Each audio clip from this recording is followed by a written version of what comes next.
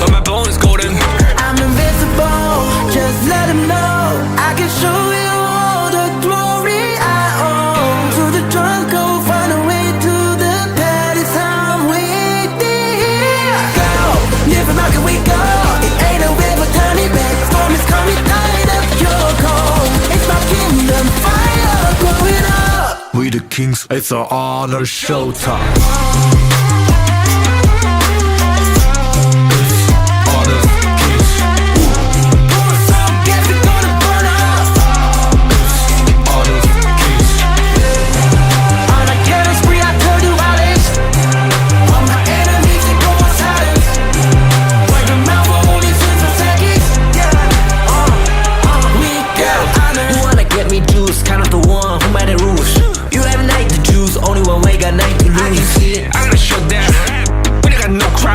We bout it, 5 as 1, crash in pieces, you can cheat. First blood, double trouble, then I take a pen, I kill. All you do is sweat and look at me still victory. Say. I've triggered my soul down. For my pace. We the champions screaming, I'm invincible. Just let them know I can show you all the glory I own. To the drunk, go find a way to the palace. I'm waiting here. Go, never mind, can we go?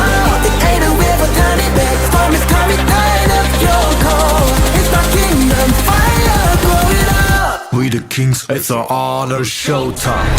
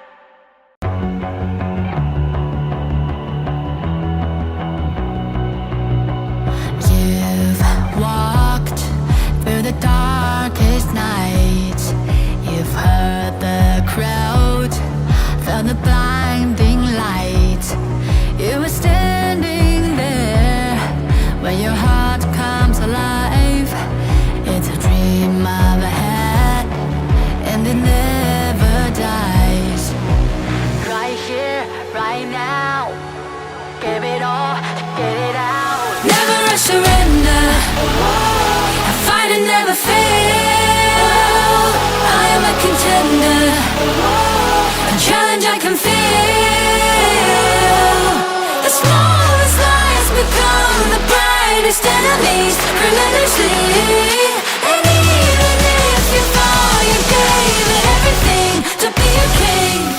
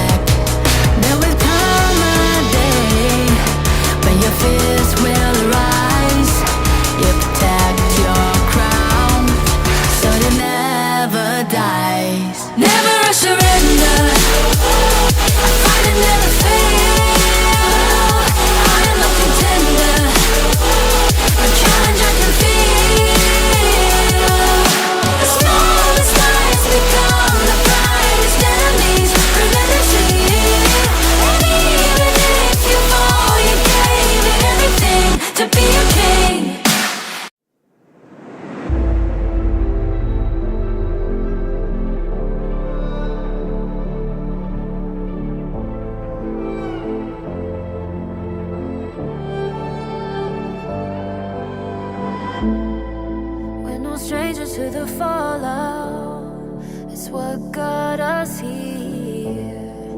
Ever changing, some chameleon, blood, sweat and tears. We'll never make it if we fall to everything that brings us down. With a comeback is now. Blood, sweat and tears. Fight for what we want. Doesn't matter the cost. Every day put in work. Blood, sweat and tears.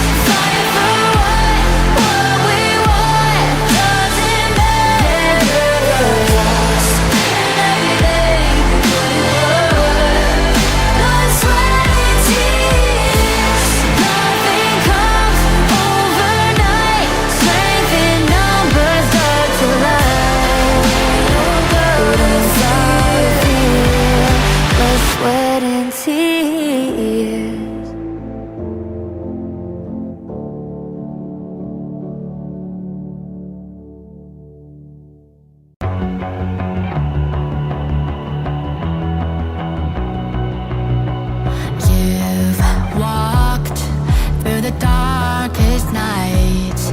You've heard the crowd, felt the blinding light. You were standing there when your heart comes alive. It's a dream of a hat, and it never dies. Right here, right now, give it all, get it out. Never a surrender, I fight and never fail. I am a contender, a challenge I can feel. The smallest lies become the brightest enemies, relentlessly. And even if you fall, you gave it everything to be a king.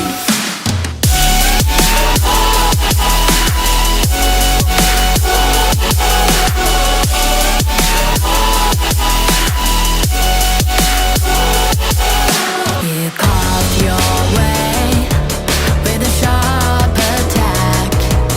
You watched it all burn, and you never looked back. There will come a day when your fears will rise. You protect your crown so it never dies. Never a surrender, I fight and never fail. I am a contender, a challenge I can feel. The smallest lies become the brightest enemies, relentlessly. And even if you fall, you gave it everything to be a king. I feel it deep, flowing through my blood. Rising up to become someone, and taking it all on my own. What a sweet victory. And taking all of my control, awaken something deep in me. Like flames, feel it burning inside. Take a hold in pursuit of the prize. I've been told ain't no way to survive, keeping all of this fire that's locked up inside. When this is the time, enter the ring. All those mental chemicals doing they thing. I got flashes of battles inside of my dreams. I was made for this moment. At least now it seems like it's time to come face to face with your fear. Been battling reasons for all of the years, and I learned how to fight them with style and grace no one's ever encountered. You say it's amazing, I'ma come out swinging when they open the gate. Go ahead, call passion, I'm calling it rage. I'm taking what's mine like I already own it. Watch but don't blink, going here to the moment. The sky rain down. Here's to the madness that's all around. Go on, tell 'em who you are, you are, you are. Go on, tell 'em who you are, you are, you are, you are. Here's to the moment, the sky rain down. Here's to the madness that's all around. Go on, tell 'em who you are, you are, you are. Go on, tell 'em who you are, you are, you are, you are. My name is honor, my name is king, my name is champion, my name is strength. Tell 'em who you are. My name is Pentakill, you think it's strange? My name keep ringing inside of your brain. I hear it every night. Here's to the moment the sky rain down. Here's to the madness that's all around. So tell 'em who you are, you are, you are. Go on, tell 'em who you are, you are, you are. Here's to the moment the sky rain down. Here's to the madness that's all around. Go on, tell 'em who you are, you are, you are.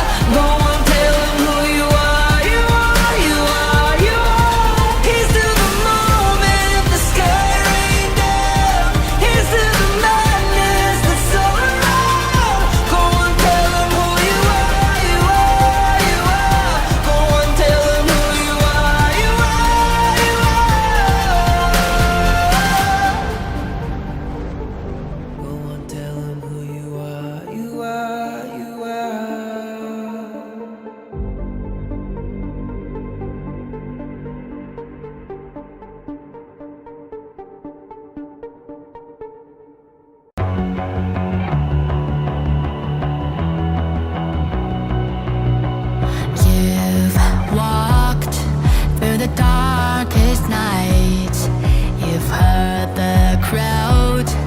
Found the blinding light. You were standing there when your heart comes alive. It's a dream I've had, and it never dies. Right here, right now, give it all, get it out. Never I surrender, I fight and never fail. I am a contender, a challenge I can feel. The smallest lies become the brightest enemies, relentlessly. And even if you fall, you gave it everything to be a king.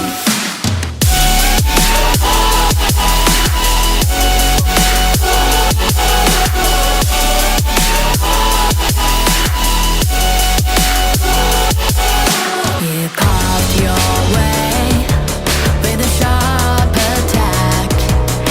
You watched it all burn, and you never looked back.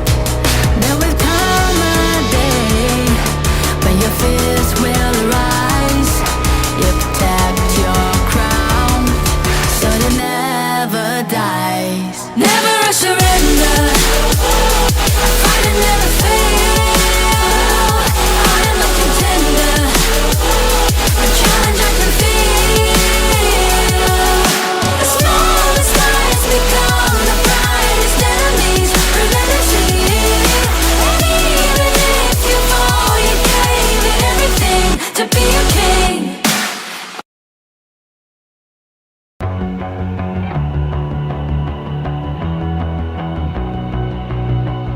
You've walked through the darkest nights. You've heard the crowd, felt the blinding light. You were standing there when your heart comes alive. It's a dream I've had, and it never dies. Right here, right now, give it all, get it out. Never I surrender, I fight and never fail. I am a contender, a challenge I can feel. The smallest lies become the brightest enemies, relentlessly. And even if you fall, you gave it everything to be a king.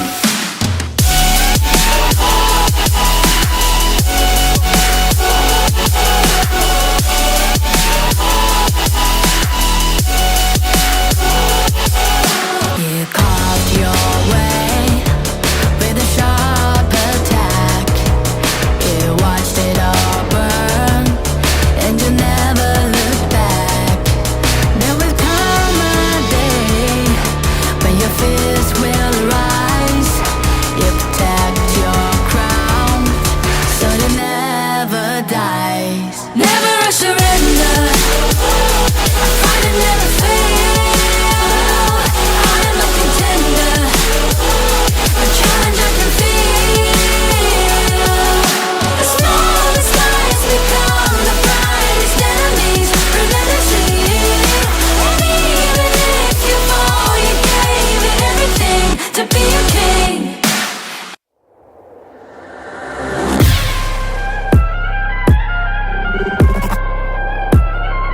Turn it back. Yeah. Gear out the weapon, getting ready, counting down. Pay attention to the challenge, tell me where you from. Gotta be tough, gotta be strong, gotta be savage like animal. Every time you tryna push me down. Look at me, I'll Look be at lying down when I run around, you don't make a sign, I will catch you.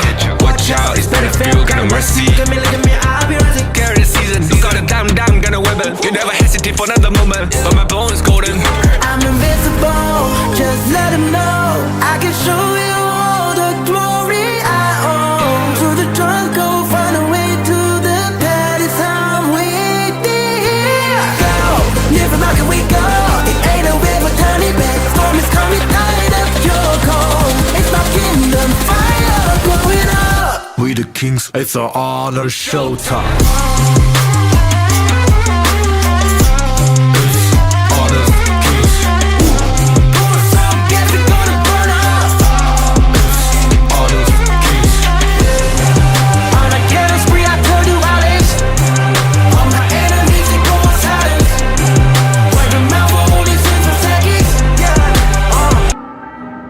taking it all on my own. What a sweet victory. And taking all of my control, awaken something deep in me. Like flames, feel it burning inside. Take a hold of pursuit of the prize of a toad. Ain't no way to survive, keeping all of this fire that's locked aside. When this is the time, enter the ring. All those mental chemicals doing their thing. I got flashes of battles inside of my dreams. I was made for this moment. At least now it seems like it's time to come face to face when you fear. Battling reasons for all of the years, and I learned how to fight them with style and grace no one's ever encountered. You say it's amazing, I'ma come out swinging when they open the gate. Go ahead, call passion, I'm calling it rage. I'm taking what's mine like I already own it. Watch but don't blink, going here to the moon.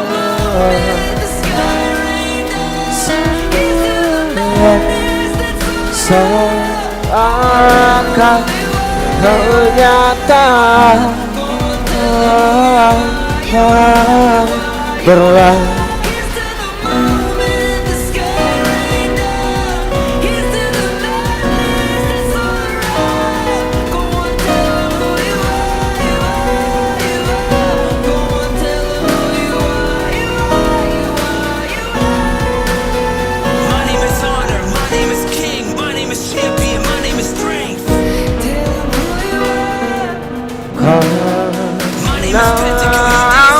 My name keep ringing inside of your brain. I hear it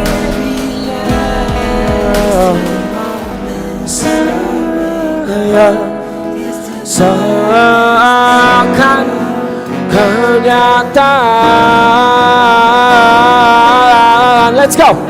Berlari-lari di taman mimpiku, imajinasi tak menghanyutkanku. Mimpiku sempurna dan seperti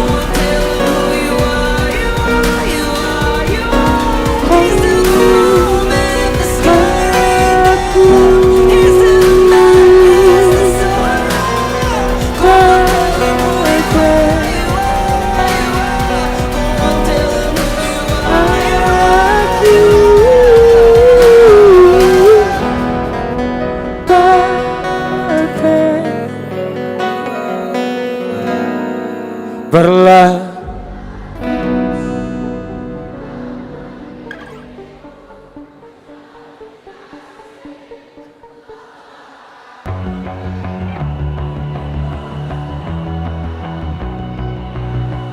You've walked through the darkest night. You've heard the crowd, felt the blinding light. Tadi siapa tuh yang naik? You were standing Sodi. there when your heart Mana comes sini? alive. Mas Sodi. It's a Siapa tahu dia hafal kan lagunya, suruh nyanyi aja kali ya. and it never dies. Seru tuh kayaknya dia. Right here, right now. Give it all, get it out. Berapa lagu lagi? 2 lagu. Kita ulang sekali lagi boleh? Wah, dia angkat jaksel. Challenge I can feel. The smallest lies become the brightest enemies. Relentlessly. Sudah sih semuanya? If you fall, you gave it everything to be a king. Oi, sudah siap oi. Yang di atas aman? Happy? Oke. Berlari-lari. Oi! With a sharp attack, you watched it all burn, and you never looked back.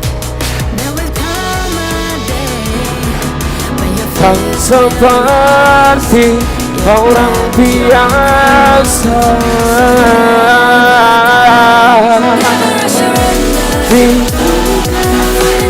Tentang surga di sana, tentang jiwa.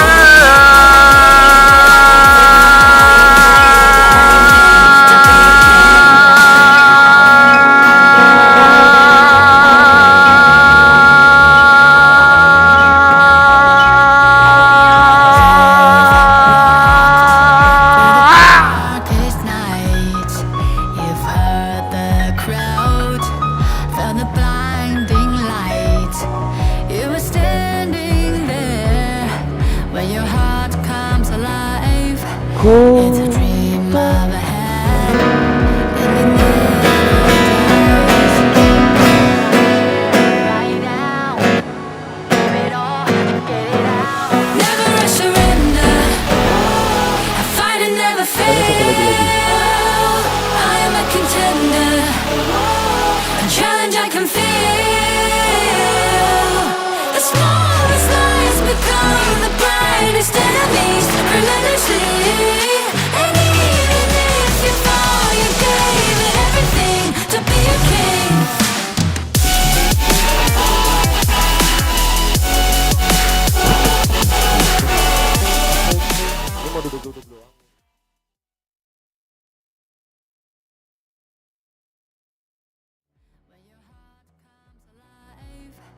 It's a dream I've had, and it never dies. Right here, right now, give it all, get it out. Never I surrender. I fight and never fail. I am a contender. A challenge I can feel. The smallest lies become a challenge I can feel.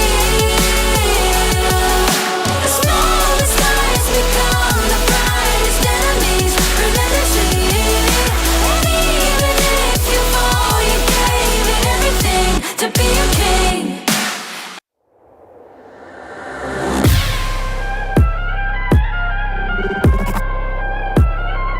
Turn it back. Yeah. Gear out a weapon, getting ready, counting down. Pay attention to the challenge, tell me where you from. Gotta be tough, gotta be strong, gotta be savage like animal. Every time you tryna push me down. Look at me, I'll Put be the line right down when I run around, and I make a sign, I will catch you. Watch out, it's better for you, got no mercy. Look at me, I'll be rising. Carry the season, you got a damn, gonna wibble. You never hesitate for another moment, but my bone is golden. I'm invincible, just let him know. I can show you all the glory I own. To the drunk, go find a way to the pad. It's how I'm waiting here. Go, live from how can we go? It ain't a river, tiny bed. Storm is coming, tired of your cold. It's my kingdom, fire blowing up. We the kings, it's an honor showtime. Honor kings, Pour some gas, it's gonna burn up. honor kings. On a killing spree, I turn to violence. All my enemies, they go on silence. Wipe them out for only 6 seconds. We got honor. You wanna get me juice, kind of the one who made the rules. You have night to choose, only one way, got night to I can lose. see it, I gotta show them. We don't got no cry. We burn it 5 as 1, crash in pieces, you can cheat. First blood, double trouble, then I take a pen, I kill. All you do is sweat and look at me still victory. Say. I've treated my soul Follow my that pace. we the champions, screaming I'm invincible. Just let them know I can show you all the glory I own. To the drunk, go find a way to the pad. It's how I'm waiting here. Go, live from how can we go? It ain't a river, tiny bed. Storm is coming, tired of your cold. It's my kingdom, fire blowing up. We the kings, it's an honor showtime. Honor kings, Pour some gas, it's gonna burn up. honor kings. On a killing spree, I turn to violence. All my enemies, they go on silence. Wipe them out for only 6 seconds. We got honor.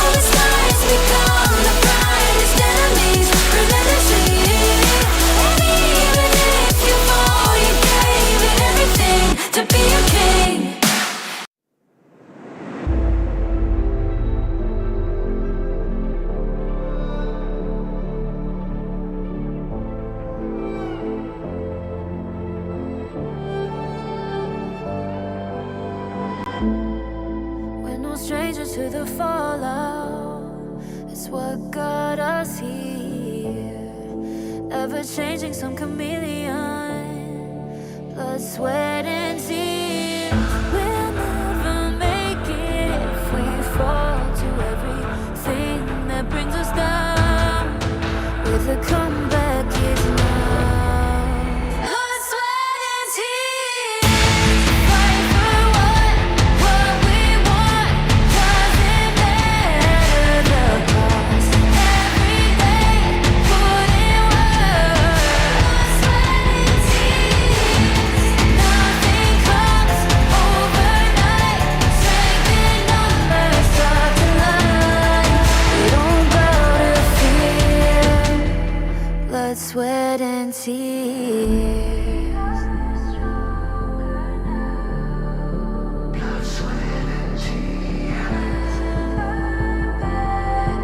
to fear.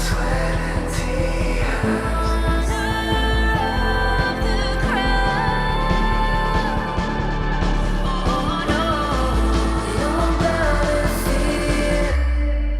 Blood, sweat, and tears. Fight for what we want. Doesn't matter the cost. Every day, put in work. Nothing comes overnight. Strength in numbers start to lie. We don't bow to fear.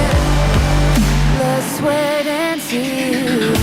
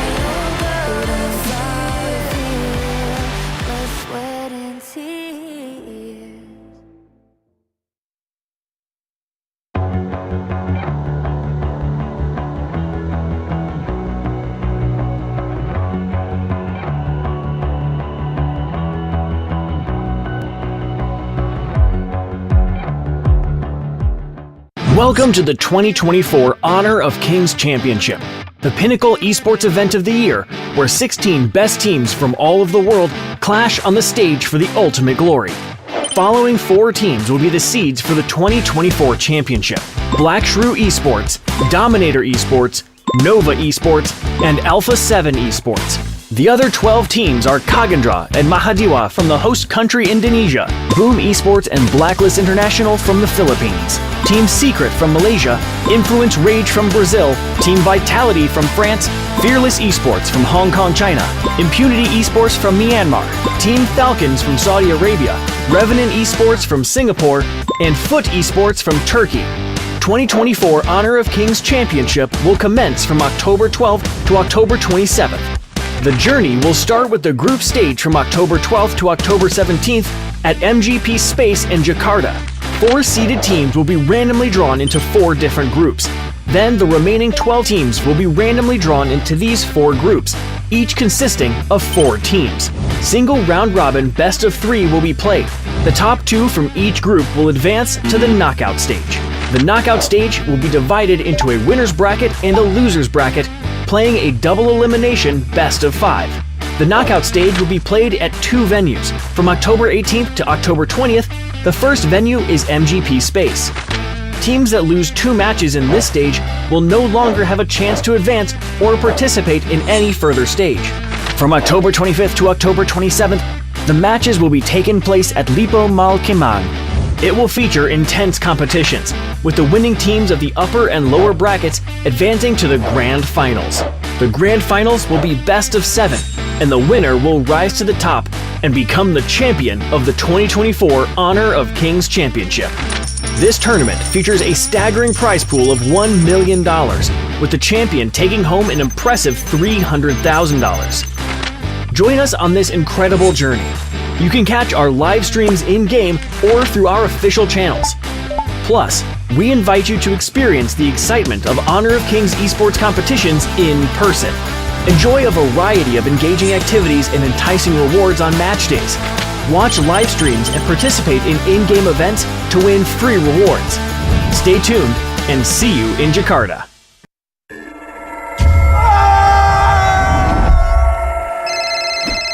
Yang, aku pulang lebih cepet nih. Ini lagi OTW rumah ya. Pulang, udah cepetan. Teknologi fast cooling dan iFeel membuat ruangan dingin di setiap sudut. Dinginnya nyebar, langsung chill, auto nyaman.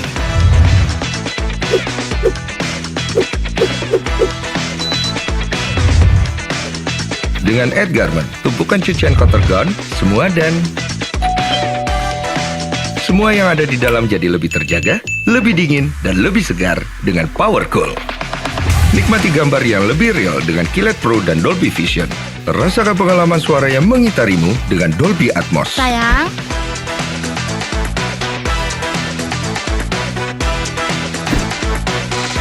TCL, semua jadi mudah.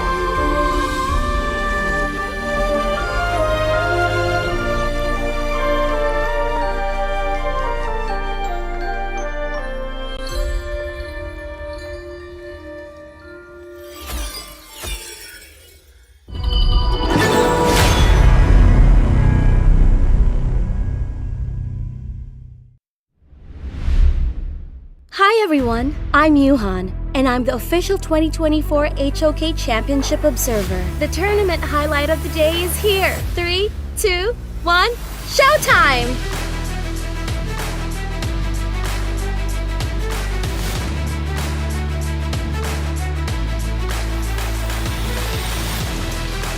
Wait, the Domia, there is the Death on Sunset from Xingling once more. CC Beauty, the shield from Blood Rage comes through, but Chuan gets the kill onto KK. One win goes down, it is a double kill. Xingling has no more, there is no way into the backline for Fearless Esports. Team Secret are running down this clash lane for now. Of Nova, but the way they're rolling through, but these team fights, I don't feel like it was as much as it should be. They're going for this one. The Death Precipice, they do have the damage, but it's his stasis keeping Aaron alive just for now, but he's gonna go down. CY gets the kill. Juicy's gonna be killed as well. CY with a double. Damn! What a fight into the mid lane right there. It looks like, hey, there's no bots, there's no boundaries. We have the... Continuing to just get in. The thick inside the box is gonna be a little off the mark. Juan is gonna get the kill onto a Juicy. Aaron, Golden Kite, Chaz, all down. Tammy now running for his life, not able to get away. Oh, he is gonna get picked off in the end. And Wendy is gonna get the ace. And Nova Esports marches down. And they will take game 3. And they will take the series as soon as a minion will...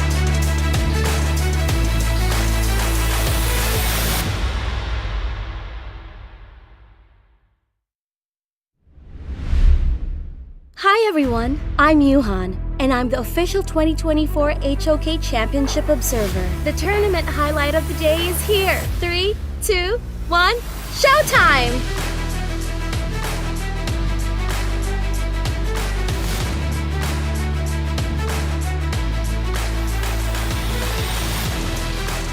This lineup overall is not just by time you're there as well, chasing him down, not letting him go. But now, I feel like that's OBS he's gonna take here.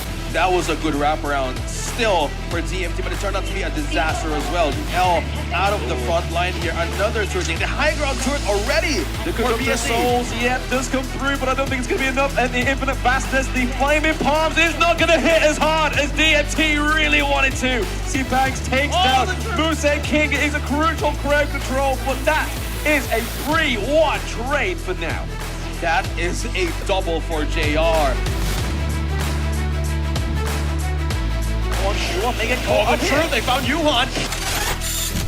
Yo, Brown Loudburst uses return. He's gonna look to turn this one around with a nice wind slash, knocking them up. The Stampede, it knocks down CY. They're continuing on. TNX just chasing after them. They burst down the T2, and Team Secret are knocking on your door. They're knocking on your door, and they still have the Conductor Assault, right? So TNX has still a lot.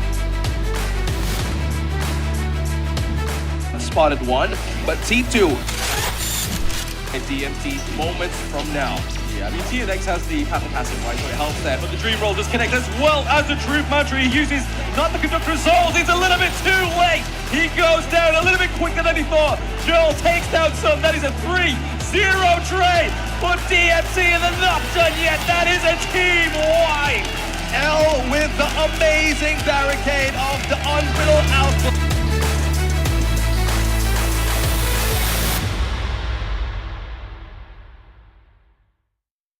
Hi, I'm Winter from Vitality. Hi, I'm Yao Yao from Vitality. Winter, are you the main shot caller in the team? No, actually it's our mid lane and our top lane is the main caller. How does training dynamic work out in the team? Are you able to keep up with the boys? Yeah, from the start it's a bit tiring because we have to play in full focus for maybe like 4 to 5 BO3s a day, but then now I'm coping well with it.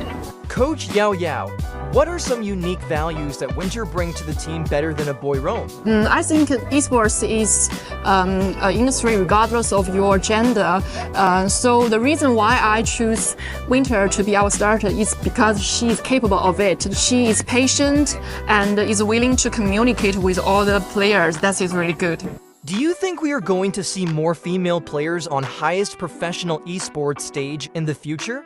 Yeah, I feel like it's an honor to be the first, and I feel like obviously there will be more in the future. I think it's very exciting for us to see more and more ladies would be interested in this game, and as long as they can see both of us get on stage and have the courage to have a try, I think it's worthwhile.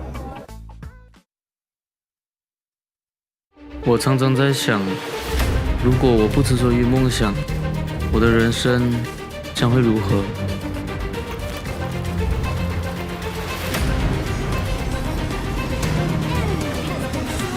这是我的热爱所在，可是这份热爱似乎不被认可。也许这只是梦。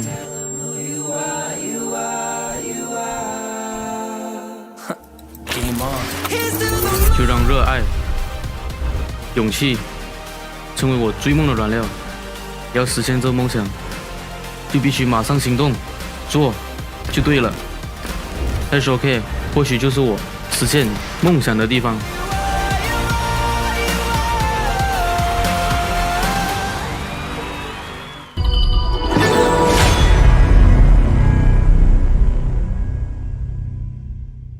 Never surrender. I fight and never fail. I am a contender. A challenge I can feel.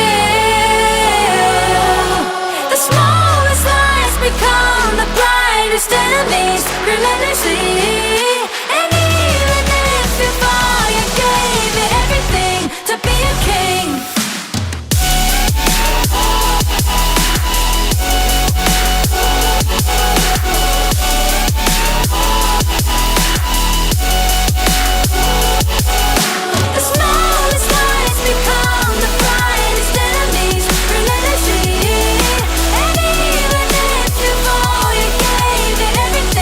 To be a king.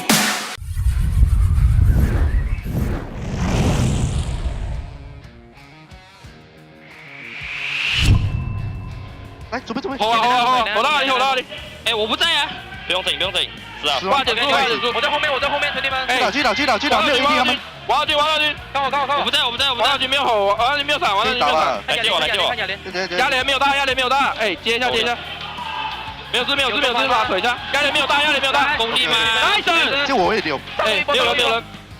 有二。有，盯住。慢。不用整。回去。开心。我们这样车反应很舒服，不要怕。打人，不要。村长少。没事。哎，推，打人，回来。我6秒，打人回来。点他，先打人，先打人，真的点他了。点他，有没有？我操！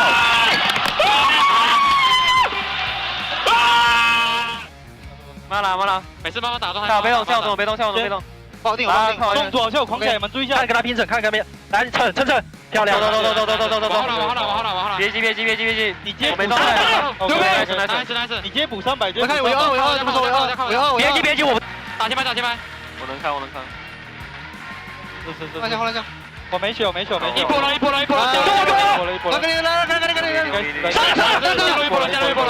牛逼！听我开节奏，带你们飞，好吧？牛逼！可以，一波了。3-0，下班，牛逼！下班。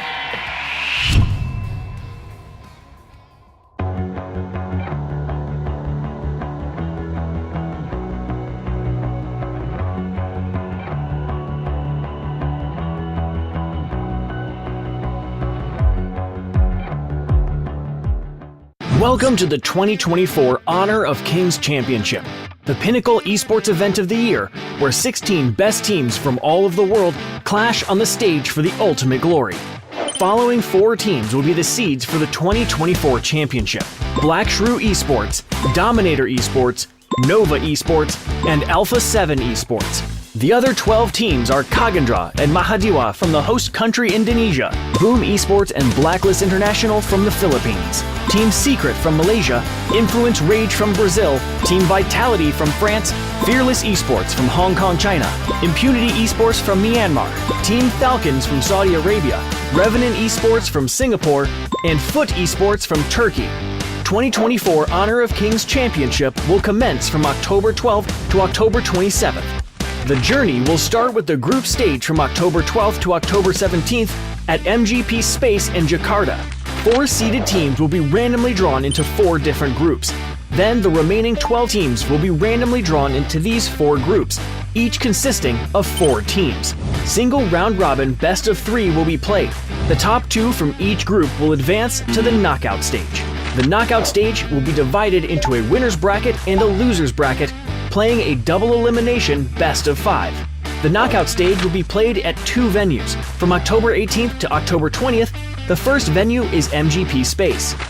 Teams that lose 2 matches in this stage will no longer have a chance to advance or participate in any further stage. From October 25th to October 27th, the matches will be taking place at Lipo Mal Kimang. It will feature intense competitions, with the winning teams of the upper and lower brackets advancing to the grand finals. The grand finals will be best of 7, and the winner will rise to the top and become the champion of the 2024 Honor of Kings Championship.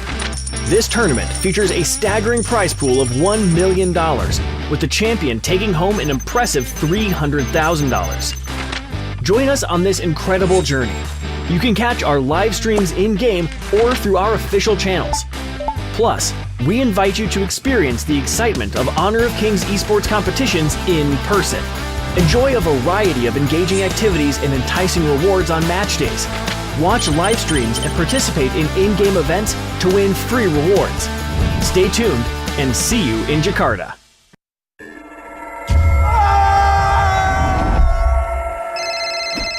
Yang, aku pulang lebih cepet nih. Ini lagi OTW rumah ya. Pulang, udah cepetan.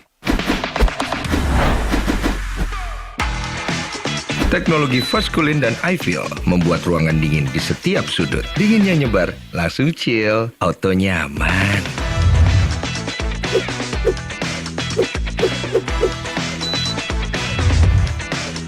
Dengan Edgarment, tumpukan cucian kotor gone, semua dan semua yang ada di dalam jadi lebih terjaga, lebih dingin, dan lebih segar dengan Power Cool. Nikmati gambar yang lebih real dengan Kilet Pro dan Dolby Vision. Rasakan pengalaman suara yang mengitarimu dengan Dolby Atmos. Sayang.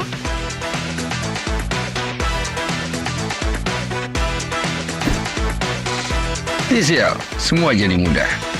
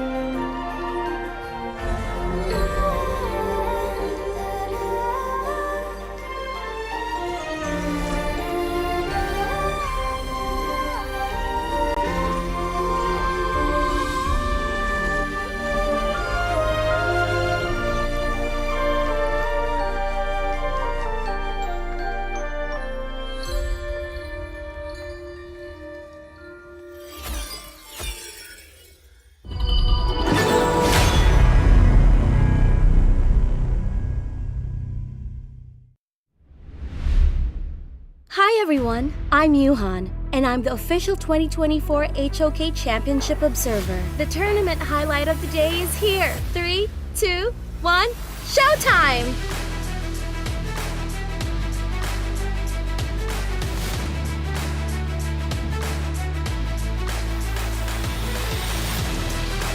Wait, the Domia, there is the Death on Sunset from Xingling once more. CC Beauty, the shield from Blood Rage comes through, but Chuan gets the kill onto KK. One win goes down, it is a double kill. Xingling has no more, there is no way into the backline for Fearless Esports. Team Secret are running down this clash lane for now. Of Nova, but the way they're rolling through for these team fights, I don't feel like it was as much as it would be. They're going for this one. The Death Precipice, they do have the damage, but it's his stasis keeping Aaron alive just for now, but he's going to go down. CY gets the kill. Juicy's going to be killed as well. CY with a double. Damn! What a fight into the mid lane right there. It looks like, hey, there's no bots, there's no boundaries. We have the... Continuing to just get in. The thick inside the box is going to be a little off the box. Juan is gonna get the kill onto a Juicy. Aaron, Golden Kite, Chaz, all down. Champion now running first line, not able to get away. Oh, he is gonna get picked off to the end. And Wendy is gonna get the ace, and Nova Esports marches down, and they will take game 3, and they will take the series as soon as a minion will.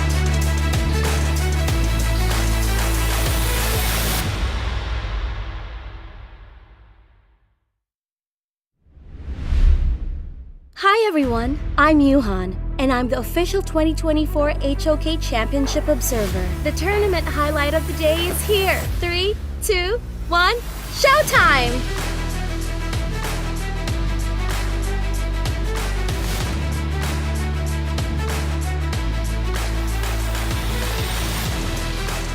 This lineup overall is not just by time you're there as well, chasing him down, not letting him go. But now, I feel like that's OBSE gonna take here. That was a good wraparound still for DMT, but it turned out to be a disaster as well. L out of the front line here, another turret. The high ground turret already. The Contenders Souls, yeah, does come through, but I don't think it's gonna be enough. And the Infinite Vastness, the Flaming Palms is not gonna hit as hard as DMT really wanted to. C-Banks takes down Moose King. It is a crucial crowd control, but that is a 3-1 trade for now. That is a double for JR. They get caught up here. They found Yuhan. Yo, Brown Loppers using return. He's gonna look to turn this one around with a nice wind slash, knocking them up. The Stampede, it knocks out CY. They're continuing on. TNX just chasing after them. They burst down the T2, and Team Secret are knocking on your door. They're knocking on your door, and they still have the Conductor Assault, right? So TNX has still a lot. Spotted one, but T2 and DMT moments from now. Yeah, I mean, TNX has the passive, right, so it helps there. But the Dream Roll disconnect as well as the Truth Mantra. He uses not the Conductor Souls. It's a little bit too late. He goes down a little bit quicker than he thought. Joel takes down some. That is a 3-0 trade for DMT, and they're not done yet. That is a team wipe. L with the amazing barricade of the Unbrittled Alpha.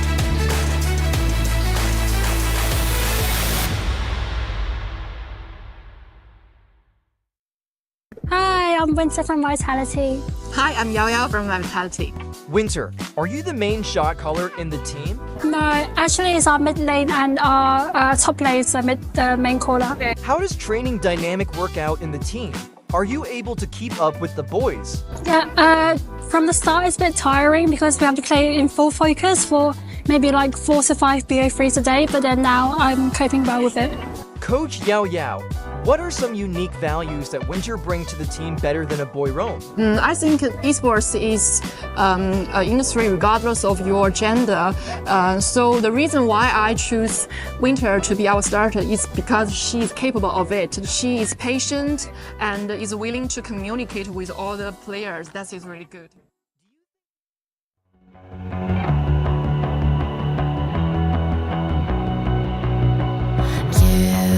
Walked through the darkest night. You've heard the crowd, felt the blinding light. You were standing there when your heart comes alive. It's a dream I've had, and it never dies. Right here, right now, give it all, get it out. Never a surrender. I fight and never fail.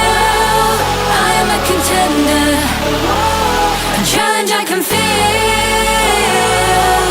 The smallest lies become the brightest enemies. Relentlessly. And even if you fall, you gave it everything to be a king.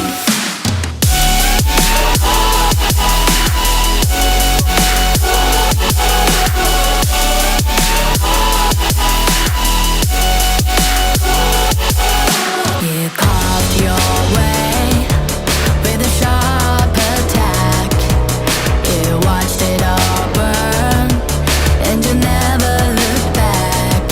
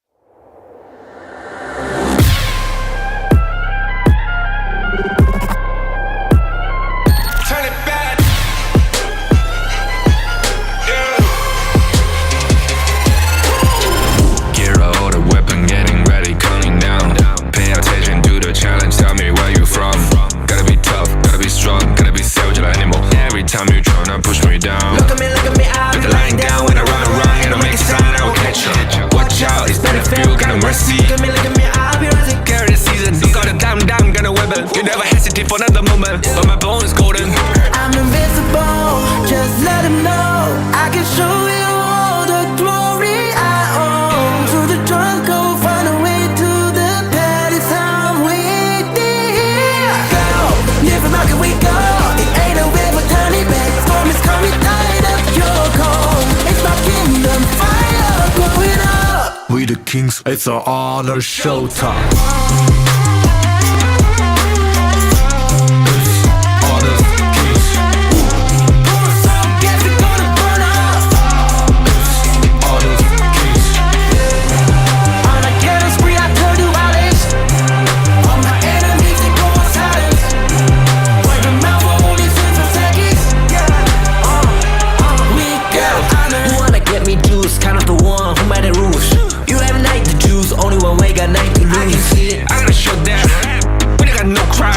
We barely fight as one, crashing pieces you can cheat. First blood, double trouble, then I take a pen, I kill. All you do is sweat and look at me still victory. Say. I've triggered my soul down. Follow my pace. We the champions, screaming, I'm invincible. Just let them know I can show you all the glory I own. To the drunk, go find a way to the palace. I'm waiting here. Go, live and rock and we go.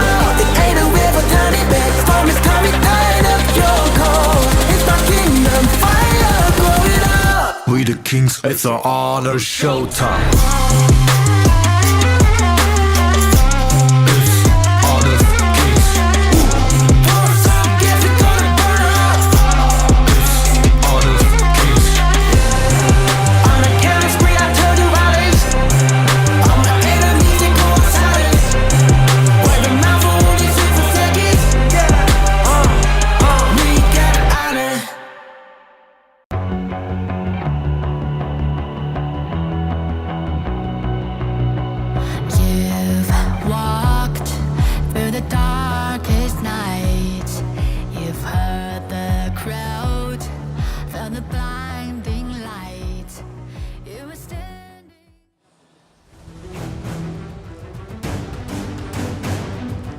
Welcome once more, ladies and gentlemen, to the 2024 Honor of Kings World Championship.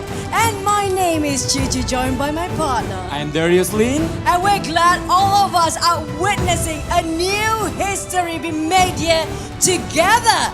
But before we get into the grand finals, before we even begin, I would like to invite and call on Mr. John Chang, Director of Honor of Kings, Southeast Asia, Publishing and Esports, Level Infinite, Tencent Games for an exciting news for us. Sebelum kita memulai acara hari ini, kita akan mendengarkan kabar yang sangat gembira dari Mr. John Chang selaku Director of Honor of Kings, Southeast Asia, Publishing and Esports, Level Infinite, Tencent Games. Kita berikan tepuk tangan yang meriah buat Mr. John Chang. Welcome, Mr. John Chang.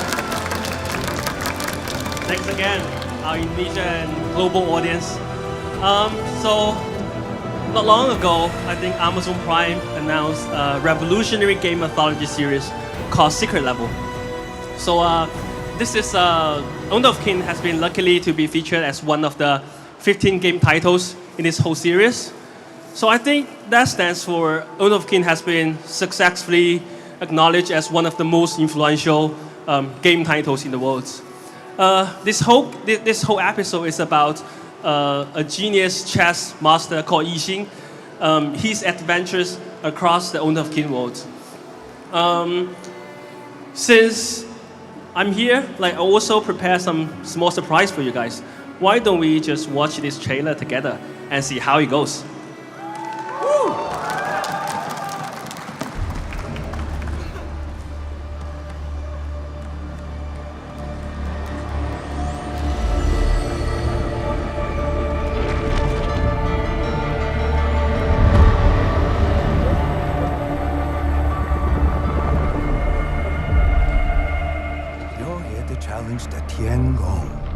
Yes.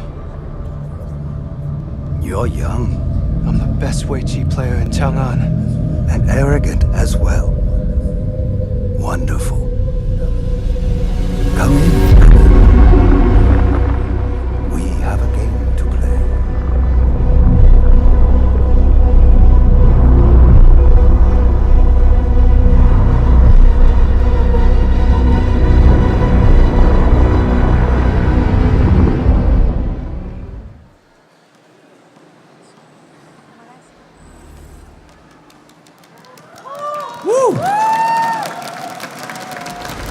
It's a little bit short, isn't it? But which means we give more surprise in our real episodes.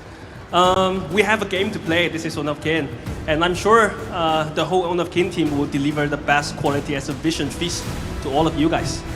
And well, I'm sure. I mean, since this is already very attractive, we want to make sure there's a synergy together, no matter it's online or within the TV series. That's why we will launch Yixin together, alongside with the launch of this series.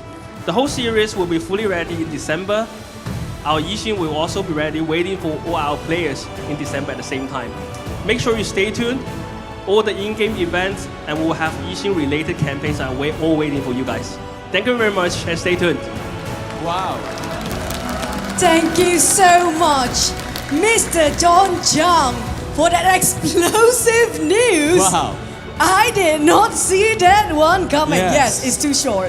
That's the first time we can see that the game is made into the movie, or is it a short movie? Yes. It's amazing. I cannot wait to see it. There's also a new hero coming up. It's gonna change a lot. Speaking of changing a lot, I feel like this will change the esports scene as well then. Yes. Tentunya kita juga akan mendengarkan kabar gembira lagi tentunya dari seorang yang penting juga dari Honor of Kings, Cucu.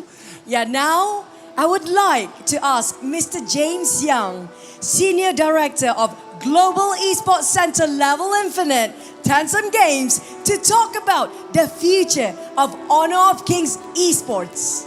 Kita akan mendengarkan kabar baik dan juga rencana ke depannya tentang Honor of Kings yang dibawakan oleh Mr. James Young selaku Senior Director of Global Esports Center Level Infinite Tencent Games. Please welcome Mr. James Young.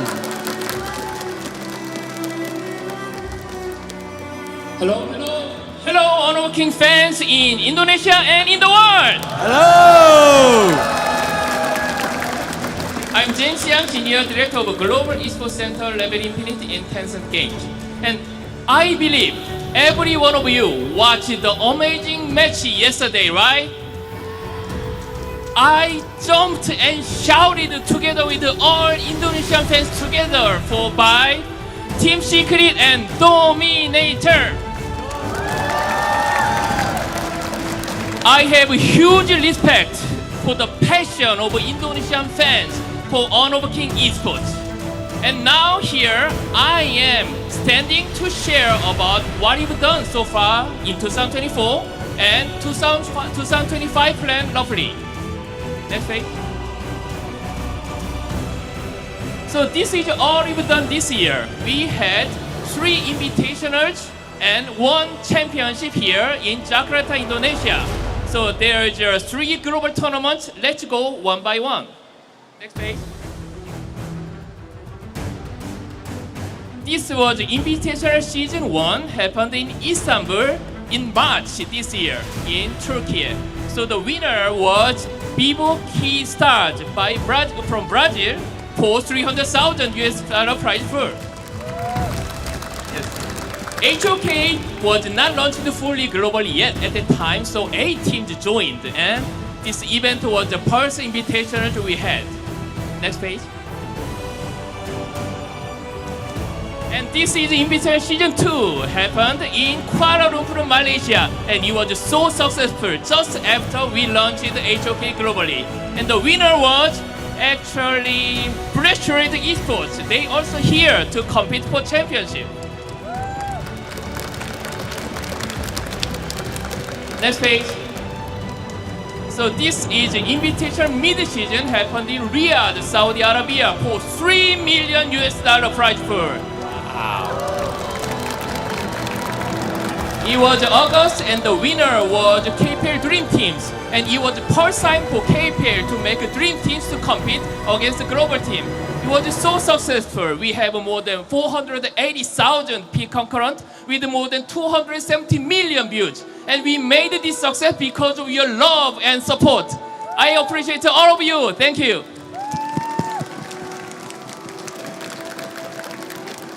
And now we have the championship here, but before moving to championship, I'd like to share some important information. Next page. So we got a lot of requests from community, third parties. We also want to do HOK tournament. What can you do? How can you do? So we prepared this. please access hokesports.com/license and you just fill the form and we'll find the best way to support you. So I hope there will be more and more tournament and third-party events so that all of you can also join to have a chance to stand on this stage. Please join and play in HOK Esports tournament in anywhere in your country. Next page.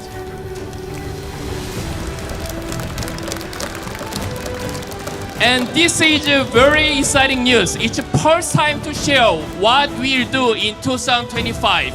So in 2025, there will be 3 global events. First is Invitational Season 3 that will happen in spring next year. And the location or time or how many teams will join, we'll share later, but I can say the location will not be far from here. And we have the mid-season as same as this year. So there will be a mid-season invitational happen in Riyadh, Saudi Arabia with the big prize pool with the most competitive teams. And at the end of the year, there will be HOK Championship. And I really doubt who will have this final championship in next year. So this is a global tournament. And there is more exciting news about Pro League.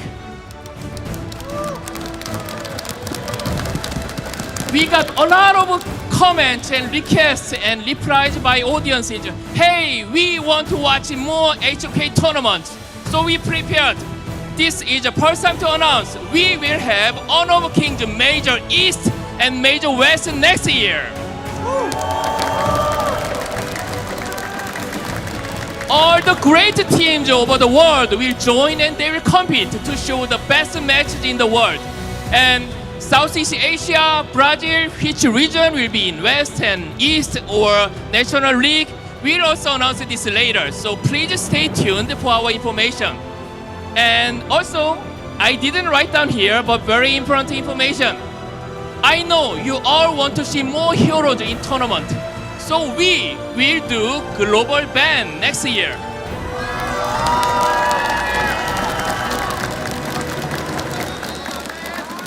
Global ban means once you use one hero, you cannot use it again in that day. That means you will see a lot of more heroes in the tournament.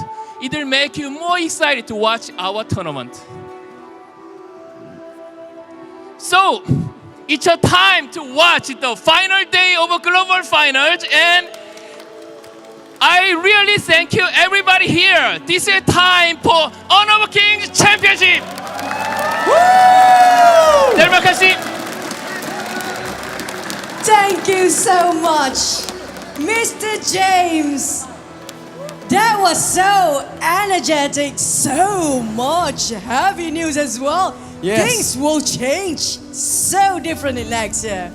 Yang terjadi di 2025 pastinya bakal bikin teman-teman bakal lebih exciting lagi bermain HOK. HOK akan dibuka lebih ke global dan juga semuanya bisa bermain dengan banyak turnamen pastinya cucu. Dan juga akan dibagi ke East dan juga West agar semuanya bisa bermain dan merasakan keseruan dari HOK. Dan kita berikan tepuk tangan sekali lagi buat Mr. James Yang and Mr. John Tang. Wow. Sebuah rencana yang sangat... News. Yes. So much news. And I think we want to start, Cucu. Do you want to start? I think we will start grand finals, but we want to make you guys wait a bit to make it excited. So yes. We're gonna hit the break for just a temporary break and see you guys for more actions after this. Thank you everyone. Jangan kemana-mana, tetap standby di sini. Kita akan memulai acara grand final kita sebentar lagi. Thank you.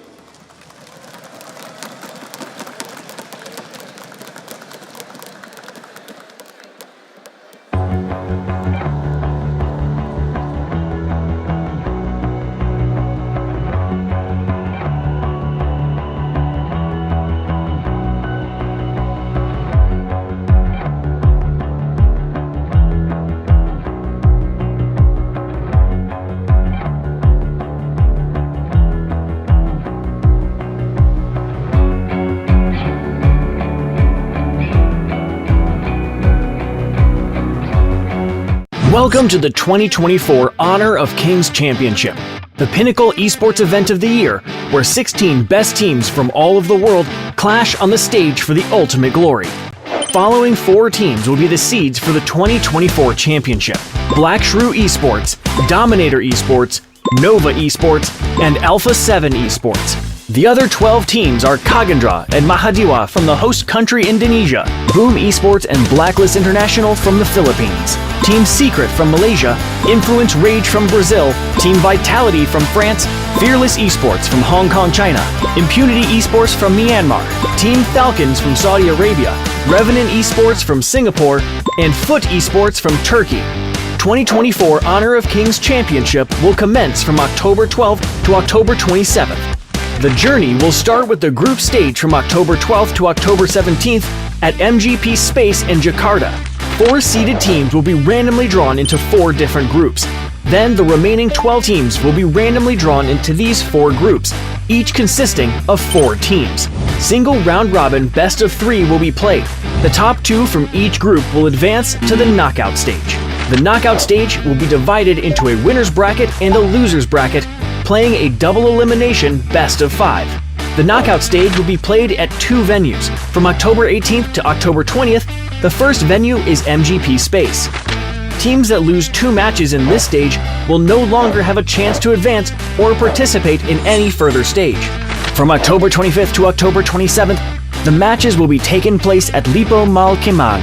It will feature intense competitions, with the winning teams of the upper and lower brackets advancing to the Grand Finals. The Grand Finals will be best of 7, and the winner will rise to the top and become the champion of the 2024 Honor of Kings Championship. This tournament features a staggering prize pool of $1 million, with the champion taking home an impressive $300,000. Join us on this incredible journey. You can catch our live streams in-game or through our official channels.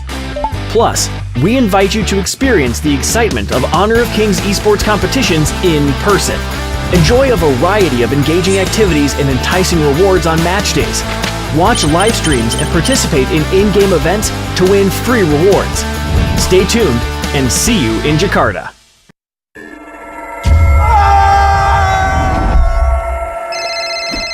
Yang, aku pulang lebih cepet nih. Ini lagi OTW rumah ya. Pulang, udah cepetan. Teknologi fast cooling dan iFeel membuat ruangan dingin di setiap sudut. Dinginnya nyebar, langsung chill, auto nyaman.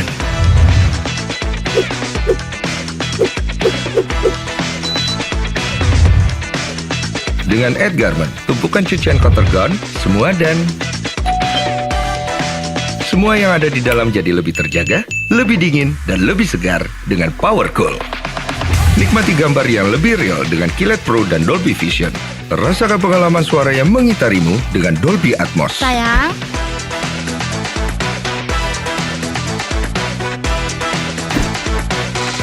TCL, semua jadi mudah.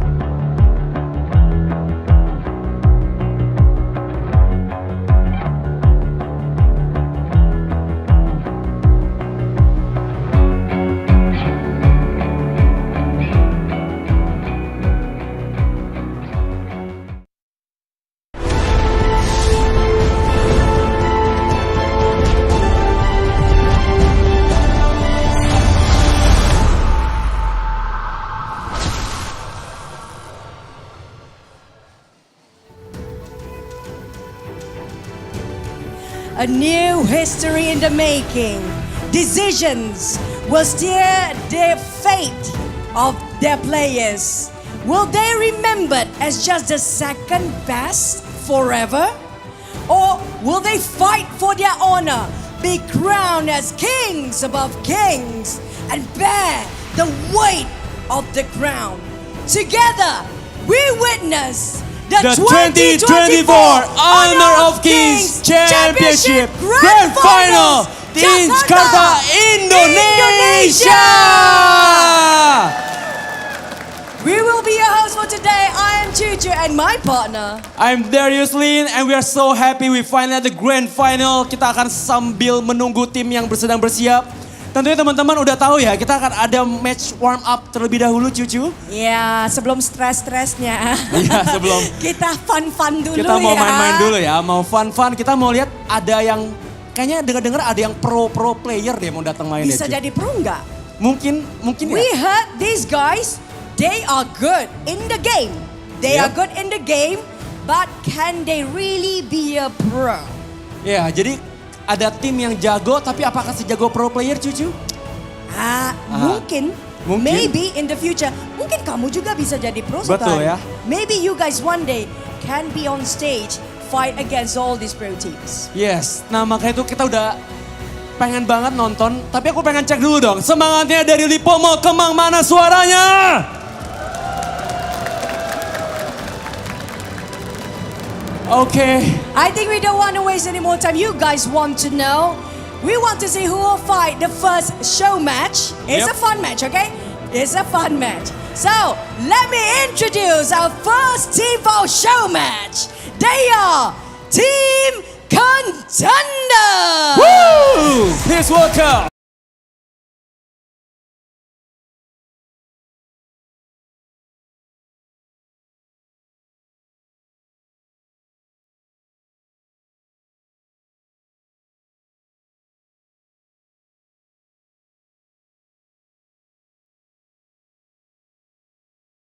Guys, they have a very good background in the game. They are the quad champions. They fought the championship in the game online. Wow, mereka melawan tim championship di online. Quad champion namanya. Wow, di dalam online gamenya ada, dalam HOK-nya ada. Tapi mereka akan sepro sama pemain pro player nggak ya Cucu ya? Iya, kita ada nih Hidenome, Junsli, Katarina, Leolius, lagi Vandra. Katanya siapa? Vandra. Oke ya. Cucu, kalau mereka ini aku ada lawannya. Ya. Oke. Siapa? So, Vandra, aku mau tanya. Kamu bisa lawan nggak? Rasanya lawannya siapa, tahu nggak? Tahu Kak. Nggak tahu? Oke. Kalau gitu udah kita langsung panggil aja deh. This is the pro player ID Star. Please welcome to the stage. Wow. Ini lawannya. Ini lawannya. Wow. Kayaknya ini nggak asing ya Udah Cucu. jauh nih dirinya. Sini jauh. Oke. Boleh lebih dekat lagi, ya. Oke ya. Ini adalah the first show match Cucu. Dari tim Contender melawan tim ID Stars ya. Kira-kira menang, pasti menang dong ya harusnya ya. Amin. Oke, aku kepengen tanya yang sini. Yang sini ya. Aku tanya kaptennya ke sini ayo. Ya, I need to ask the captain Vandra. Kamu Vandra. Vandra, kamu lihatnya itu pro team ya. Tapi kamu bisa menang kan? Bisa menang. Yakin? Yakin banget. Menangnya berapa lama nih gamenya nih? Ini kira-kira 15 menit. Tapi siap-siap aja, saya ada meta baru ini. 15 menit, kalau 10 bisa nggak? 10 berat. Wah. Berat? Bisa aja, dia nggak tahu ya. Bisa. Terus siap-siap aja buat tim ID Star, saya ada meta baru. Meta baru? Tim ID Star, meta baru. Kasih tahu dong, pro player kira-kira kalau di bawah 10 menit bisa nggak menanginnya? Let's see aja. Let's see aja ya. I think are they ready? Atau kalau kontender katanya 10 menit, kalau tim pro-nya berapa? 20 menit ya? Kata mereka kita lihat aja langsung di match Cucu. Katanya ini pasti cepet Lagi salahnya. dong, berapa lama? How much time? 6 menit. 6 menit. Oh. But we look whether they can finish 6 minutes, 10 minutes. But let's give it a fist bump guys. Please do let's fist go. bump team. Ya, ada nggak yang sokong tim Contenders? Wah, ini sebenarnya fun match yang bakal seru banget karena kita bakal melihat the quarter champion melawan the pro player team ya. Iya. Apakah mereka akan mengalahkannya dalam 6 menit atau tim quarter champion bakal? Ini ada meta baru ya. Ada meta baru ya. They got new meta, oke? Kita lihat aja. Mungkin 3 menit udah habis. 3 menit. Okay, then without further ado, please give a round of applause. This is the first show match. Okay, we're ready, Cucu? We're ready. So, let's hear it one more time. Team contenders. Tim aku menang nih ya kayaknya. Tim ID Star mana suaranya? Now kita akan sepertinya caster juga sudah ready. So casters, take it away. How's it going, everybody? Welcome back to the Honor of Kings 2024 Championship. I am Blam, and with me is Hola and Kin Do Fu. And we've just had some really good announcements before we get into a few of these fun matches, before we get all the way to the end, which is what everyone here in Lipo Mall Kamung is waiting for, right, is that grand final. Yeah, it's going to be exciting for that one, but of course we have the show match ahead of us. This is a bit of an interesting one. Yeah. I don't know how much these teams have really actually practiced with one another, but getting into this part, it's going to be a fun one in this best of one. Yeah, it's probably going to be a stomp. I know, I'm just joking. We're here to have fun. Yeah, it may be a stump, but even if it is all aided and abetted by the Realme 13 Plus, right? So the 5G phone, 120 frames per second, max settings, performance with the 80-watt Super VOOC fast charging, and it is going to be powered by the Dimensity 7300E chip inside. So if you do want to fancy getting your hands on this phone, we do have a booth in the back. Not quite in the carnival, but you can also get it on the carnival with the 5v5, right? Oh yeah, for sure. And 5v5, we're talking about all the different players in this competition as well. You can go and find your favorite player out of this entire competition and join the HOK camp to really rate them, right? And you stand to win some exciting prizes as well. Skins, star zones, maybe tokens, I'm not sure, but give it a try and you will find out.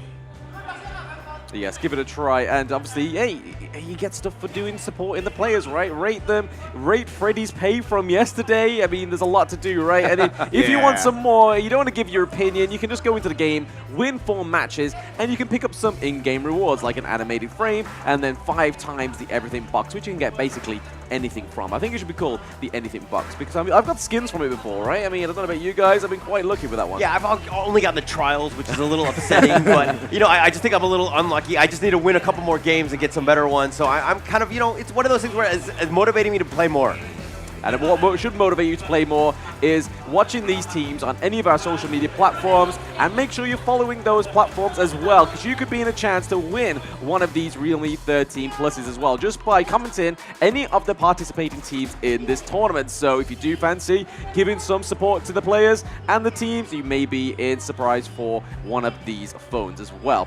But we're going to go over to the player cams, because this is going to be Team Contender against Team Star. So obviously you'll see some familiar faces from the Indonesia region on Team Star, and the Contenders are actually a team that went up in the in-game client championship mode, and now they're here on the stage. So there's plenty of ways within HOK that you can get on the stage. All right, now this is a show match. I don't want to see anything serious. I want to see like Lady Sun in the jungle. I want to see maybe even the Hero series come in into the jungle as well. No, this is the time to test your strats and get creative. Yeah, we can have some fun with it. I think at the end of the day, I thought it was funny how Boots was kind of like calling it out in like less than like 10 minutes. I feel like there should be a timer on the pro team. If they don't win in like 11 minutes, they should just auto lose. Yeah. Ooh, I agree.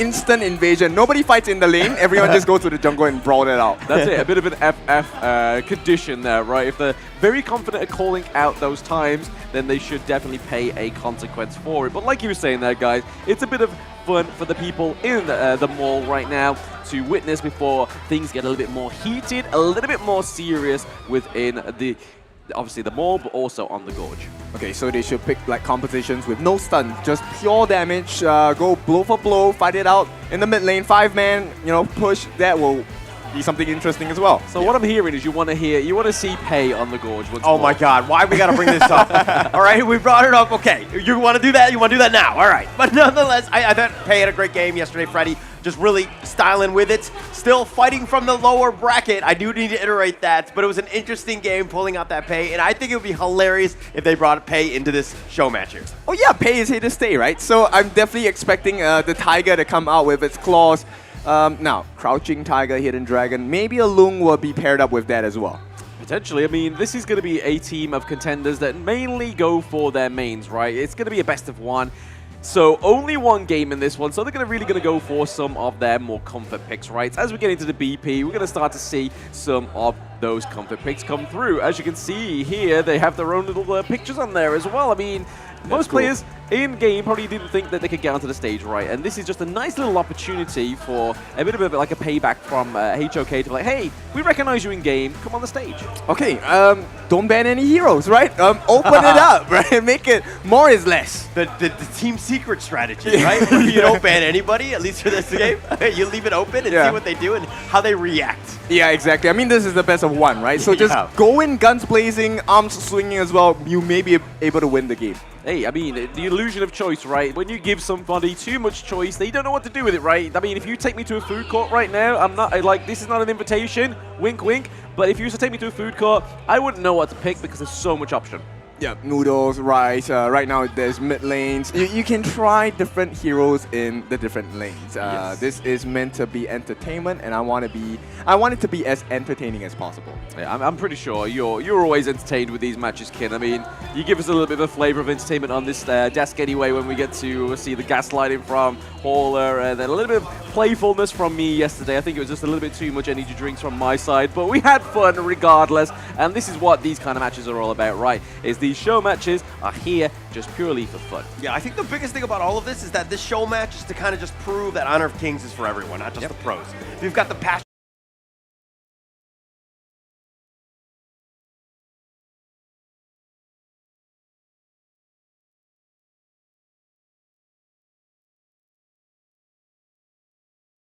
realms of possibility, right? It could happen, and it probably will end up happening as well, but you can kind of see some of these familiar faces on Team Star. They, especially within the Indonesian kind of qualifiers and stuff like that. So again, some RRQ members, which have had a bit of a struggling start within this year one esports, right? So maybe this is where they can finally get a bit of a win on the board for themselves. Yep. And if you can take a look at the bands here, Dole and Yuan, they're getting a little too serious about this, you know? The Hansing and the My band as well. Yeah, but I mean, look at the picks. I mean, they're going to go with the Lung and the Gan and Mo. You've got the Angela Liu Bang, and then there's the Zhang Fei. So you've kind of got, we're going with meta heroes. These players are really here to play. They're not messing around, right? I mean, why not? I mean, they are coming from a championship mode, so hey, at least prove yourself on stage. Maybe there'll be a sponsor waiting for you, right? Like, hey, that team was actually pretty sick. Let's go and pick them up. Yeah, you know what? They haven't fixated on the lanes as well. Who knows? Maybe Zhang Fei will go into the jungle. Like, you never know. I mean, that would be a Kindo Fu special, right? Yeah. Full damage. Full damage, Zhang Fei. Full damage? Who are you? Why would you do that? It's like the worst idea ever, right? Give yourself a chance. Go for like something like the Spark Forge Dagger or something. Yeah. Flurry of punches. Bam, bam, bam. Complete chaos. That's what we want. I think at the end of the day, like all 5 mid, something like that to kind of start things off. Just something that really just shakes up the play style of this game. Yeah, absolutely. A bit of fun, right? This is what it's all about, these kind of matches. A little bit of fun going on the Gorge in a best of one, right? Yep, get a kill, pause the game, dance on stage, dance in front of the person you killed. Oh my god, that would be just so good.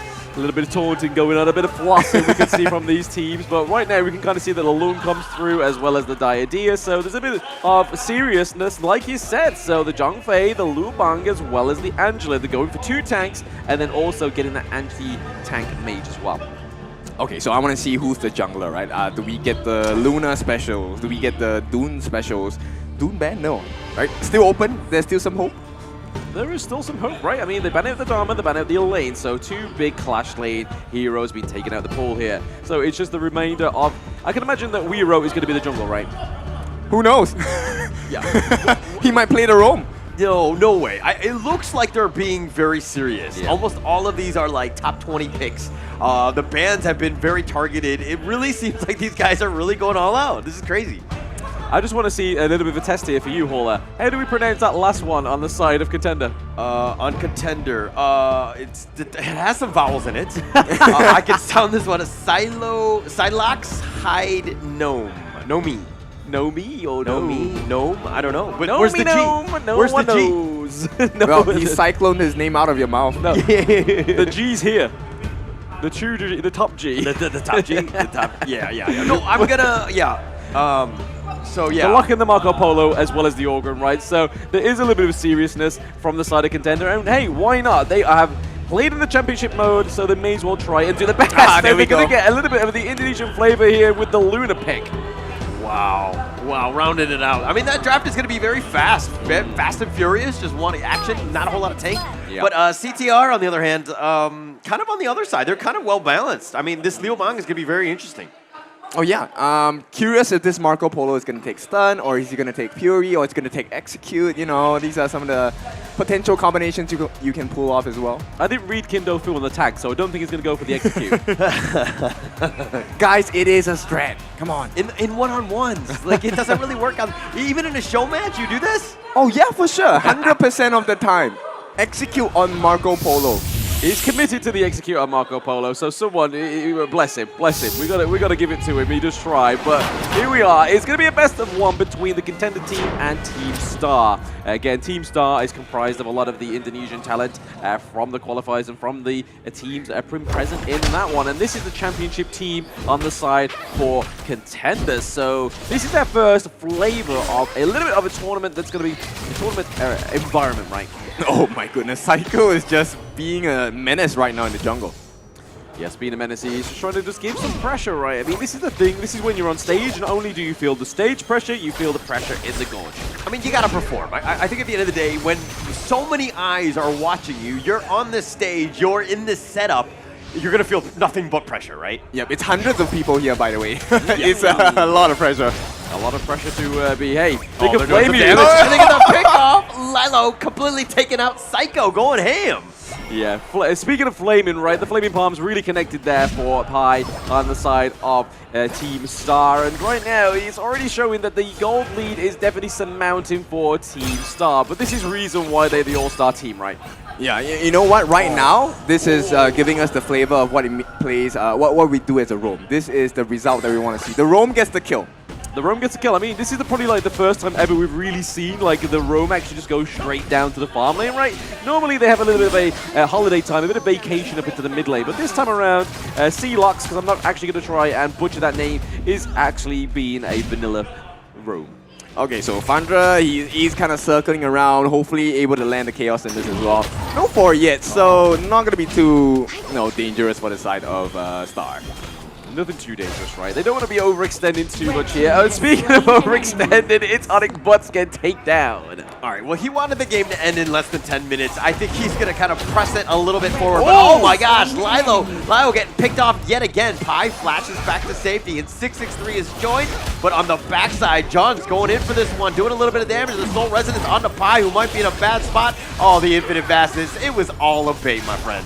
All a bait, all a bit of show and tell for the side of a Team Star for now. In Contender, they need to contend some kills. Okay, so all 3 kills, they were mostly one-on-one situations. So, wasn't execute a good idea? No. No. Still we're not giving that one over to you, kid. We don't want to do it. We don't want to give you a point that we don't necessarily need to give you. Wow, teamwork. Okay.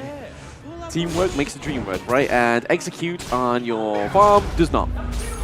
Okay, but right now, I think they're not going to hit that 11-minute or less than 10-minute marker, right? 3 minutes in, they get 3 kills. No turrets taken just yet. No turrets taken just still yet. So very early, right? It's just a matter of farm. I mean, nobody's really pushing anything. Pi doesn't have any damage to really take that tower down. I mean, but he has a level advantage, and Leo needs to be a little bit careful because Pi, every time he walks in, look at him, he just has to back off. Really no chance. Psycho just being a nuisance as well. I mean, it's a great combo, right? The idea with the Lung. You're able to get the immobilization onto your chosen hero on the enemy team, and then you can just lay the Flaming Palms. If you fancy giving him a bit more CC, use Ride the Wind as well. So there's plenty within this duo alone that can do a lot in terms of claiming kills. But right now we're seeing a 4v2 invade. Yeah, they're looking to go for this one, but Pi pushing them back in. 663 on the backside with those couple blades. Look at that, slicing and dicing, and this is a huge amount of time that just kind of pushed to the bottom lane. They're getting nothing out of it, though. Nothing out of it, and we can see that Weiro is actually making use of that mid lane, right? Taking up those resources because Ganamo just giving it over, giving a little bit of pressure and support to his teammates down into the bottom lane as they set up this neutral objective. Yeah, you know what? Reroll has been just farming the entire game so far. And they actually, no, get stolen. Yeah, Wero's gonna pick this one. The infinite fastness on back. They do get a couple kills. Is this the end? Is this gonna happen? Contenders just turning it around? Absolutely contending that neutral objective, right? But we are going to be seeing Butts here, just giving a bit of pressure onto the Zhongfei, but it's not going to be enough to kill him. Zhongfei doesn't have the execute because it's not Ken. Yep, pie to the face here, and that's going to be an easy one-on-one, right? The level advantage, the item advantage, and let's see the goal. Oh my goodness, he's 1,000 gold ahead. All right, so this is an interesting strategy by Lao. He's just feeding himself. He's died 3 times because now his value has gone down so low that the next time you kill him, the enemy team doesn't get too much. They don't get too much, right? Yeah, it's a nice little observation there, Hall. And we see you, we see you. I've done it before. This is not my first rodeo. But you can kind of see some of the second tier items coming through for the Orgrim, right? So the second tier item for the item Phoenix, but it is going to be S663 getting those couple blades. Yeah, and right now I think 663, he is what, level 8, 1 level ahead of Vandra. He's going to be a killing machine. A killing machine indeed. And right now, they are definitely far behind with the gold, right? It's only 5 minutes, but they're ahead by 4k gold, which is a huge detriment to the side of Team Contender. The Flaming Palm is able to push Sylox away. I'm curious about Leo, right? What kind of itemization does he have? He does not have the Spark Force Dagger at 5.5 minutes. Oh, Sylox. Oh, he just wants to get away. Forbidden Domain, it looks like he's going to get knocked off the barrel. Outburst, that was used properly. It looks like they want to turn this around. 663 has to flash away on the backside. Johns is racing after him, but he's in the heart of the enemy team. Conductor of Souls, Weira taking a lot of damage. Stampede from Xylo, but Lio is down for the count. The Flaming Palms on the Katarina, who's been pulled back. Butts is going to get that one. That's a double kill. He made his way all the way down here, and it was worth it. Yeah, I feel like DMT's L could take a few little notes here from Sylox, right? That was a very strategic kind of unbridled outburst. Not very reactive, but it was used very well. Yeah, right now actually they're doing better than I expected, right? With a 5k gold deficit only at the 6-minute mark. Take a little look at this replay here as well. You can kind of see a very dragged out, drawn out team fight between these two teams. You see Butts getting the first blood within that one as well, and then getting another kill onto the Orgrim. But right now, it's still Team Star that's pretty much Star's light ahead. Yeah, I think Vandra might be the hero in this team competition for the Contenders, right? If he lands like the perfect combination on that Chaos Cinders into Blazing Brilliance, he might be able to change the whole fight. Oh, Weiro getting a bit of CC there onto himself. It was thanks to the Liu Bang Ray, he's able to get that AoE. Going in, 663, lining him up, taking him down with that couple blades. Wow, very well played there. Yes, I mean, it's the Star team, right? There's a reason why they have a Star quality, and they're really showing it in this best of one between the Contender team as well. But still, we need to see some more turret takedown, or at least blue side going in onto this team fight. Yeah, Infinite Vastness just going to go in. Conductor of Souls. Johns, looks like he's going to go aggressive, turns it around, the ride the wind, pushing him back, but Johns taking a lot with the Battlefield Command, and then do they actually turn it around? The Stampede is going to whiff on this one, while Pi continuing forward, the Bitter's presence, they do get the kill, and Pi's going to get credit for this one. And Sylox, I think that was his first death. Oh, Weiro? Backside, Weiro starting to style, but not enough damage. Doesn't really have it at this moment. I mean, he puts the pressure onto the side of Contender, right? It keeps him away from that T1 up into the Clash lane. It allows Team Star to claim another T1 into their pocket. They have mid, they have farm, they have Clash. And what else do they have? They have a 8k gold lead.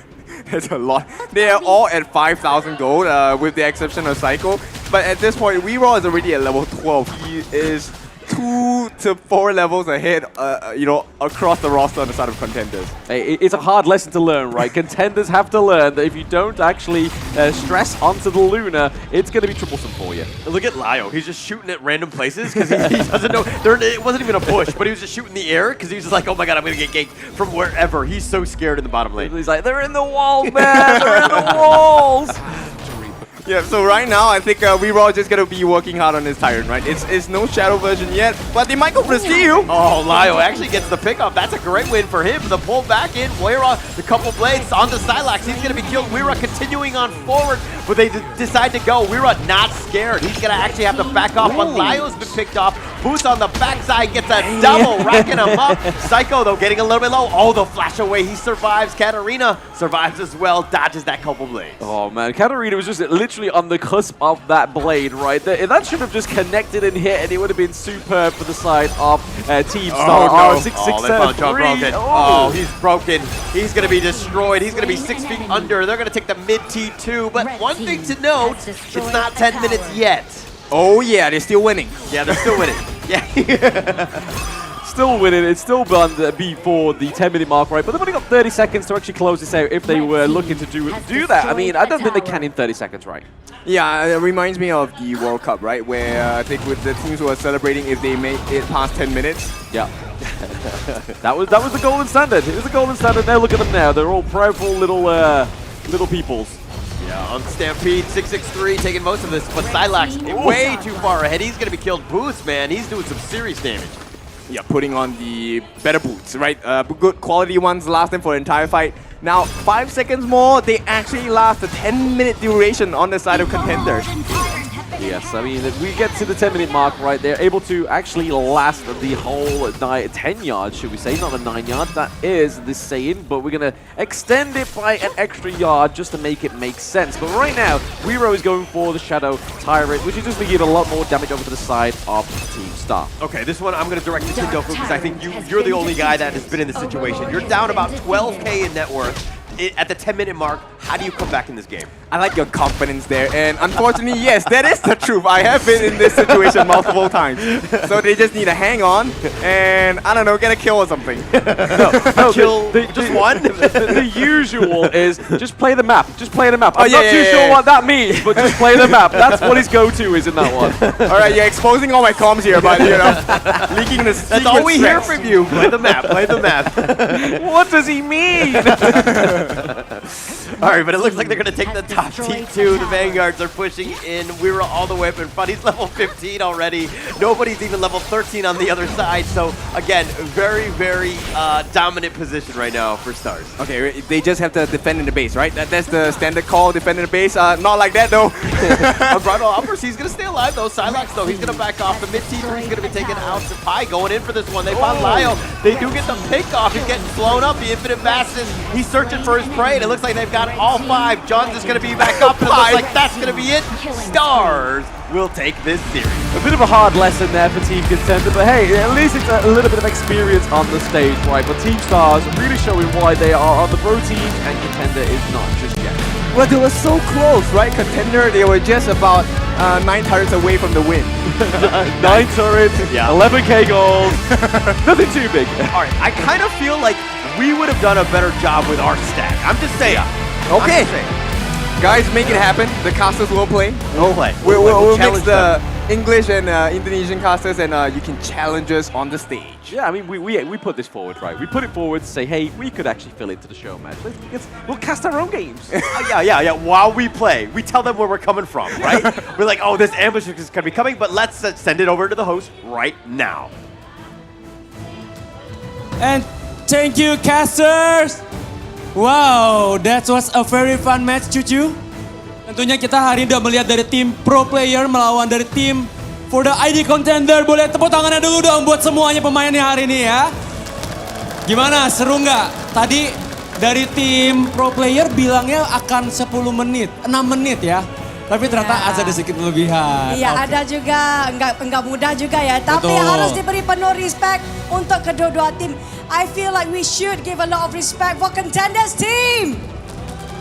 They show, if you are not pro yet, you just be passionate about your game. You will be here as well one day. Betul banget ya. Nah ini kita mau interview sedikit nih ya, kayak pengen kenal. Iya, untuk tim ID ya kayaknya ada masalah nih. Iya, kayak pengen coba sama Pai sama Boots kayaknya. Tapi sebelum itu aku harus terima kasih dulu sama timnya. Terima kasih banyak tim Contender. Thank you so much. Thank you so much for ID. Tapi kita harus interview nih. Sama Oke, Bud. kita mau undang Boots sama Pai boleh maju ke depan dong. Kita mau Iya. ngobrol-ngobrol nih ya. Pai and Boots. Sepertinya ada ribut nih di belakang nih. Ada Iya. ribut nih di belakang nih. Kayaknya ini dua-duanya tadi sama-sama cari-cari kill-killan gitu ya. Kayaknya pengen siapa yang lebih jago gitu ya. Ya Pai, jadi kalau kelihatan walaupun kamu lawannya tim contender kan. Kamu kan udah pro tapi seolah-olahnya ada masalah, apa masalahnya nih? Dia ngambil kill saya terus, di KS terus. KS, kill stealer, semuanya. Iya mau nyari nama. Wah. Boots, masa digituin? Coba kasih tau yang benernya gimana? Nggak tahu sih, nggak terima sih gue. Oh, ini mungkin sebenarnya dapat killnya dia, terus diambil sama Pai bukan? Kadang gitu sih. Kadang gitu ya. Pula, iya. Dia ngambil kill saya. Ngepok-ngepok. Dia yang ngambil kill saya.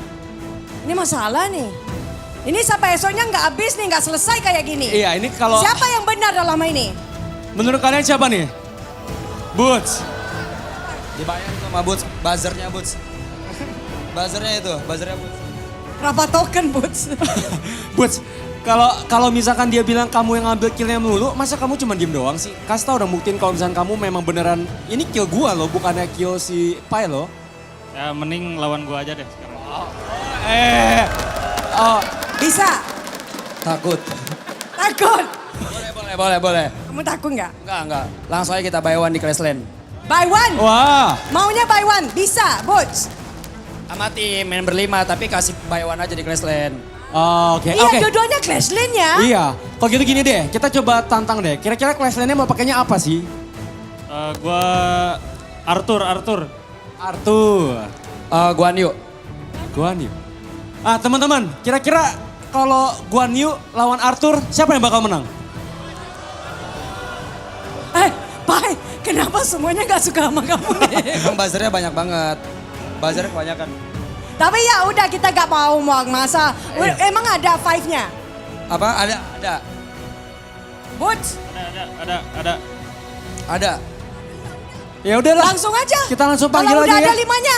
Oke, bisa. Yuk, oke. Kalau misalkan kalian udah ready nih ya, aku pengen coba tanya satu pertanyaan terakhir kali ini ya. Kalau misalkan kalian berdua nih, lawan-lawanan, kira-kira killnya siapa? Maksudnya kan kalian nih bakal lawan nih. Kira-kira kill siapa yang bakal lebih banyak? Timnya Onyx Boots atau timnya kamu, Pai? Serius nih ditanyain? Iya dong. Tim saya lah. Tim saya. Berapa sih kasih killnya? Coba kasih lihat. 11 kill. Nick, masa Boots cuma diem doang? Kasih tahu berapa killnya harusnya? Kill gua 12. Aku gak kepengen tahu killnya. Aku mau tahu waktunya, masanya. Siapa lagi cepat kalau habisnya. Kak, Pai, kalau kamu berapa lama? Rada ini ya, berapa lama beneran ditanya? Berapa lama kalau gamenya? Kalau mau menang nih, kamu harus menang. Semuanya enggak mau kamu menang nih. Semuanya kayaknya bilang but aja. 6 menit? 6 menit atau 6 saat? 6 saat. Tadi pro player bilang aja 6 menit tapi nggak lewat. Ini kan lawan timnya Boots loh, jago loh. Masa 6 menit doang sih? Gak ngaruh sih, mau lawan siapa aja 6 menit aja. Gila, keren banget ya. Guan Yu lawan Arthur memang... But if you guys watching at home, these two players, they having a beef right now. I don't know who's winning. We have a Pai. Everyone said Pai will lose. Pai lose, kalah. Maaf Pai.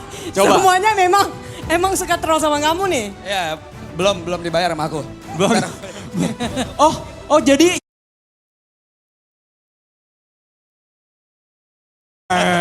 Gak ada yang ngaku gak sih? Gak ada yang ngaku ya. Gak ada yang berani ngaku ya. Oke, kira-kira kalian hari ini bawa tim kan? Boleh gak Mik sedikit preview aja nih? Kenalin timnya sedikit, mungkin 1-2 orang. Siapa yang dibawa, siapa yang diajak? Tim aku ada cowok sama cewek. Cowok sama cewek. Cucu, coba di sana Cucu. Gimana Cucu? Kalau Pai, timnya ada siapa? Cewek sama cowok. Ya lainnya beda ya. Ya beda ya. Beda. Yang mana lagi power, yang mana yang lagi yang hebat nih? Yang cewek dong. Cewek? Kalau di timnya Boots siapa yang jago? Cowok atau cewek? Cowok. Oh, jadi... Ya udah, aku sama Pai aja. Nggak respect wanita. Ini kita tungguin aja. tahun depannya. Benar. Ini Benar. suhu Ya, kalau udah kalau ngomong kalau beda. tim ceweknya kamu ya leadernya ya. Ya, betul. Ya, aku mau lihat kalau dia udah ada rambutnya panjang. ini. Cucu nggak mau main bareng sama Pai aja satu tim. Aku lihat semua penontonnya, audiennya katanya Pai kalah, aku gak mau kalah. Jadi maunya sama Boots aja mendingan ya. Kalau Kita lihat misalkan aja ya, kita lihat. beneran Dalia udah siap. Kira-kira kalau kita udah mau mulai, mungkin satu kata, dua patah kata dong buat supporter kalian dulu dong. Mulai Boots dulu. Dari Boots dulu dong. Iya, Kira-kira Boots dulu. gue menang atau apa nih gitu kata. Thank you buat yang udah support, semoga uangnya kepake ya. Semoga Pai, harus lawan nih. Aku harus menang hati mereka ini. Kalau dari gua nggak bakal bayar kalian karena yang bayar kalian pasti dari gameplay gua aja. Memang nih ya, suka banget ya dari sana ya, suka ya. Provok ya. Oke. Wah, kita kayaknya kalau misalkan nanya sama Boots sama Pai, tapi sebenarnya kalian ini sebenarnya saling lama kenal nggak sebenarnya? Kenapa kalian bisa sampai kayak, karena sama-sama Clash kan? Nah terus kira-kira menurut kalian sendiri deh, Boots lebih jago nggak daripada kamu? Enggak sih. Dulu kan kita steam kan. Aku Oh. yang gendong terus soalnya. Oh, Boots, ya bener aja Boots. Coba kasih tau deh, bener, maksudnya masa digendong, beneran digendong? Kalau dulu beneran digendong, cuman sekarang kan beda. Sekarang beda. Apa yang bedanya? Apa Aku yang kan pengen beda? tahu nih apa yang beda? bedanya. Ya beda lah dulu sama sekarang. Kalau dulu digendong emang dulu digendong bisa sampai ke apa sih maksudnya gitu? Dulu digendong karena saya masih muda mungkin ya. Jadi masih di masa-masa ininya peak gameplaynya gitu ya. Peak gameplaynya Iya. ya. Jadi pas dulu kamu masih muda dia udah masih apa dong? Masih Lebih muda lagi dia. Masih bayi. masih bayi ya. Ini remaja, ini bayi dulu kayak wah Koko Pai gitu ya, luar biasa ya. Ya aku rasa semuanya penasarannya juga mau tahu ya siapa yang bisa menang ya. Lagi sekali dong aku kepengen dengar siapa yang bisa menang ini kalau duanya lawan. Tapi kamu nggak tahu siapa timnya. Lagi dibilang ceweknya ya ini ya yang Iya. hebat nih. Aku penasaran ya cewek yang jago tuh siapa ya? Karena jarang banget ketemu pemain female pro player ya sebenarnya. Kamu kepengen ceweknya timnya siapa? Ntar juga ada kok. Siapa? Ntar aja dilihatin. Siapa? Jangan sekarang. Siapa? Ntar aja ada. Gak mau bilang sama audiennya? Gak usah. Nanti. Ya. Kenal atau enggak? Kenal pasti kenal. Pasti kenal katanya. Siapa cewek? Aku kenal nggak? Kau kenal nggak? Kamu semuanya enggak kenal ya? Kalau cewek semua lari sama Darius ya? Oke, mungkin udah sedia ya kita? Sudah. Gini deh, biar kita sama-sama lebih semangat lagi ya. Kita coba cek lagi deh. Kalau tim suaranya buat Arthur Boots yang mana nih? Ini suaranya untuk tim Pai. Seenggaknya ada, alhamdulillah. Seenggaknya ada ya. Oke, kayaknya mungkin kita sudah siap. Kalian berdua udah siap belum? Udah siap ya, nanti kita akan sama-sama announce-kan. Oh ini kan kita akan main 2 match ya Cucu ya? Ya, best of 2. We'll be playing best of 2. Bener banget, nah jadi kalian menurut gini deh. Yang pertama menang, kasih Pai aja menang dulu ya? Bisa tanyain dulu, kan game pertamanya katanya Arto lawan Guan Yu. kalau game keduanya apa hero-nya? Masa gantian apa? Ini pakai Guan Yu, ini pakai Ntar Arthur. aja gak sih hero-nya pas draft nih. Nyesuain juga gitu sama tim yang lain. Ntar aja hero-nya. Game 1 boleh lah Arthur Guan Yu lah. Game 2? Ntar pas draft. Serius juga ya? Serius banget ya. Mau di draft dulu ya? Oke lah, kita kayaknya udah ready Cucu? Udah. Aku lihat, aku nampak siapa sudah ceweknya. Wah. Jangan lihat ya, jangan tengok. Jangan lihat ya. Ini bakal jadi fun match yang kedua kita udah bakal seru banget ya. Iya. Oke Cucu, mungkin kamu boleh present yang tim pertama? Iya. So, calling out for the side of Team Boots first. Yes. Okay, so we please welcome Team Kids from Boots.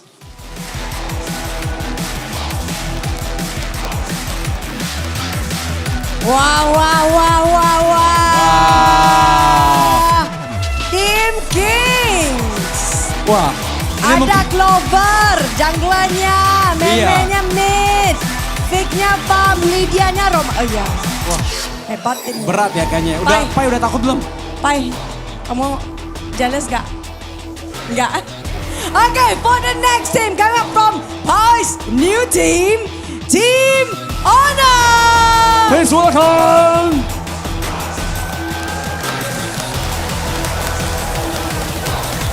We have Naplai for jungler, Winter for mid, Tutoru for farm, and Shin for roam.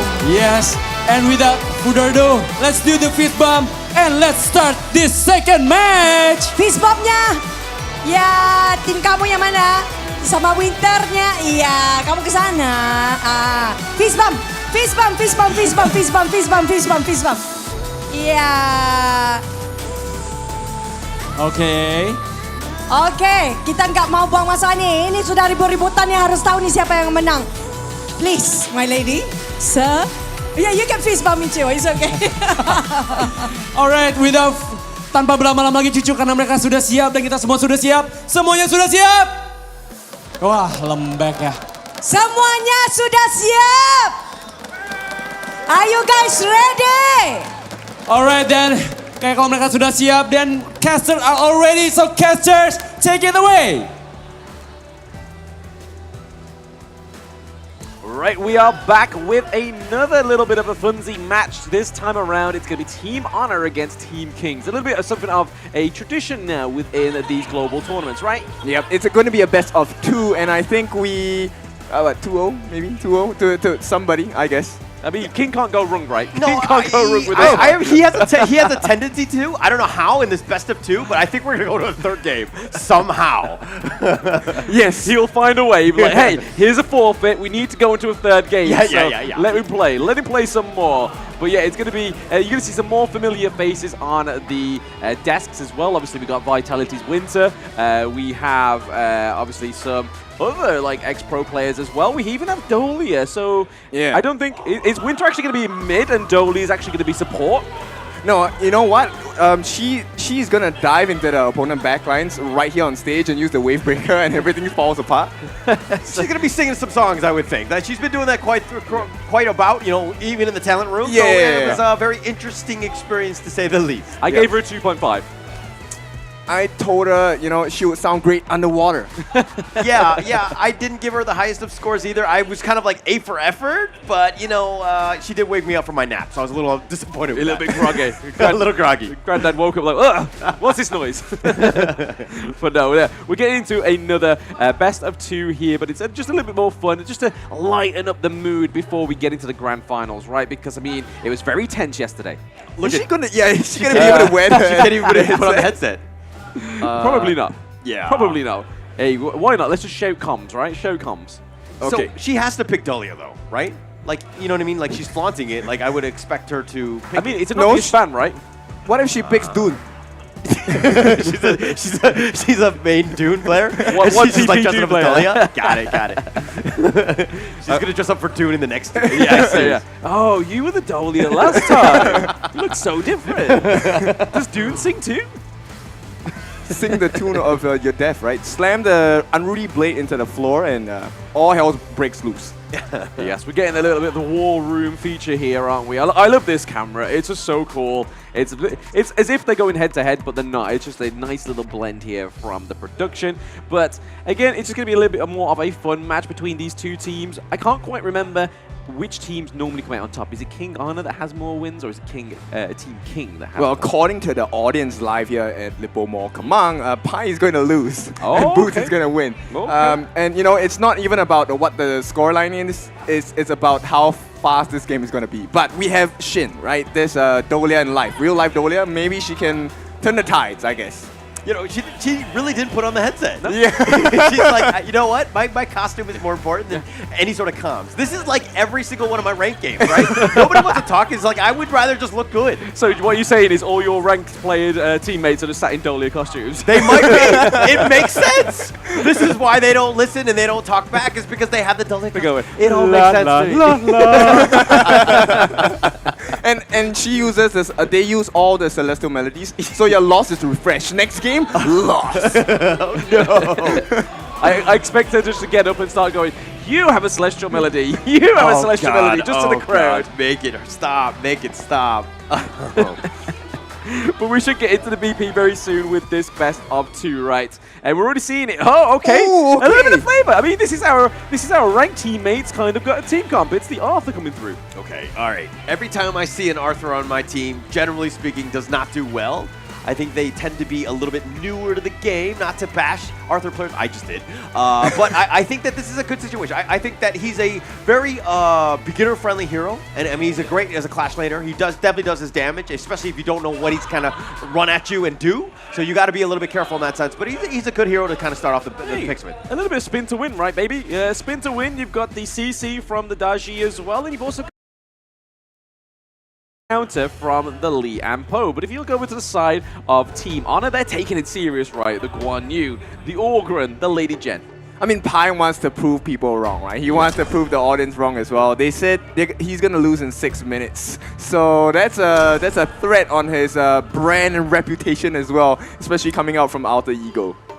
Yeah, so on these teams, we have obviously Pai, we have Nap Live, we have Winter from Vitality, we have Tutoru, and then we have Shin, who is the Dolia. And then over to the side of Kings, we have Onig Lydia, Feeks, Onig Meme, Clover, and then Boots as well. So some familiar names, I'm pretty sure a lot of the players, a lot of the people in Lippo Mall are used to. Yeah, I'm just kind of thrown off by this draft pick, this layout right here with Feeks and Clover kind of they have a gap. Like, I don't know what to think of this one, but it's an interesting one. I mean, you've got the first phase being picked out here.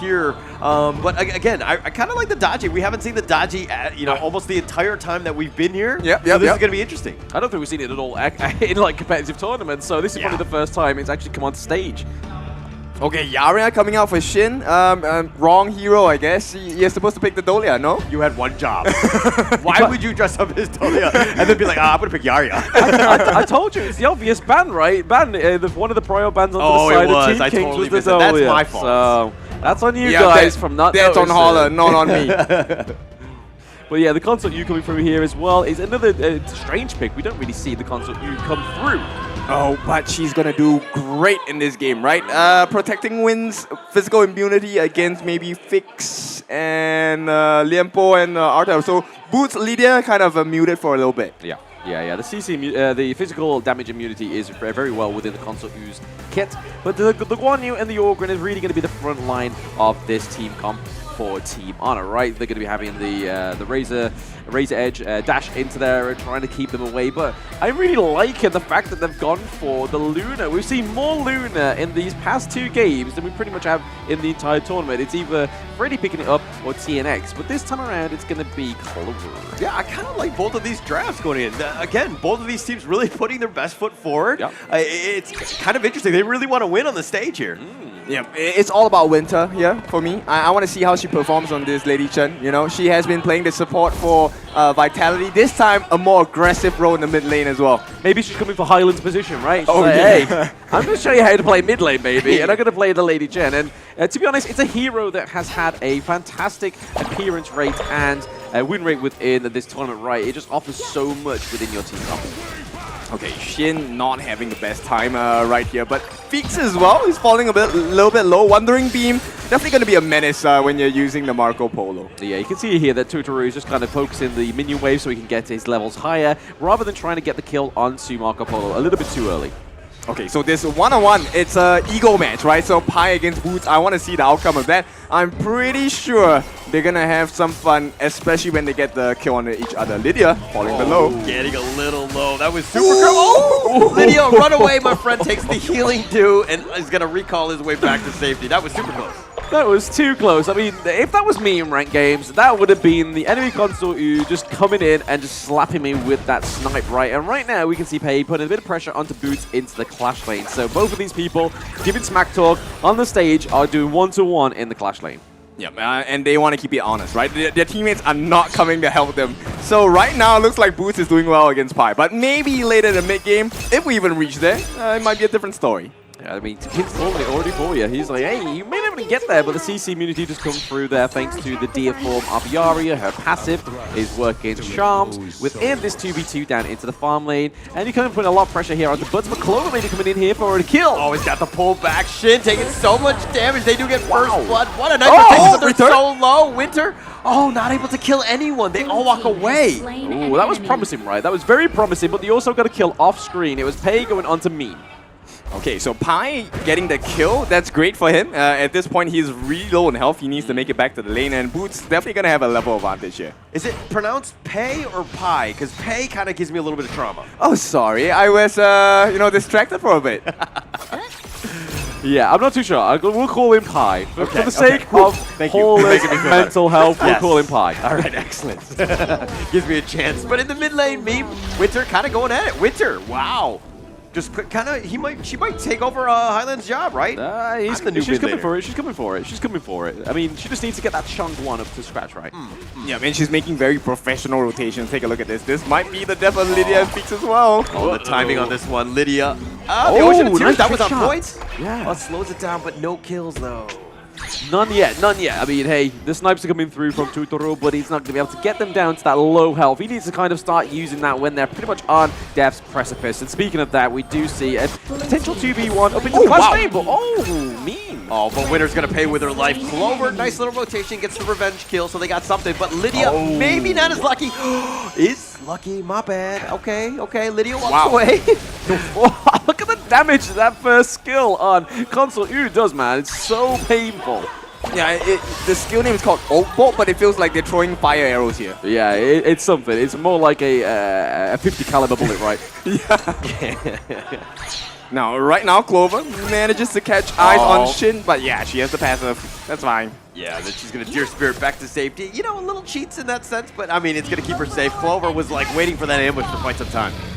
Waiting for it, but I mean, this sets up the neutral objective pretty nicely for the side of Team Kings, right? They have a bit of pressure into the farm lane, and we already see that Shin is pretty low as well. So Clover is able to run this down pretty quickly with the help of Freaks, and they do get the Tyrant. Okay, but the wraparound, maybe they want to look for something here. I mean, everyone on the side of Honor is here. Yeah, they're not going to actually fully commit for this one. But Pi in the mid lane goes in for this. The Soaring Green Dragon pushes Meme back, and Meme gets destroyed under the T1 tower. Yeah, that's not a long-lived meme for sure. And at this point, Boots getting chased down. Oh, Pi does not hit the mark. No, Boots is able to get it there thanks to the Boots. I mean, you got to give him props, right? He's taken the execute. That's something that you like here, kid. Who? Arthur. Boots. Oh, okay. Yes, turn blind for a moment there. But yeah, I like it. Anyone with execute is great, right? It doesn't matter who it is. Yaria, execute, go ahead. You heard it here first. Anyone with execute is great. So maybe one of the two teams going into the grand finals might want to pick up execute, but Clover going in here, just trying to scare off Winter and Totoro. Meme actually let it bounce back onto him, and Lydia gets picked off on that one. Very nice flowing side by Winter. Nice bit of bouncy ball action going on for the side of Team Honor. Yeah, Lydia is not having a good time. I mean, this is supposed to be a fun match, but at the expense of Lydia, I guess.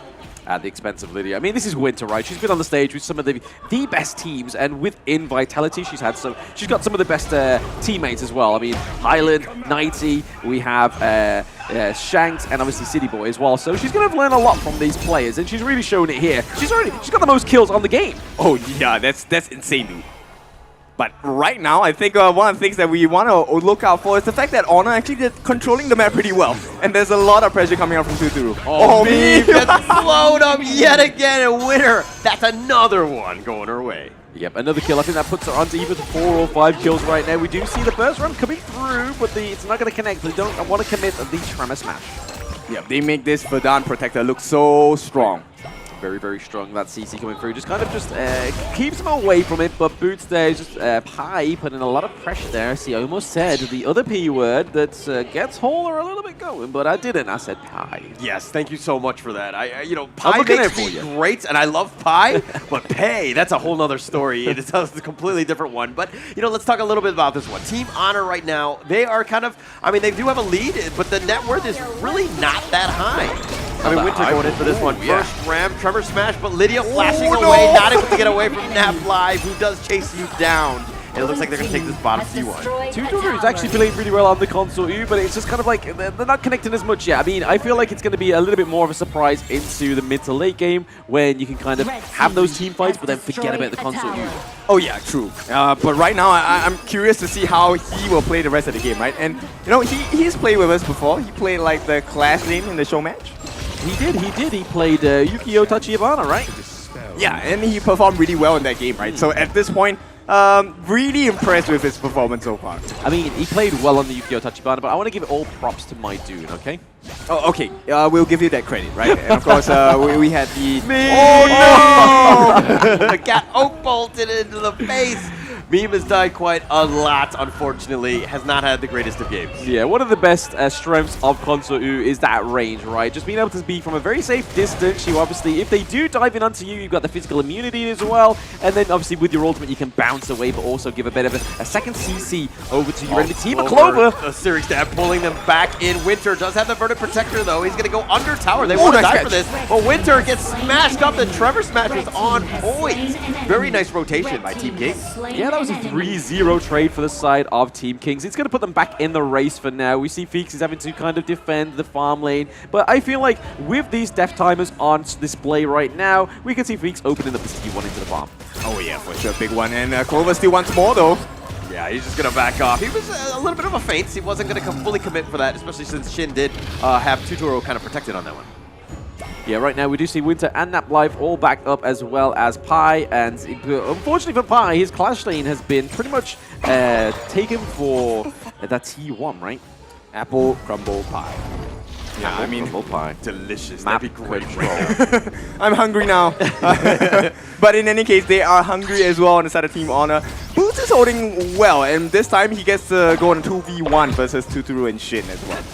But now, right, I mean, we see that the neutral objective is coming up as well for Team Kings. They're going for a second one in the bag. They're able to secure it for their side as well. So a lot more damage going over to the side for Marco Polo. But then obviously we need to start to see that Meme activates on this Daji. Because if you start playing behind with Daji, the only real use you have is that CC, right? Oh yeah, for sure. Now they're going to take the T1. Pi gonna take a healthy amount of damage. Meme, what's happening? Oh, she would just walk forward into this one. She's like, okay, fight? Okay, let's go. But she should not be the front one. The Trevor smash, they do have a little damage, and Boots is actually going to be the first to fall on that one. In addition to Meme, Lydia trying to run away, but Nap Life gets the guillotine, executes there. Nap Life survives. Yeah, looking to push this minion wave into the T2, right? Opening up that mid lane a little bit further for the side of Team Honor, which is then going to open up the enemy farm for the Orgrin. Yep, now it looks like all predictions have gone out of the wire here. Team Honor actually taking the lead, right? Everyone expected Pi to lose, but hey, Boots is not doing well here. Hey, Pi's being carried by Winter, right? She's got the most kills. Tuturu with these very great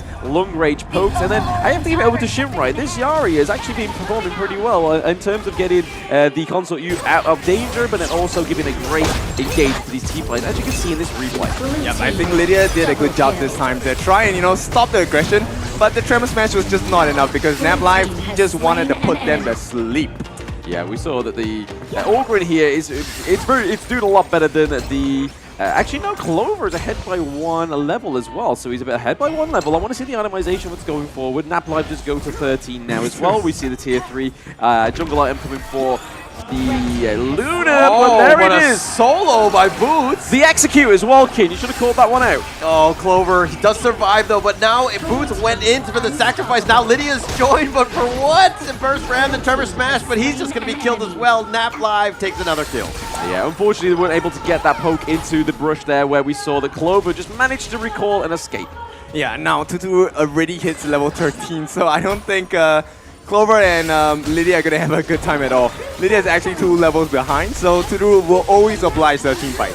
Yeah, and Winter is ahead by 1 as well, right? I mean, she's been putting some great pressure into the early game, into the mid game as well. They're up by 2k gold for now, and those kills are just always slipping away from the side of Team Kings. But the one thing that Team Kings is doing right, especially was in the early game, not quite so much now because they don't have the space to breathe, was the map control. Yeah, I mean, but with this map control, I feel like they're not really pushing it enough. Yeah. I kind of feel like they're giving too much space, but is this going to be a 20-minute Tempest Dragon game? Oh, wow, that would be big, right?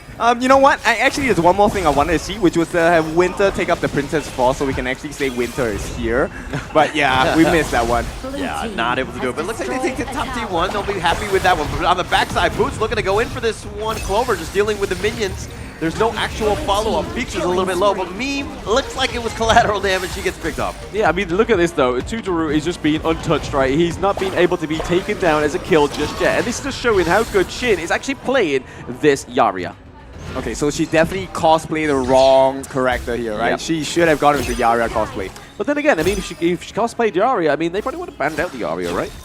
Oh, yeah, that's true. Okay, so it's a lose-lose situation for her. So maybe this was the big plan overall, right? She's not actually a Dolia player. She plays Yaria, and this is showing here, right, that she is playing Yaria to a T. Yeah, it's actually doing quite well. Boots taking a decent amount of damage. He's going to look to turn this around. He does have the whirling strike, but he gets executed. Nap Live does find him. Fever Barrage does end up picking up Tuturu. They see win that one, and Feeks limps away, killing Shin as well. Yeah, that was huge by Feeks, right? He was just waiting for his moment to activate the Clover. Searing Stab, he gets the pick off, he gets the dash onto Winter, does the damage. Now here's the secondary initiation. That was perfect. Clover gets a double kill, making a triple, as it looks like they've gotten an ace. Yep, that is a team wipe for the side of Team Kings. And we was talking about this literally seconds ago. If you start to give Team Kings some room to breathe, they're going to come back, right? And now all they're going to do is just focus these lanes. It looks like they're going to go for the Shadow Overlord to actually give some aid to this push. You know, you definitely can't deny royalty in its blood, right? Clover found the 4-leaf Clover, all the luck in the world, and Team Kings, this is a big monumental growth.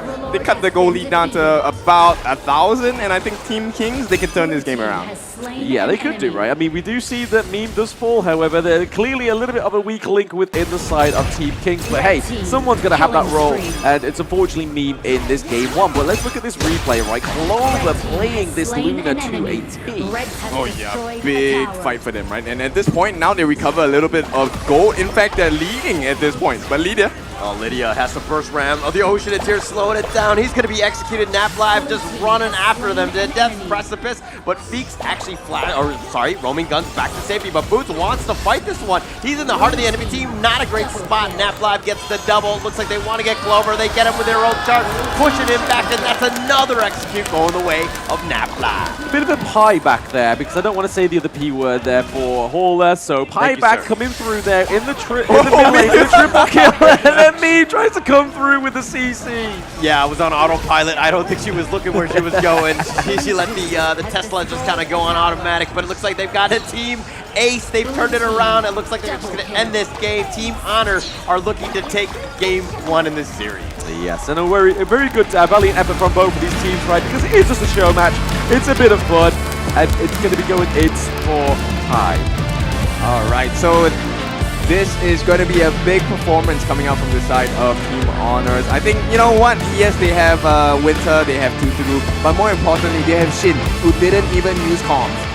Yeah, exactly. This was a comless game from, it's a 4v5, naturally, right? And look at it, she's flexing. KDA, look at me, look at I didn't die, I don't need headsets. It's just like, I didn't even talk to my team. This is like every single ranked game ever. Someone sign her. Yes. Someone sign her. Yep, all she needed to do was to throw the Wandering Beam, right? And that was the job done. I mean, it's a perfect hero for no comms, right? Just stick on top of your farm lane. You don't need to do much else other than that than throw out the shield and throw out your ultimate. No, she wasn't listening to the team, but she was giving instructions. I'm gonna use the Verdant Protector. I'm coming in now. Yeah. That's all you need to do, right? Just hook on and then you're good, right? You can fall asleep. You can be Nap Live.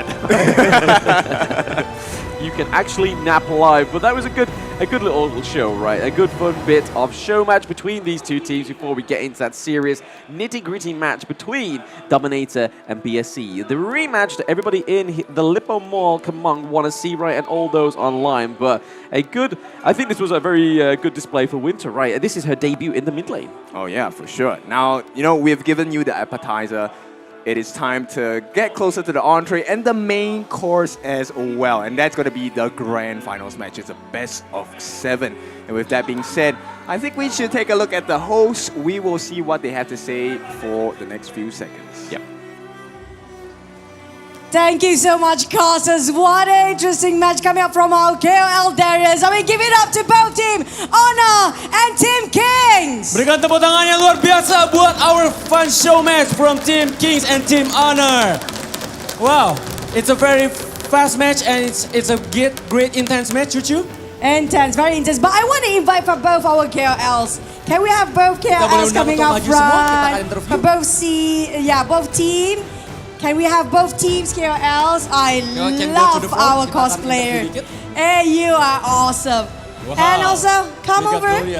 Yeah, the team captain, the Clash Lane be at my right ya. Ya, ini team fight. Kamu gimana tadi? Berapa masanya tadi? Tadi ke solo kill tapi win is a win ya. Aku pemenangnya. Dengar nggak? Nggak denger mereka orang bajarnya. Gimana mau denger? Okay, but before that, I'm gonna congratulate on the side of Team Pi, Team Honor, of course, but we want to talk with your team as well. So I think we all know Pi. Some of you guys know. I think we start from the end first lah. I think everybody want to know the female. Yeah. So, okay, we're starting off from my team first, Darius. Sorry. How was the game for you just now? You're leading, right? Actually, I'm just very lucky because I have my teammates with me. So I just got carried. Oh. Give it up to Lydia. Thank you so much for the game. Now next we have Winter. You're back.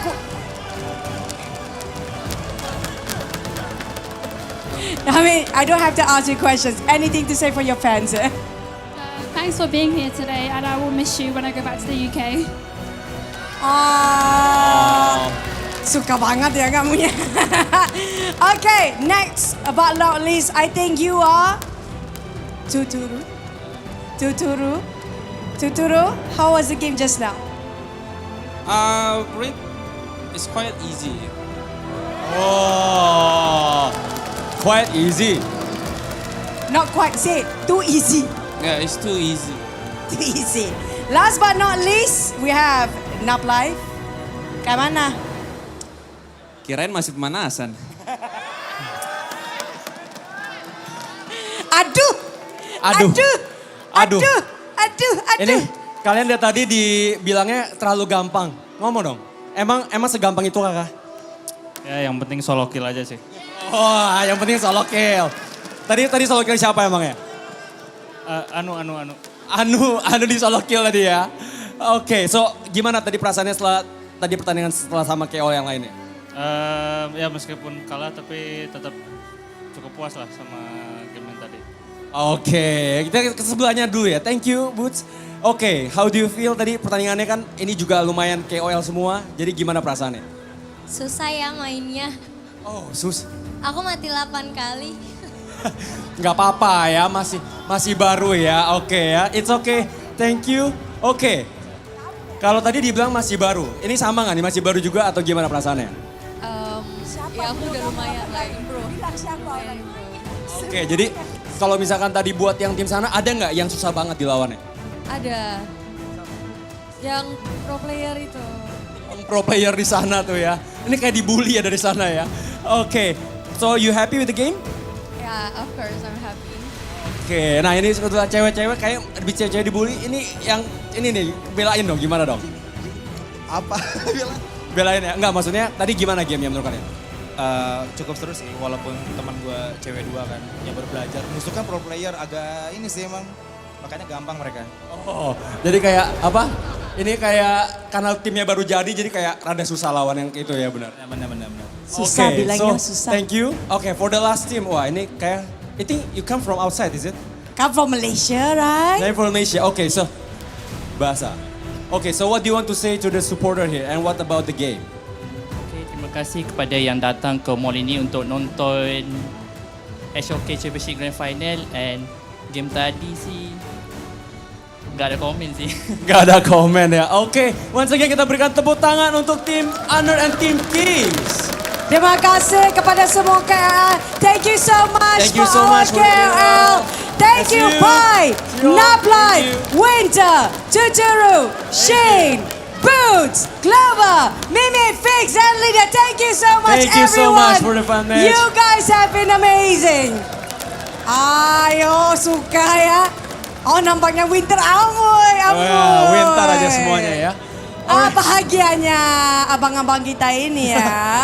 Happy kalau lihat Winter ya. Too happy that you guys get to see your favorite players. Okay, but you know what? We are done with the show match. We had fun. Yes. Everybody had fun. But do you guys want to see the grand finals or not? Ini kayaknya dari tadi yang semangat cuma sini doang nih. Yang mau nonton grand final di sini mana suaranya? All right. Now, without further ado, Choo Choo. No. No? No yet. No yet. So, are you guys ready for the grand finals?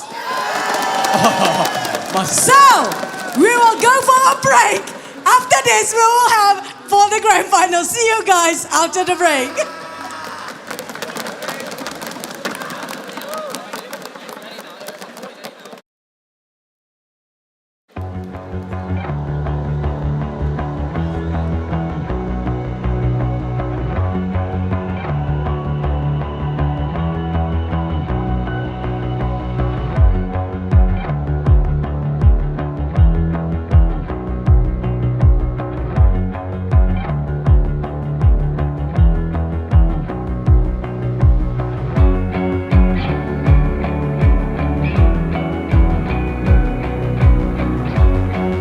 Welcome to the 2024 Honor of Kings Championship, the pinnacle esports event of the year, where 16 best teams from all of the world clash on the stage for the ultimate glory.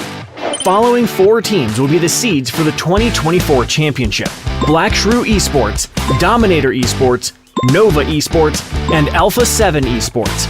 The other 12 teams are Kagendra and Mahadiwa from the host country Indonesia, Boom Esports and Blacklist International from the Philippines, Team Secret from Malaysia, Influence Rage from Brazil, Team Vitality from France, Fearless Esports from Hong Kong, China, Impunity Esports from Myanmar, Team Falcons from Saudi Arabia, Revenant Esports from Singapore, and Foot Esports from Turkey. 2024 Honor of Kings Championship will commence from October 12th to October 27th. The journey will start with the group stage from October 12th to October 17th at MGP Space in Jakarta. 4 seeded teams will be randomly drawn into 4 different groups. Then the remaining 12 teams will be randomly drawn into these 4 groups, each consisting of 4 teams. Single round-robin best of 3 will be played. The top 2 from each group will advance to the knockout stage. The knockout stage will be divided into a winner's bracket and a loser's bracket, playing a double elimination best of 5. The knockout stage will be played at 2 venues. From October 18th to October 20th, the first venue is MGP Space. Teams that lose 2 matches in this stage will no longer have a chance to advance or participate in any further stage. From October 25th to October 27th, the matches will be taking place at Lipo Malkemang. It will feature intense competitions, with the winning teams of the upper and lower brackets advancing to the Grand Finals. The Grand Finals will be best of 7, and the winner will rise to the top and become the champion of the 2024 Honor of Kings Championship. This tournament features a staggering prize pool of $1 million, with the champion taking home an impressive $300,000. Join us on this incredible journey. You can catch our live streams in-game or through our official channels. Plus, we invite you to experience the excitement of Honor of Kings esports competitions in person. Enjoy a variety of engaging activities and enticing rewards on match days. Watch live streams and participate in in-game events to win free rewards.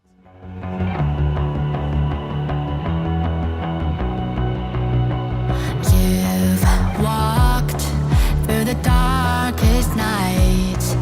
You've heard the crowd, felt the blinding light. You were standing there when your heart comes alive. It's a dream of ahead, and it never dies. Right here, right now, give it all, get it out. Never a surrender, I fight and never fail. I am a contender, a challenge I can feel. The smallest lies become the brightest enemies, relentlessly. And even if you fall, you gave it everything to be a king.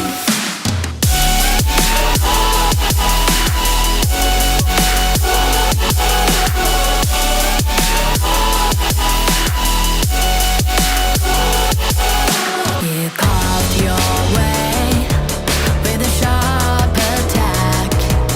You watched it all burn, and you never looked back. There will come a day when your fears will rise. You protect your crown, so they never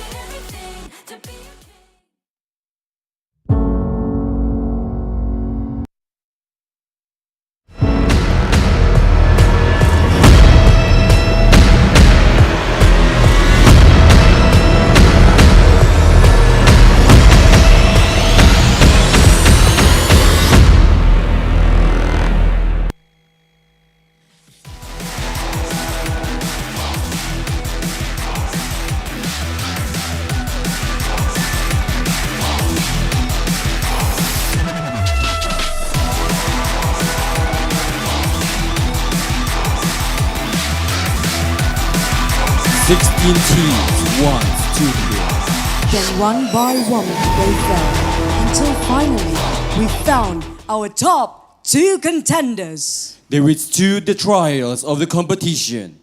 They battered their foes and kept looking forward.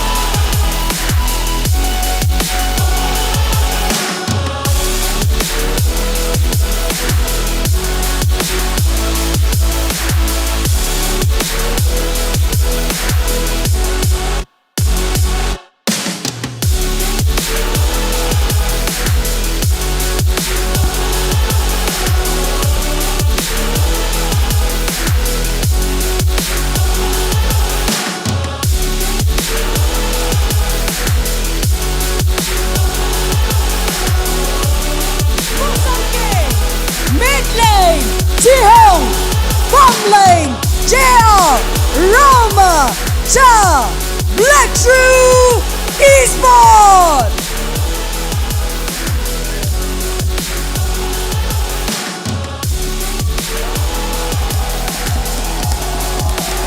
Dominator Esports! Class Lane, T-Banks! Jungle, Freddy! Midland, Charles! Farmland, Toshi! And the roamer, L! And this is Dominator Esports!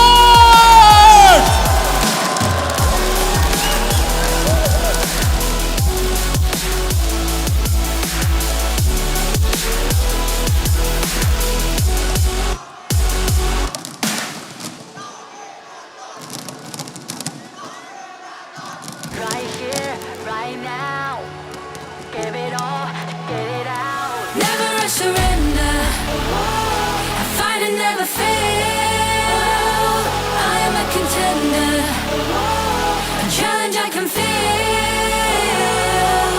The smallest lies become the brightest enemies. Relentlessly. And even if you fall, you gave it everything to be a king. 16 teams want to win. This is the moment we crown our kings above kings. The stage is set for Malaysia versus Indonesia. Black Shrew.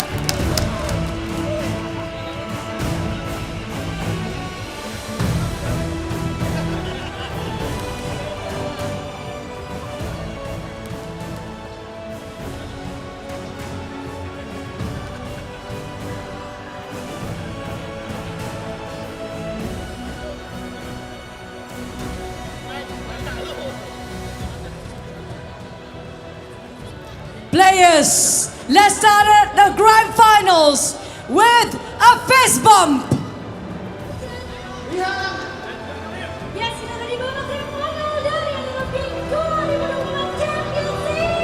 Both team can do the fist.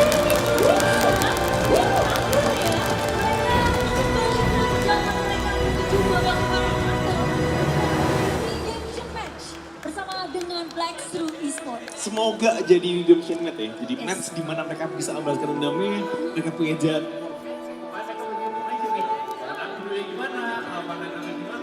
Semoga hari ini mereka nemuin jawabannya.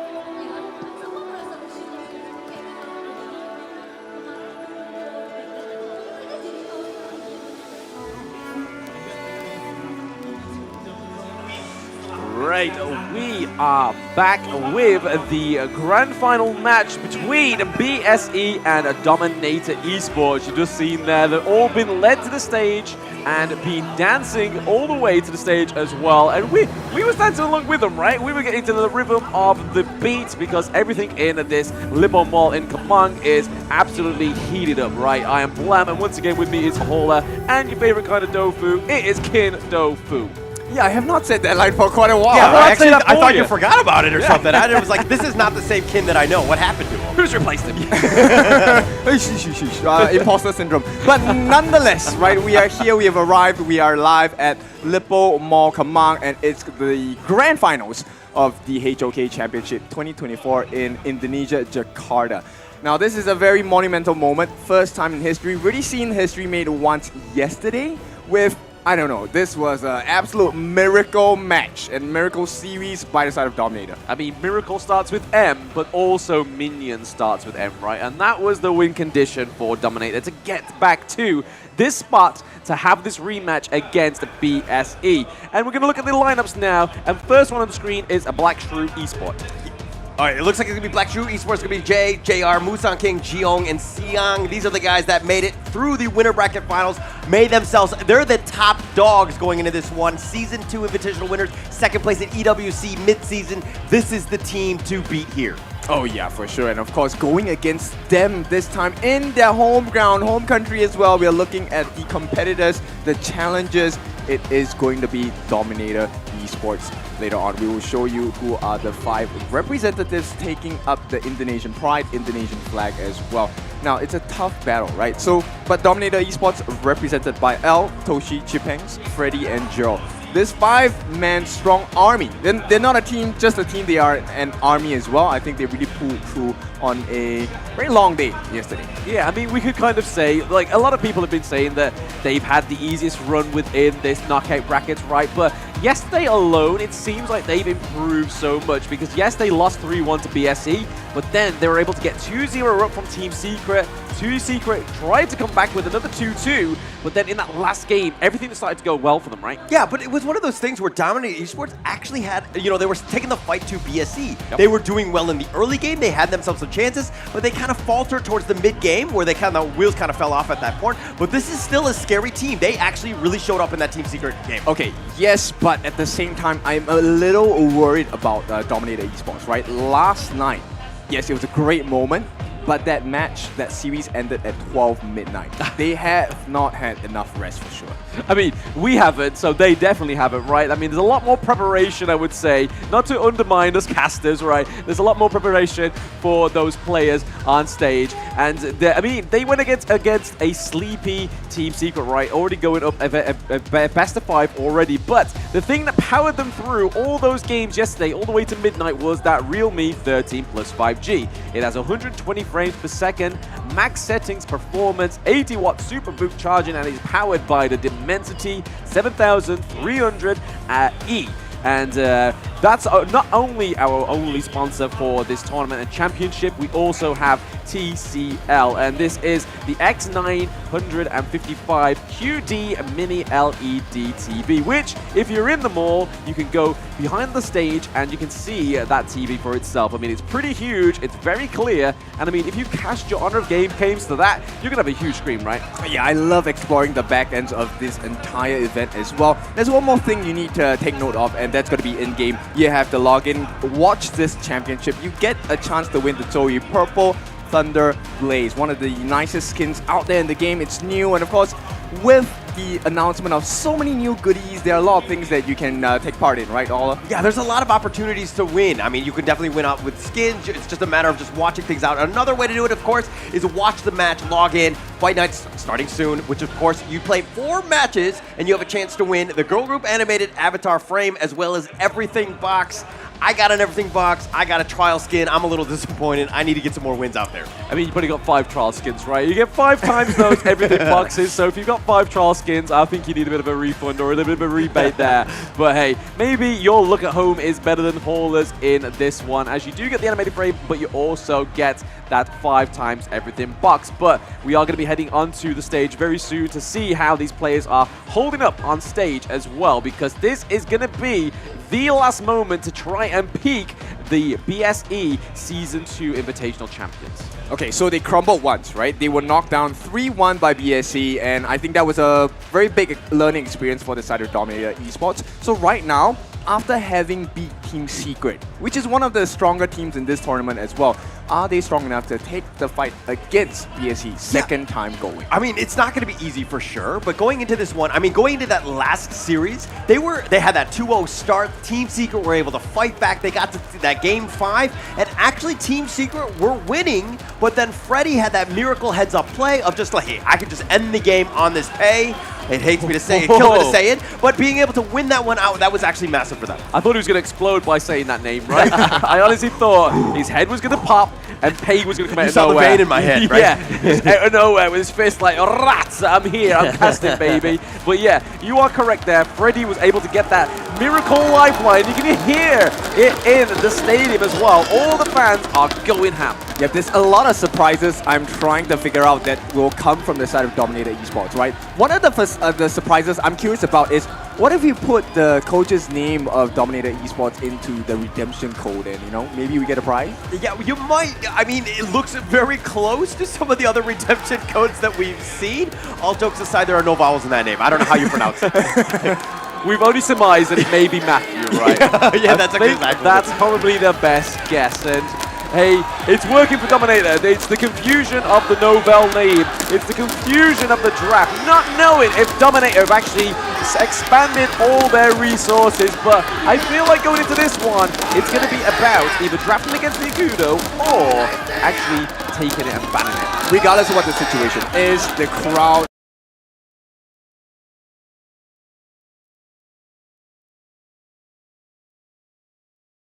as well. So they have this huge home ground support. Can they make use of it? Yeah, and that's the thing. Where Dominator Esports have felt that ambiance, that buff, all of the cheering and the crowd, and then it actually empowers them in that first game. They really stick it to the enemy team in that first game. Okay, I mean, but even though the overwhelming support does seem in favor of Indonesian team DMT, yeah, there is some Malaysian flags flying in that crowd, so BSE is not alone. Oh yeah, for sure. Which is why both teams need to be really composed, right? At this point, first game of the day, it's like an appetizer. We get a taste of what's the standard today, what's the kind of quality that these teams bring to the court. Yeah, and both of these teams, again, the nerves are definitely going to be there. This is the grand finals of the Honor of Kings Championship. This is an absolute massive moment for both of these teams. But again, it's about settling down. It's a best of 7. We got a long way to go.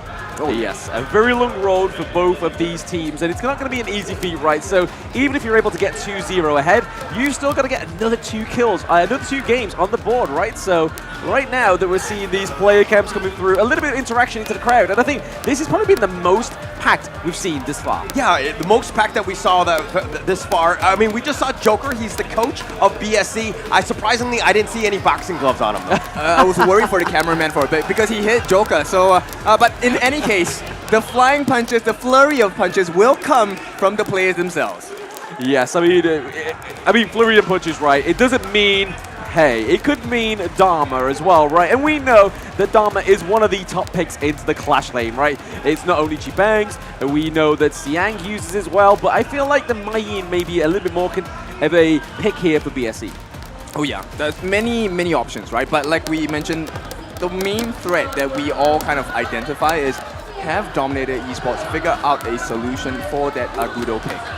I mean, we hope so, right? This is the be-all, end-all of the 2024 Honor of Kings Championship. So We really hope that there is a little bit of a workaround for the Agudo, but I want to really just bat home what was maybe the lead up and even the counter, well, the aid of the Agudo as well, right, was having that extra AoE on like the likes of the Liempo. So maybe taking that off the board might not make it as deadly. I mean, the Agudo really kind of starts to shine when they have a better early start or they're kind of neutral. They need to ensure that Dominator Esports really come out swinging. They want to be aggressive. They want to take as much net worth as possible and have them BSE play on the back foot. Yep, so claim the opponent jungle as your own, right? That is the strat that I think Dominator needs to be able to execute today. That really dwindles the growth of an Agudo player. At the same time, okay, it's not an easy task, right? Because Musang King, one of the best out there currently, and he's only lost on his even his signature hero, Ogren. He's only lost it the once in this competition. Yeah, I mean, again, it just kind of makes there is a bit of room for improvement. Even though you are the king and crowned Musang King, the king of fruits, as Choo Choo said yesterday for this player, there is still room for improvements. And I feel like we need to give a bit of a shine onto these players, right? So a little bit of a history for those that are joining in the chat at online. BSE were the Season 2 Invitational champions. Obviously, they had a few birthdays as well. I don't think they have any birthdays now. If they do, they want to really hold that birthday buff against the home ground buff. I mean, like anything at this point, whatever you can get in sort of just getting yourself that good luck. But I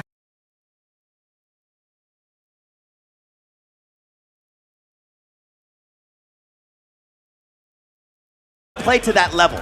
Yeah, and that's an advantage they can take advantage of, right? Because having done it once for the Malaysia qualifiers, they are bringing that experience here into Indonesia. Now, this is a new region for them to try and conquer, but you know what? You don't back down. And for the Indonesian prize, we know they are very big lovers of big fights. They love to give you the aggression, and I'm expecting a lot of that coming out from Dominator. I just want them to be clean during their aggressions. The crazy thing is here, you can see Team Secret in the crowd, and Team Nova is literally behind the camera as well. So they're coming out to actually support BSE or even DMT as well. I mean, BSE need all the support they can get, right? But they do also have the statistics behind them. Like I keep saying, that the Season 2 Invitational champions, they came second place behind KPL Dream Team in EWC, right? Yeah, that's a huge achievement, right?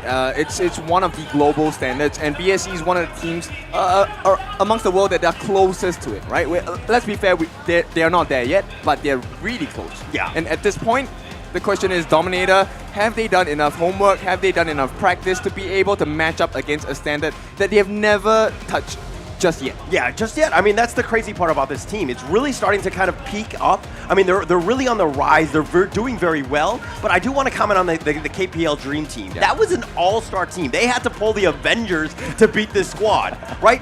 To give them a shot. And don't get me wrong, they did do it in the end, but they're going to go back. Now BSE, top dogs. How do they respond as being the champions going into somewhat hostile territories and taking it to this Dominator team here? Yeah, I kind of want to break it down lane by lane, right? So in these teams, we have, obviously, it's going to be Chipangs against Siang in the Clash lane. Who do we think comes out on top of that one? I think it's going to be Siang in the 1v1s, but in terms of team play, team fights, I think Chipangs takes that cake. Okay, so Chipangs against Siang, they both have their strengths, right? Yeah. Into the jungle, we're looking at Musang King, and we're looking at Freddy. Again, Freddy is quite a fresh face within this one, right? And Musang King is seeming to be a lot more of a brand name. So who are we thinking about that one? I mean, I will always go with the King until somebody dethrones him, but I was incredibly impressed with Freddy. The guy's IQ is very good. His map awareness is ungodly, as we saw in that series against Team Secret. So this is a guy really on the rise, and he's starting to be a very scary player. People and teams are starting to take note of him. Yeah, and then if we look over into the mid lane, right, we've got Jill up against BSE. It's going to be Jill DMT. Jill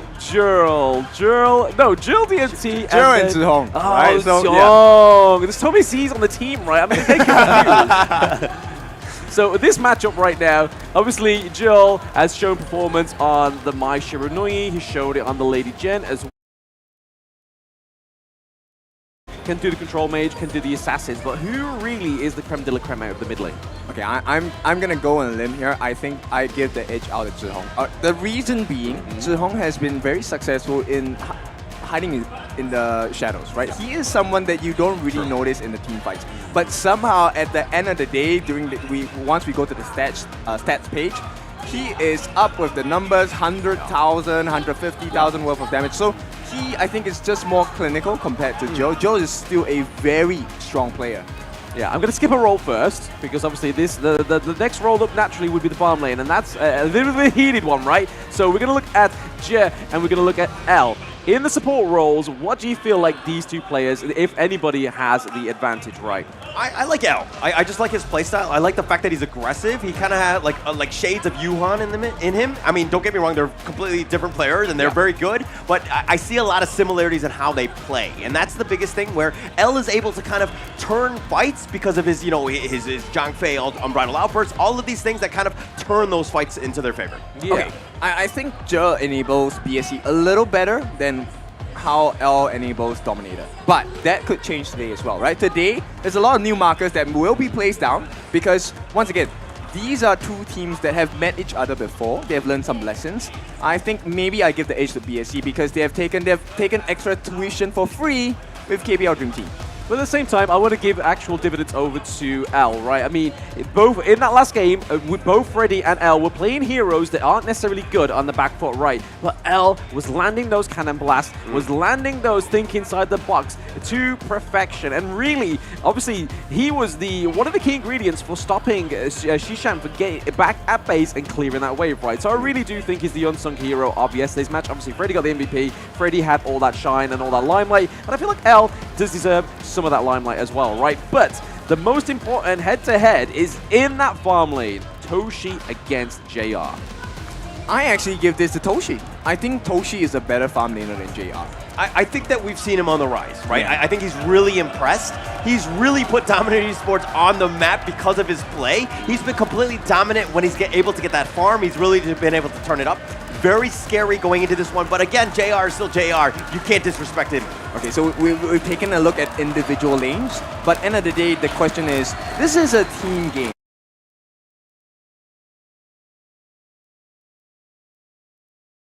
Stronger as a whole. Like I said, the stats and the statistics are stacked against BSC, right? They are there. They've proven time and time again, like you said, against the KPL Dream Team. Didn't beat them, but they gave them a heck of a fight. But DMT, with this crowd, it could do something magical, right? Yeah, and that's the thing, right? I mean, if they start off strong and they close that game out, I think game one is going to be monumental for them because not only do you win the game, you put pressure on BSC, but then you get the crowd behind you. They're going to be able to support you. And they don't, if you falter like you did in that last series, the kind of crowd, you lost a lot of morale very quickly. Yeah, but Indonesian crowds are known to be super supportive. Win or lose, they're always behind you, right? And I think that might be a big difference maker. Right now, we will see the scene, right? Are we in a street fight brawl, or will we go to the clinic where someone is going to perform surgery? I want to see where these actual viewers get these stickers from, right? I want, the red and white on my forehead, you know? I mean, I don't want to show bias, but I also don't want to be sticking out like a sore thumb. Yeah, I think those stickers, I think you need to be Indonesian to get those stickers. I'm not entirely sure. You gotta show your passport or something. I'm not entirely sure. They have not offered it to us. We'll have to figure out how to get those things. But again, I think if Dominator Esports win, I think we all need to find those stickers and put it on our forehead. Oh, yeah. Even make it out of tissue. Actually, no, we've got some colors here. We'll just stick this packet up, right? It's both red and white, but we should be getting into the match very soon. There's one sleepy fan there. I can't blame her. She's very young. Doesn't quite understand any of it, but hey, maybe a future player in the near future. But this crowd has been ecstatic, right? We are surrounded by a lot of people with a lot of support for both of these teams. More so for, obviously, Dominator than BSE. But it's all going to be... The ultimate thing is, right, it's all what happens on that gorge. Okay, there's one thing that you guys consistently mentioned just now, which is the roam role pick.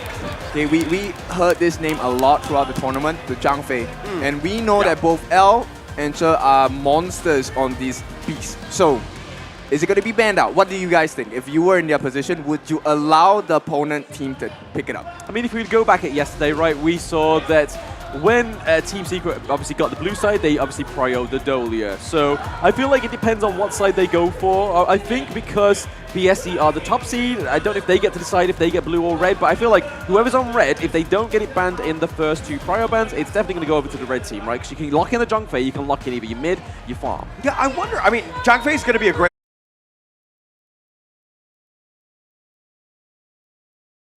go with a Gudo pick first. Set the tone. Be like, hey, you have an answer for this one? Let's do our crazy strat that just controls the game and slows it down and quiets this crowd.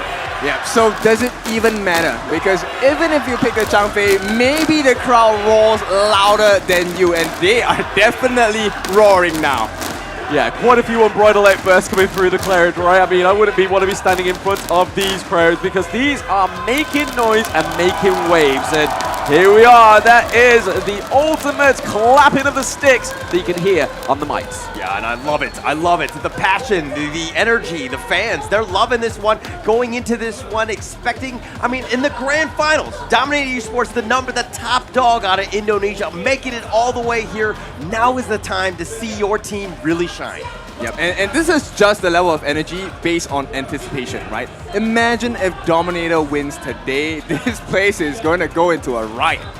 Yes, an absolute riot. I think there's barricades around here right now. I feel like there should be some more security if it gets edging closer to a Dominator victory in this series because I want to feel safe. I don't want people running at this desk. Yeah, I kind of feel like we need those stickers to feel safe in case that happens. You know what I mean? Just like, one of you. One of you. But it looks like, again, you know, the crowd is still kind of pumped up. They're here and ready to go for this.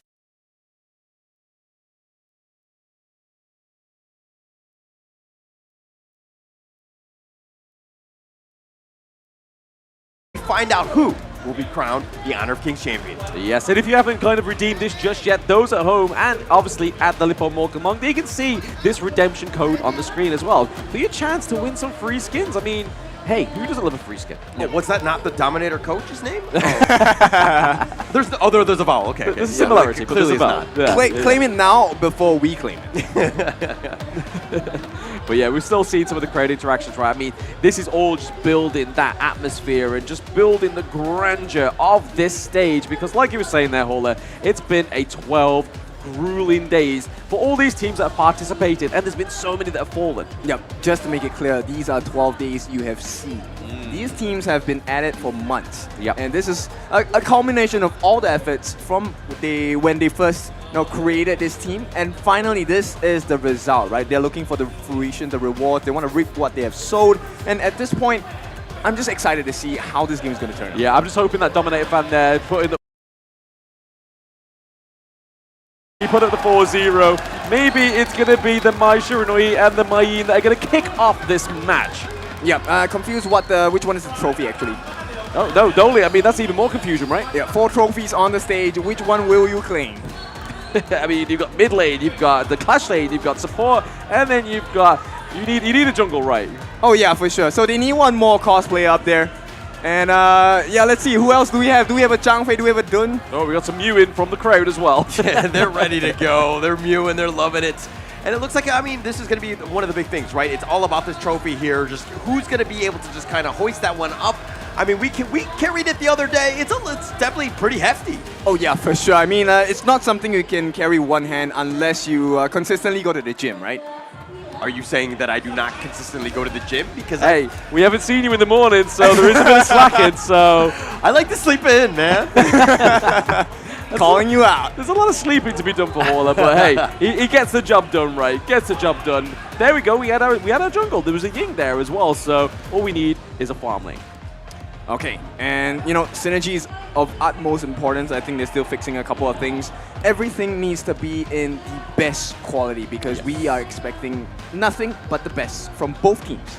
Yeah, I mean, they're going to want to be playing with the best tools, right? And the real me hasn't failed the teams yet. It's just normally some other kind of technical issues that obviously take place, but it's no issue here that they all get fixed. It should be very, very soon, guys, to get into this grand finals because there's a lot of people waiting. People want to see the amount of aggression that's going to be in this first game, right? Are we expecting a BSE level 1 invade or even a DMT level 1 invade?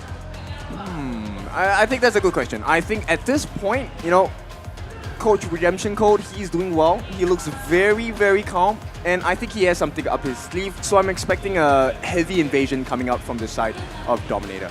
Yeah. They're definitely more aggressive for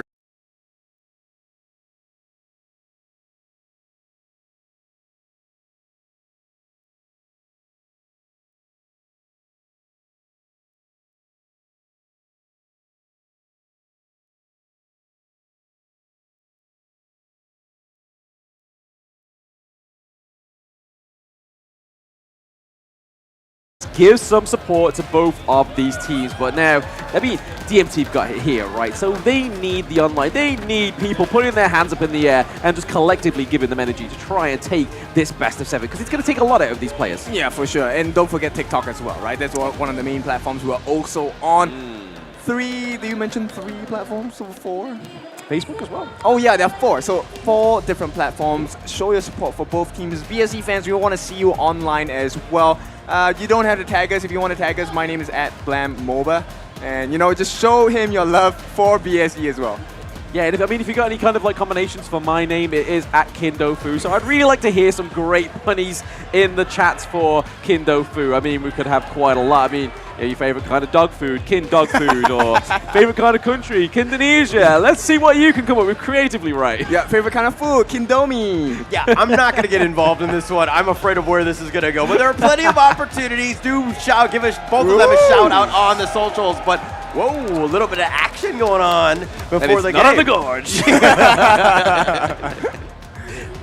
But no, we're just waiting for, obviously, the technical thing to be solved. And it's just showing here for the fans, there's mixed motions, right? There's a lot of kind of like anticipation going on right now. Everybody just wants to see the action.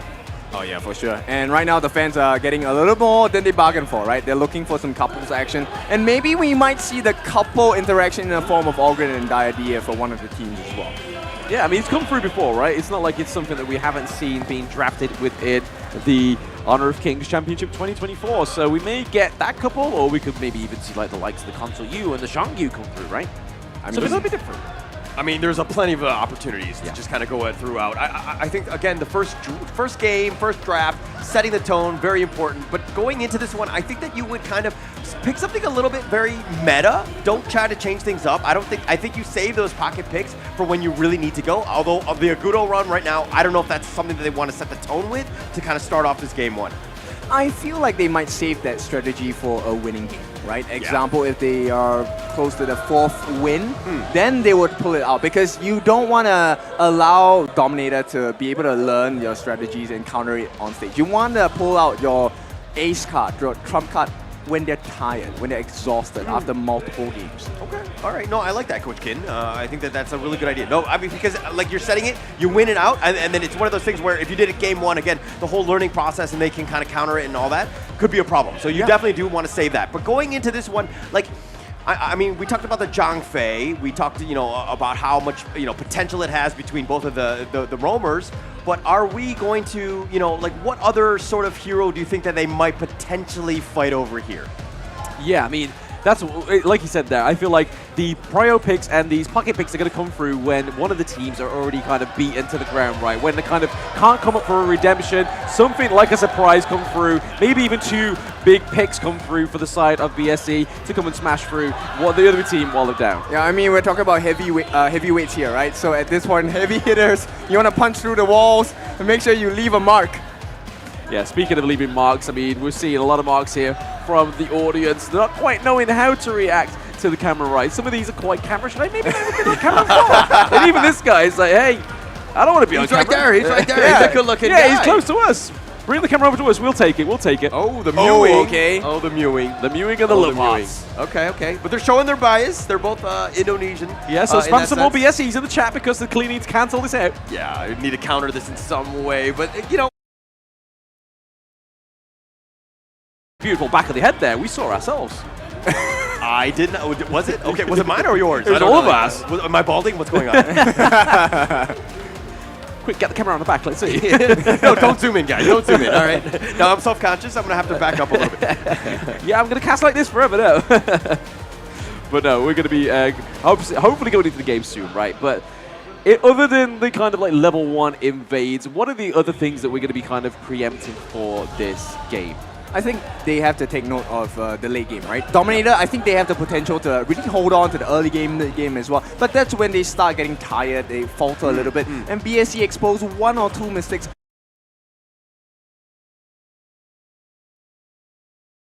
Right? I mean, that's what happened in the winter bracket finals when they were both going up against each other. BSE found those gaps and they were able to just capitalize, right? So again, Dominator Esports, great early game, mid-game, a little shaky at times. They need to clean that up to really have a chance in this series. Yeah, they do need to kind of shape up and shake up their mid game, right? Because I mean, when they played against BSE for the first time, it was kind of like they were on an 18-minute timer, right? Because that seems to be the surprise mark or the comeback mark for BSE. They try and kind of just find their way with a little bit of L and D and then fight back. Right, so we might get the game started soon. I think the technical issues are fixed already. Right now, it is close to the start of the match of giants here. Team Secret giving a 4-0 for their pals in BSE, right? So there's a few 4-0s coming up. We've seen Team DMT fans throwing at the 4-0s, but also Team Secret for the side of BSE as well. So maybe we might see one. Was it an actual 4-0? Was it an 0-4? And they were kind of like trying to jinx them out because the angle was a little bit weird. I'm not sure which way it was going to go. Throwing a spanner in the works there. He's trying to make a controversial pick come through for BSE and Team Secret. The feud there, we was maybe getting to see, right? That was the kind of the potential of the Season 2 Invitational rematch in the finals is what we were kind of hoping for and seeing a potential coming through, right? When we saw that Team Secret was able to get the 2-2 rematch back up for DMT. Yeah, but it's actually a better story for Dominator Esports to have lost that winter bracket finals because it was the first series, and then they played the last series yesterday. And I mean, if they didn't lose, they would have played less games, right? So the fact that the Dominator Esports fans get to see them even more, plus they're in the grand finals making their way in, but being able to pull this one off might be, it's a sizable task. Okay, so some might say it was luck, right? On their side that they won the series last night. Now, this is a validation match as well, right? Because you can say no to the naysayers and say, you know what? No, we are the true caliber of what it takes to be a champion here. And of course, we're going to do it in front of our fans, in front of all the people here on our home grounds as well. I mean, but you take the narrative of BSE, right, as well, saying that they are already made champions and they are going to be wanting to, to me, I feel like as a competitive player, there's something that fuels you to maybe crush your enemies in their home ground, right? Like, imagine that. Imagine the immensity of that whole thing if you be like, I crushed you in your home ground. You've got to wait till next year to come back at me. Yeah, and I mean, look, I know that the teams have been cordial, and I mean, the actual rivalry isn't really built up yet. Yep. But winning this championship will create that rivalry, right? There's going to be definitely some moments where, look at him, look at him, look at him.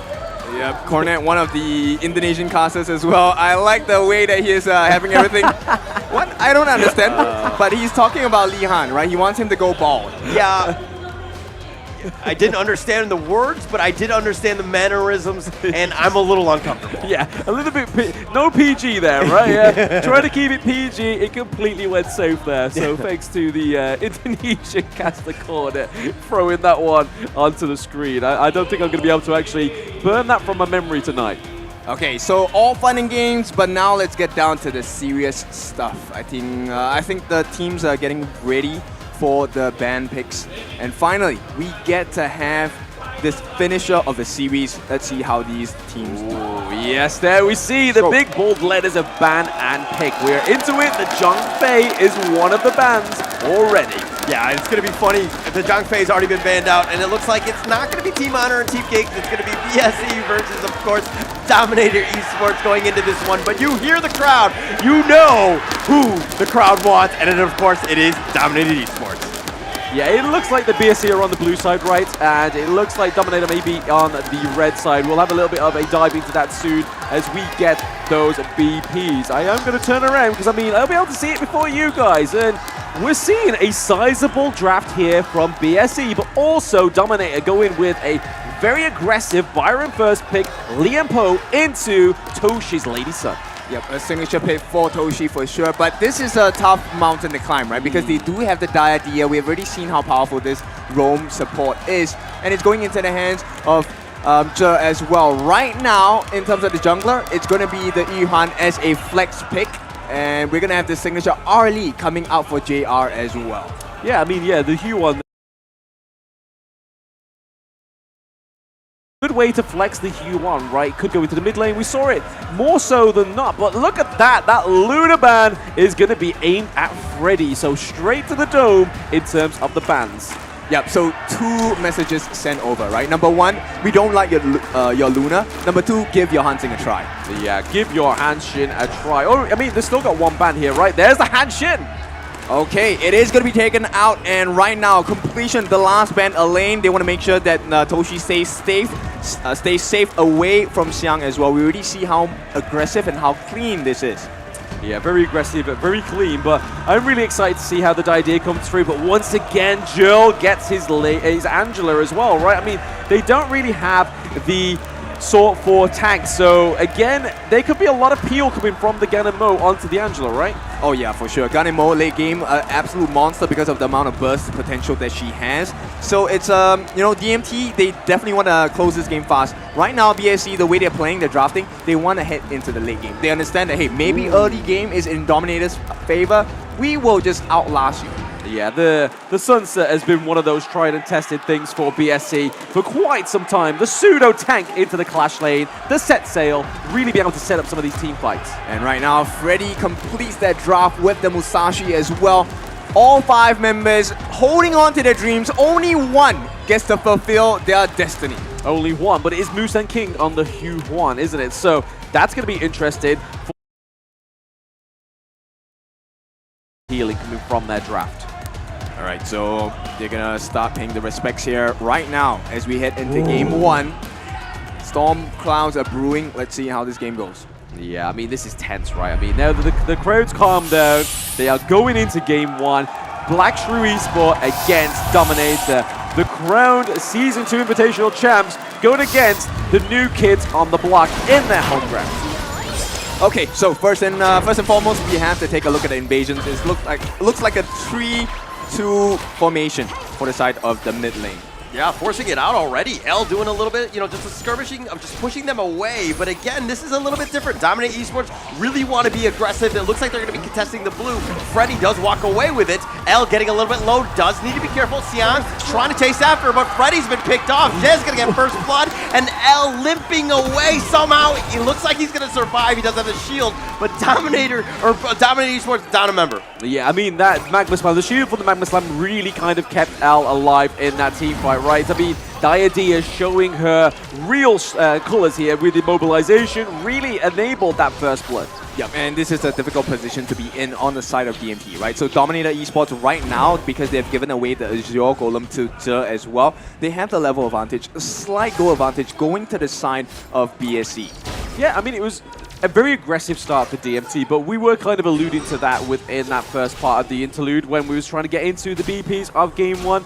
We was just hoping that it was going to be a bit more cleaner, right? There was just a little bit of more utility on the side of BSC. Yeah, but it shows, right? Black Shrew Esports, they have done their homework. They know that this is a potential behavior on the side of Dominator, and they instantly countered it. Yeah. Okay, it looks like Sipex is just going to walk away on this one. But Musan King putting a little bit of pressure, make it a little bit uncomfortable, Sipex. Musan King looking for that farm across the map, does have both buffs at the moment, while Freddy just has the red. Yeah, the big concern here is actually because Musan King is 4, he is level higher than majority of the cast on the side of Dominator Esports. The burst potential after the duel to the death, you're going to have to throw so many skills in order just to try and kill him. And you might not get it.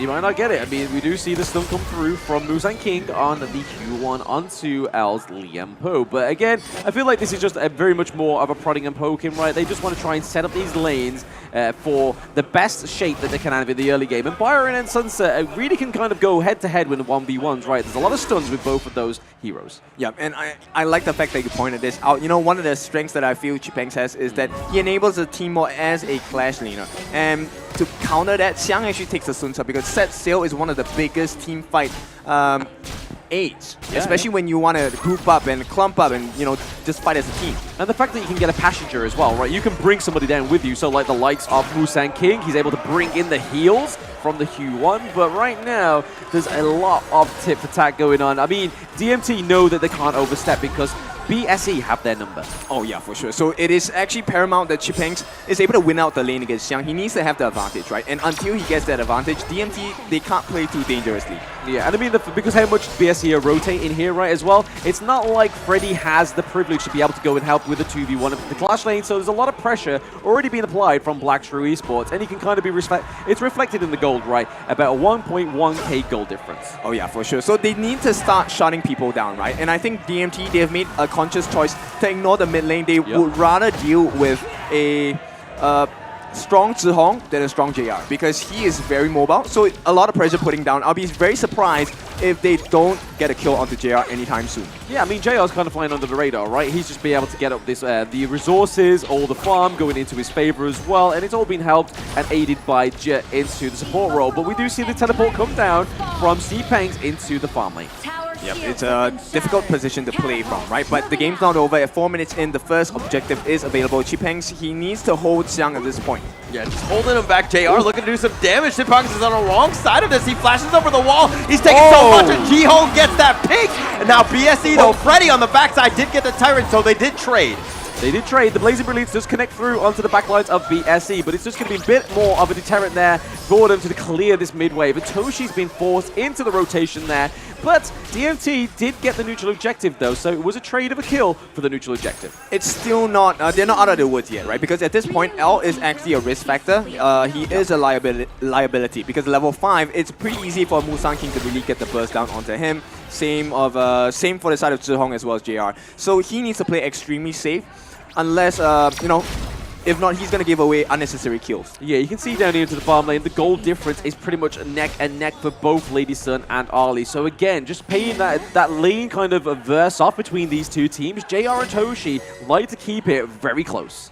And this is why I say Toshi's better, right? Because, you know, for JR, he has 2 assists, slightly ahead in gold, technically. Yeah. But right now, Toshi's actually taking the lead. Oh, the burst ram forward. He's going to do a little bit of damage. The Tremor Smash knocking him off, but there's no follow-up. L has gone too far. Toshi's looking to just run away. He's looking to fight this, but he's at half. Here comes the boat. Set sail. Get aboard. And I'm the captain now as Toshi gets blown up. Jay now on the run. He's going to be chased. Freddy does get the return kill. The Blazing Brilliance looking to do some work, but they're trying to fight this 2 versus 3. They do have the damage. Freddy gets another kill on the Musang King, but he dies in return. And now it looks like Xpeng has joined the fight. He's going to look to run. JR picking him off the force field suppression, and it looks like he's trying to fight this one, but JR gets another. He should have kept running, right? We saw that L was running down with the Liam Poe, so he should have kept running, and more than likely JR would have peeled off there, right? The force field suppression just wasn't enough. There wasn't enough rage on the Byron. I mean, he was dead, right? The moment, you know, JR had his targets locked on him, he was just a gone man. But at this point, you know, aggression will not stop from the side of BSE. I think they managed to steal away the Azure Golem as well. Tremor Smash onto Xiang. The burst ran back. The set sail is just going to be used just to zone, and it looks like they will back off at this point. Yeah, back up at this point, but let's have a little quickly cheeky look at this replay. But look, 2 passengers into the back line, taking down Toshi. That's exactly how you want to start a team fight, but we do have to give props over to Freddy, right? He gets a double kill onto Musang King as well. Okay, so good job, but you know, a pain point that is going to be very hard to not address is the fact that Toshi actually had to commit the flash, and he still died. Yeah, I mean, when you use your common skill, you want to be using it to kind of guarantee your own safety, right? But unfortunately for the side of DMT, it wasn't going to be claiming that for them. But they were able to take the T1 down into the bot lane as well for BSE. So again, they may have lost the double kill. Yes, they came out with more kills than deaths, but they did get the T1 as well. Okay, so decent efforts. Freddy tried to go in ham, but he's going to just back off. L taking a decent amount of damage. Xiang still up in front. They thinking about going in on the backside. Xpeng's doing some work, and Xiang is going to be killed. He got picked off. But at what cost though, right? You see JR going for the macro play up into the clash lane, taking another T1. This is BSE MO to a T.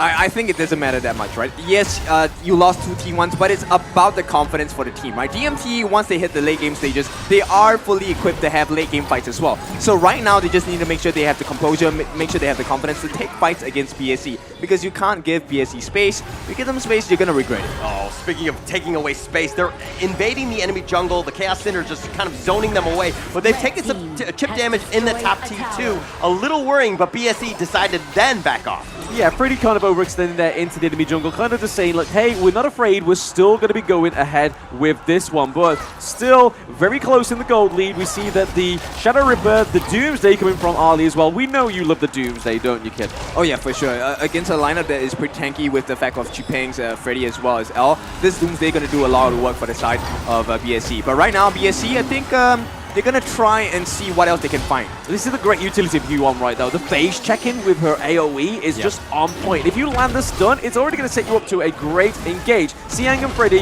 in the backline. Yeah, Freddy dashes over the wall with the extreme speed. L though, there looks like they're going to try to run away. They've been zoned away. BSE doing a good job of pushing them out. With these Vanguards pushing, it's going to be difficult for Dominator Esports here. Just a little bit more difficult, right? They do have the Overlord, so they are going to try and take this T1 into the mid lane, but they do have the Angela, so wiping down the Vanguard is an easy feat. Yeah, not going to be an easy one for him. The Unending Sorrow going to be used, just backing them off. Musang King now looks like they're going to focus on this Tyrant here. Yeah, massive advantage for the side of BSE, right? There's no way they can enter this fight. And at the same time, there's so many problems they need to fix around the map. Number one, that T1 on the top. A lot of pressure coming in from the side of BSE. So Dominator, they need to find some of the split push, get the waves back in their favor before they start taking the fights. Yeah, but speaking of favor, we just saw that the Eye of the Phoenix was built onto the Huon, right? So that HP regen is going to be so much more greater on the Huon.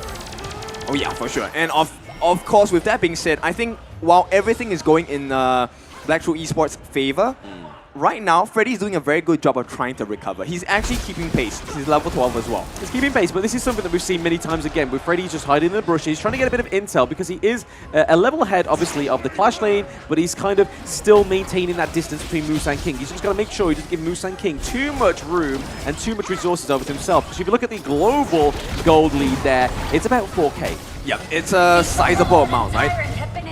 Silver Lining, they are maintaining that T1 in the mid, so that's great for them. But right now, the main problem is, even if you survive, how do you start a fight against BSE, right? You have to get rid of Zhong. The burst damage from this Garden Mo is too much to ignore.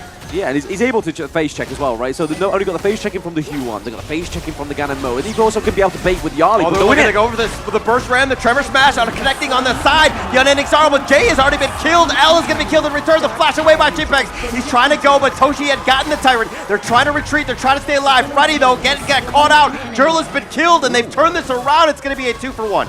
2-for-1, but they did get the crucial kill theft, right? That is onto the Shadow Tyrant. Yeah, now Freddy running for his life. He's running back and forth. Oh, what a juke! Oh, what a juke! Oh, he Freddy makes it up! survived! Wow! Using that Fog of War, and they had no idea, but he gets away with the recall, and Freddy playing with fire, but he comes out alive. Now, this is the quality we were looking for, and I think we might be in for a big one. Oh, Sepang's taking so much damage from those, the couple of blades, but it looks like BSE now looks like they want to take the Overlord instead. Yeah, I mean, that was a good... we even saw that Freddy did a dance of success, right? He was just like, hey, I made it, guys. Don't worry about me. I'm back at base. I'm going to get healed up, and we're going to go back at it again. Try and get some chinks into the armor of BSE. Yep, so small wins, but it's not big enough, right? No. Because at this point, Dominator, they still have not regained control of the map, and in fact, it is going to be a risk just face checking their side of the jungle as well. Yeah, I mean, props to Freddy, though. He is ahead of the goal of Musang King. Sorry, no, Jay got that steal on that one. Yeah, he did get the steal. He did get it. He's going for it. They're looking to go, but Simpang's taking so much damage. He's going to be killed. JR's been killed in return, though. They're going to continue on, but that Tremor Smash was on point by L, and here comes Freddy. He's looking to fight, but he looks like he's been killed, and they're looking to go. Toshi does get the pick off, and they're continuing on. It's going to be a 2-for-2 trade. Yeah, DMT really scrappy in this one, right? 2-2 as the trade goes through there. So they are meeting BSE's expectations, right? But the thing that really concerns me is the timer. It's ticking down, and we know BSE kind of activated at that 18-minute mark in the last game. Okay, this was a big fight, right? So many things happening at the same time. The more important one is that JR gets taken down by Chipeng. He actually had to reposition himself, and the surprise flash from Jill to get that Chaos in this into the Blazing Brilliance changed the whole fight for the side of Dominator. Yeah, speaking of the whole change of the fight, though, they got the T1 into the mid lane. That means they can now open up the pressure into the enemy jungle. Obviously, the Vision Sprite is now activated for the side of DMT. So trying to get the ganks maybe a little bit less of a problem here for DMT because they have the Vision Sprite. But we know that BSE can deactivate it. Oh yeah, for sure. But so right now, Toshi has a very important job. He just needs to make sure that he gets his farm up. They will be able to, stop any aggressions, even if they lose this Vision Sprite in the top lane as well. Right, Toshi, 1 level to max. He already has the Daybreaker, so there is armor pierce. All he needs now is to make sure that he has decent position in the Set fight. sail, trying to find L. They do, but he dashes away. He's going to be fine. The red buff is up. Crimson Golem, but okay, the Unending Sorrow is going to be used on the backside. Tremor smash though, but where's the follow-up burst ram? The flash away, L does survive, but Freddy looking to go in with the duel to the death, but it might have been too far. He's going to be killed. JR gets that pick. The Blazing Brilliance just zoning them away. Freddy is down for 35 seconds. They're making the same mistakes as the first time that they met, right? True. DMT, the communications is not clean. They're not making the correct calls at this point. Freddy, I'm pretty sure, did tell the team that he was going in, but everyone was still lagging behind. Yeah, that's what you don't want, right? It's like, if they all went in with Freddy, I think it would have been a lot more fruitful for DMT, but now the gold lead is still they ahead found it. The for force field DSE. suppression. Sepangs has to actually flash away. L taking so much damage. The couple blades finds him. The set sail coming in is actually going to be a little off the mark, but it doesn't really matter. They wanted the T3, but there are no minions. Yeah, there's no minions, but the set sail was there just to deter them away from trying to wipe out the minion wave. But the Blazing Brilliance does connect, taking out the minion wave into the clash lane, keeping these high ground turrets alive. I mean, this is exactly what DMT need to do right now. They're on defensive, but they need to maintain those high ground turrets. Yep, the formula for really just hanging on in this game falls to the responsibility of Jiro and Toshi. They are the two fastest wave clearers in the team, so they can't afford to die, right? But it's a very tough task to complete, because at this point, every single objective, more or less, is a soft guarantee that it's going to go into the hands of Black Shrew Esports. Yeah, soft guarantee, but you can kind of see here the difference of the neutral objectives, right? 4 to 2. So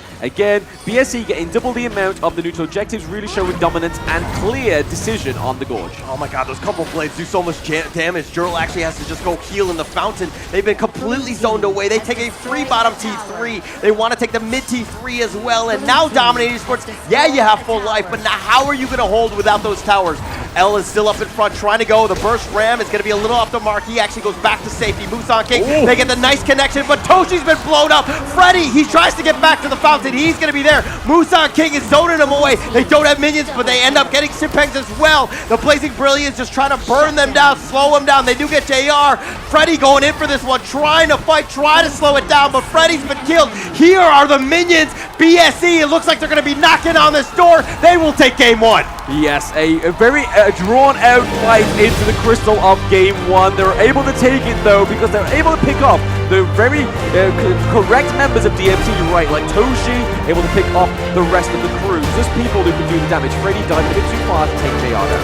Okay, so it looks like Black Shrew Esports, they are pretty much the same caliber that they left with on the first time that they met, right? Homework done, preparations done. They're looking cool as a cucumber at this point. And Dominator Esports, I just have to say, this was not a bad game, right? They were showing some of the gaps in the early game, similar to what they did when they first met BSE. Right now is, can they fortify that later part strategy, right? Can they finish the game in the 14 to 15 minute marker? Yeah, I mean, this is the thing, right? They're really kind of limit testing DMT in this one, BSER, and it really shows. And I just want to give dividends here to that MO that they really used to, right? Opening up them side lanes really gives over the farm and the gold in the jungle to BSE. But then when that T1 into the mid lane opens up, it then gets even more detrimental. But then looking over to the points of the neutral objectives as well, almost double the neutral objectives than DMT. Yeah, it just didn't seem like Dominator Esports is the team that we know. It seems like they're playing a lot in terms of emotions. It seems like they're not on the same page. They're trying to make plays that are uncharacteristic of this team.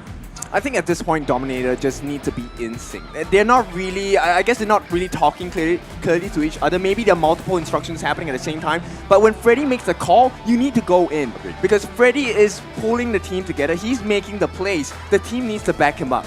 The team does need to back him up, but I feel like L was kind of always misunderstood as well. Like, it was Freddy and L always trying to take the charge, always trying to make those plays and dive into the back lane, but it just didn't actually come into fruition. Like you saw there towards like the 10-minute mark, they was lagging behind. But we're actually going to see it again in the highlights of Game 1 where BSE took 1-0.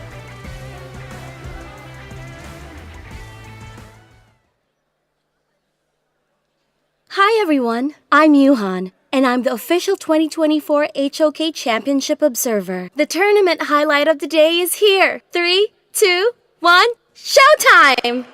Game 1 goes to the side of Black Shrew Esports, and they started simply because of one big mistake, right? So DMT, they overcommitted into this first Azure Golem invade, and it just fell downhill from there.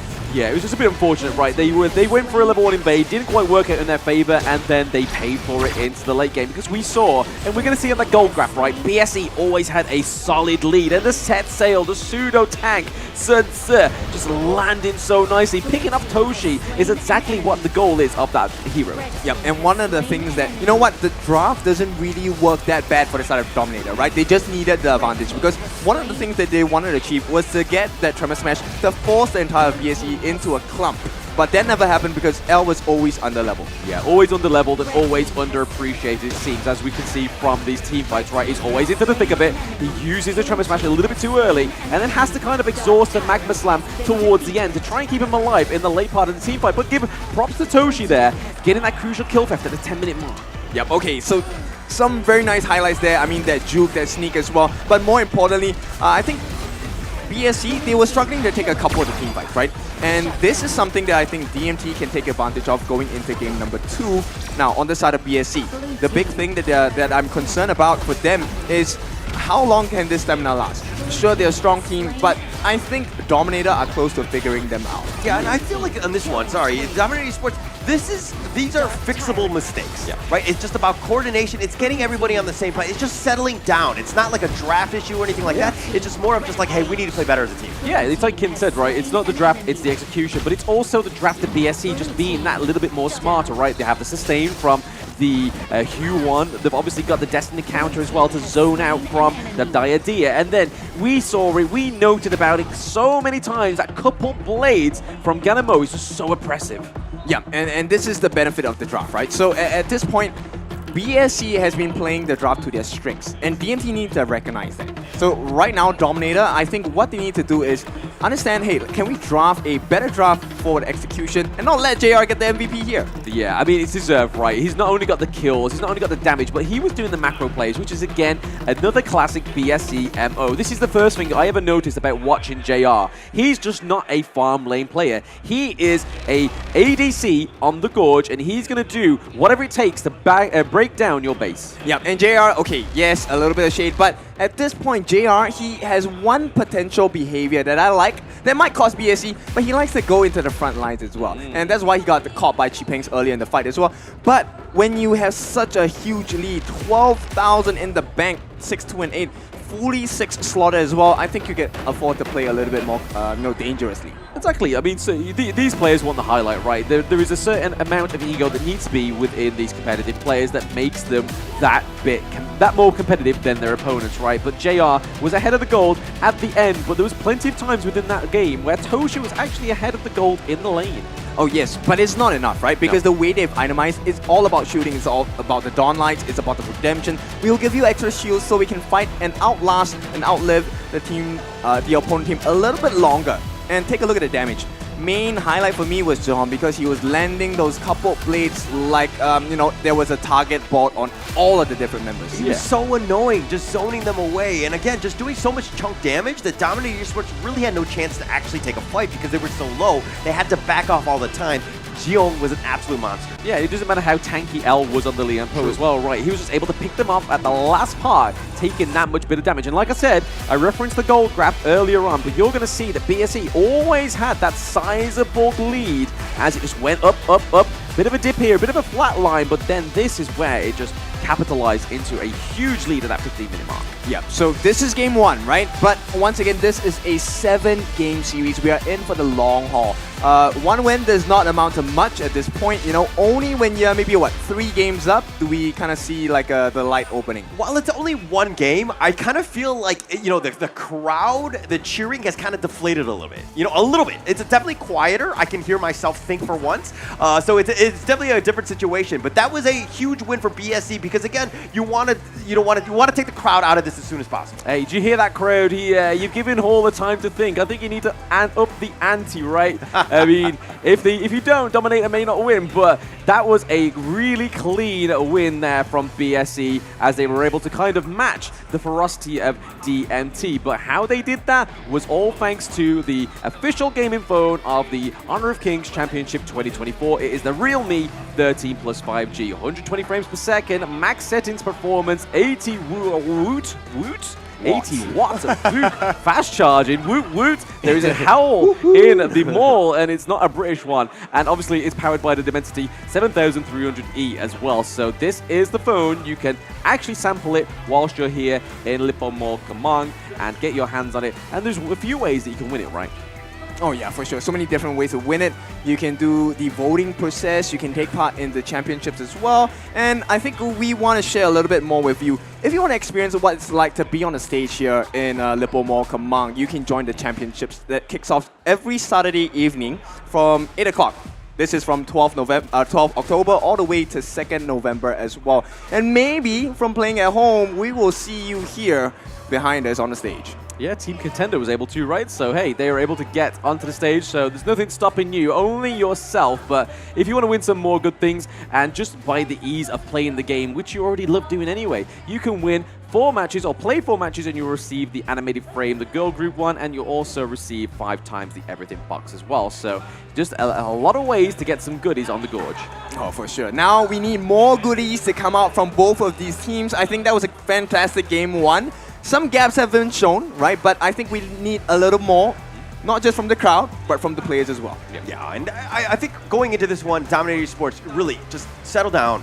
Just go together, like stick around. That early game is going to be key, setting the tone, just changing it up, because again, I think in that first game they did really struggle. They were really not on the same page. They were trying to force the issue, and I think it was like too much adrenaline for this stage. Which is why I said composure, right? Yeah. We understand, hey, this is live home grounds, we are live, their fans are cheering for you, but don't let it get into your head. You're supposed to allow it to fortify you, bolster your response, not to, make that decision for you. I feel like they were overzealous in their efforts and they got punished really hard for it. Yeah, I mean, BSE is not a team that they are used to crowds, right? They're used to basically being in a very noisy environment. Sometimes it's in their favor, like in Season 2 Invitational, and right now, it's not quite in their favor. They have a small, focused group in the crowd for the Malaysian team, but most of it is for DMT. As you can hear, that hype building up. Yeah, but it's all about the warm-up, right? You don't go into a high-intensity exercise without warming up. This may have been just a warm-up game for the side of Dominator Esports. I have high expectations of them. Let's see if they can reach it. Yeah. Again, have the better early game. Slow it down. Let your team play. You saw what BSE were doing. They were kind of more stock standard. They need an answer for this Gan and Mo, which is a problem, as well as the Muzan King Yuan. I felt like those 2 heroes are something they need to target in the draft here. Yeah, for sure. I mean, the Gan and Mo, right, I feel like it will get banned out. It may not be a prio ban, or it may actually be a prio ban onto the side of BSE. They don't want to give it over to Jill because he has performed on that hero as well. Oh yeah, for sure. And anytime someone is performing on the opponent's side, I think the first thing you should do is to knock them off of that seat, right? Don't give them the momentum. Don't give them that energy boost. You want to make life as difficult as possible for your challengers. Yes, and I mean, we see the BP there, we see the war room camera, as we go and see these teams head to head. And right now, we're just waiting to see what are going to be the prio picks and bans going into Game 2. Are Dominator going to take blue side, or are they going to stick on the red side so they can get 2 prio bans over the 1? Yep, it's important decisions, right? Right now, there's a potential of a counter pick, especially, I mean, that's why teams prefer the red side for some sides, and it looks like DMT, they will go over to the red side, right? Bans-wise, it is going to be the Dharma, it is going to be the Zhang Fei, so 2 of the signature picks coming out from DMT. L already being muted, Xipeng's muted as well, he's forced to go back into the Byron. I don't think the Byron performance was the best, it was good, but it wasn't enough. Well, like you said, it wasn't necessarily about the draft right, it was about the execution, and both of these teams are going for the same drafts again. But for those that weren't able there to catch the announcements earlier, next year this won't be the case, right? That global ban is going to really shake up the competition, and I cannot wait for that to come through, right? But right now, we are getting 3 of the same picks, 2 of the same bans, but they're giving respect to the Masashi ban, and then we see the Dominator do ban out the Angela as well. So you just take up the Organ then, right? He fulfills that task as well, being the huge tank, builds space for Toshi. And no, they feel that this Hansing on the side of Freddy is the bigger threat to the side of BSE. Bigger threat to BSE, but it's going to be the Gan and Mo switching hands this time, so DMT Jill does get the Gan and Mo. But an answer to that is definitely a lane, right? So you can focus, you can start the interaction and the encounter with the Huan, and then you can just have a lane, just dive into the back line, and you can even get Princess Frost with the zone in. I'm just going to say, I think BSE, their draft is a little bit better. It makes more sense to me as well. Right now, DMT, yes, I like the burst potential from Gun and Mo, from Lady Sun as well, but they're missing one thing, which is that range peel, that range poke as well, right? BSE, that's how they actually had the strength of their draft, which was coming from Yuhan. The Mournful Temple allows teams to be pushed back, allowing the range for this Gun and Mo to really just land a couple blades. All right, speaking of Mournful Temple, Dominator Esports just picked up the pay. Really? They're going to let Freddy kind of work his magic on this one. Is he able to do it again? Putting it out into game 2?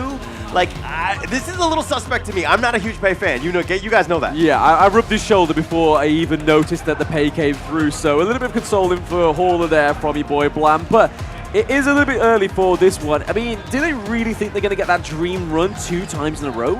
I mean, now is probably the best time to experiment, right? Okay. If you really want to try things out, the early stages of the competition is the best part, right? You don't wait until, okay, if this was game 6, game 7, yeah, I would have been questioning this decision, but hey, it's just game 2. Don't worry, guys. It is game 2, and we're getting back onto the gorge. It's DMT against BSE once more. A few changes to the draft this time around, but the crowd is going wild. Yeah, and right now, Zhe and JR are already invading. They need to make sure that they don't get this, but JR gets the first camp. Yeah, they do get the first camp, and it's already putting not a sizable gold lead in either of the favors of these teams right now. But you see the same thing happening for DMT down into the farm lane. They're able to get that camp here, but a big rotation for BSE. It is the idea. Yeah, a little bit of damage here. They're going to fight for this Spike Tail. Jay will kind of just scout it out. The Bitter Farewell doing a little bit of damage, but Toshi, it looks like it's going to reset a little bit of a skirmish in the enemy jungle of Dominator Esports. Okay, so big question now is where does the Firehawk go? If it goes in the hands of JR, this lane is a difficult one for Toshi to survive again. Yeah, it's going to be a bit of an issue, but Sipeng's Xiang in the top lane, I like this a lane pick. There's definitely ways, or you need to figure out ways to get onto the Gan and Mo and that potential Toshi Lady Soon, so he's going to be the big playmaker in this game and the player to watch. Yeah, I mean, the Magma Slam comes through there again, just L trying to just deter the actual plays from BSE, but I don't think that's going to be enough to stop them right. In game 1, it wasn't enough either.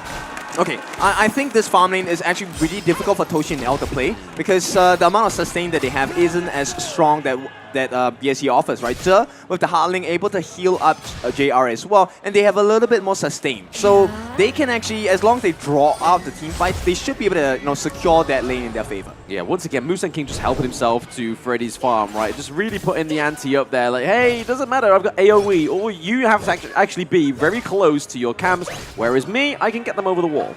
Well, which is why they're allowing Freddy to solo clear the lane, right? They need him to keep pace with the farm on the side of Musan King as well. Yeah, Xiang and Seepangs are just trying to take blows here, but I feel like in this 1v1, Byron most times out of 10 takes it, but Jet is very low. Those couple blades are hitting as hard as it was in game 1. Yeah, looks like they're going to continue to fight, looking for this pheasant here. L's going to stand up in front. Are they able to do anything? The couple blades just doing some work, trying to zone away with the Magma Slam, but the winner is here, will zone them away. Dominator Esports doing a great job of prioritizing Toshi's farm. Yeah, I mean, Xiang there is using that winter is coming is a great way, right? He's kind of just zoning the back line of DMT, not to basically say, hey, if you are going to come in, you're going to get slowed, you're going to get damaged before you even get to me.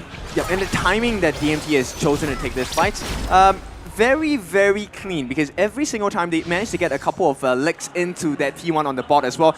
Slowly but surely, they're kind of getting that advantage in the lane at least. In the lane at least, right? In the lane at least for now. But again, anything can happen in a heartbeat within these two teams. The Moon Slash just come through and the knock-up as well. Yeah, the Storm Strike, the Force Field Suppression. He wants to have the fight with Xiang, who runs away. He's going to recall back to safety. Xipeng's dealing with that top lane. He's done a decent job of just ensuring that he does stay in the lane, which is huge for that XP. Great job by Xipeng. Yeah, DMT's kind of trying to ensure the same kind of pain that's going on into the farm lane as into the clash lane, right? They want to make sure they can kind of get some T1s earlier on, because I feel like that was a bit of their mistake in game 1. Yep, they need all this vision control, map control, because it's a two-part fight with BSE, right? First part of the fight, you have to force out so many ultimates from this side of Zhe, from the side of Musan King as well, and even Xiang, right? You want them to waste these abilities, and only the true fight only comes in the second part.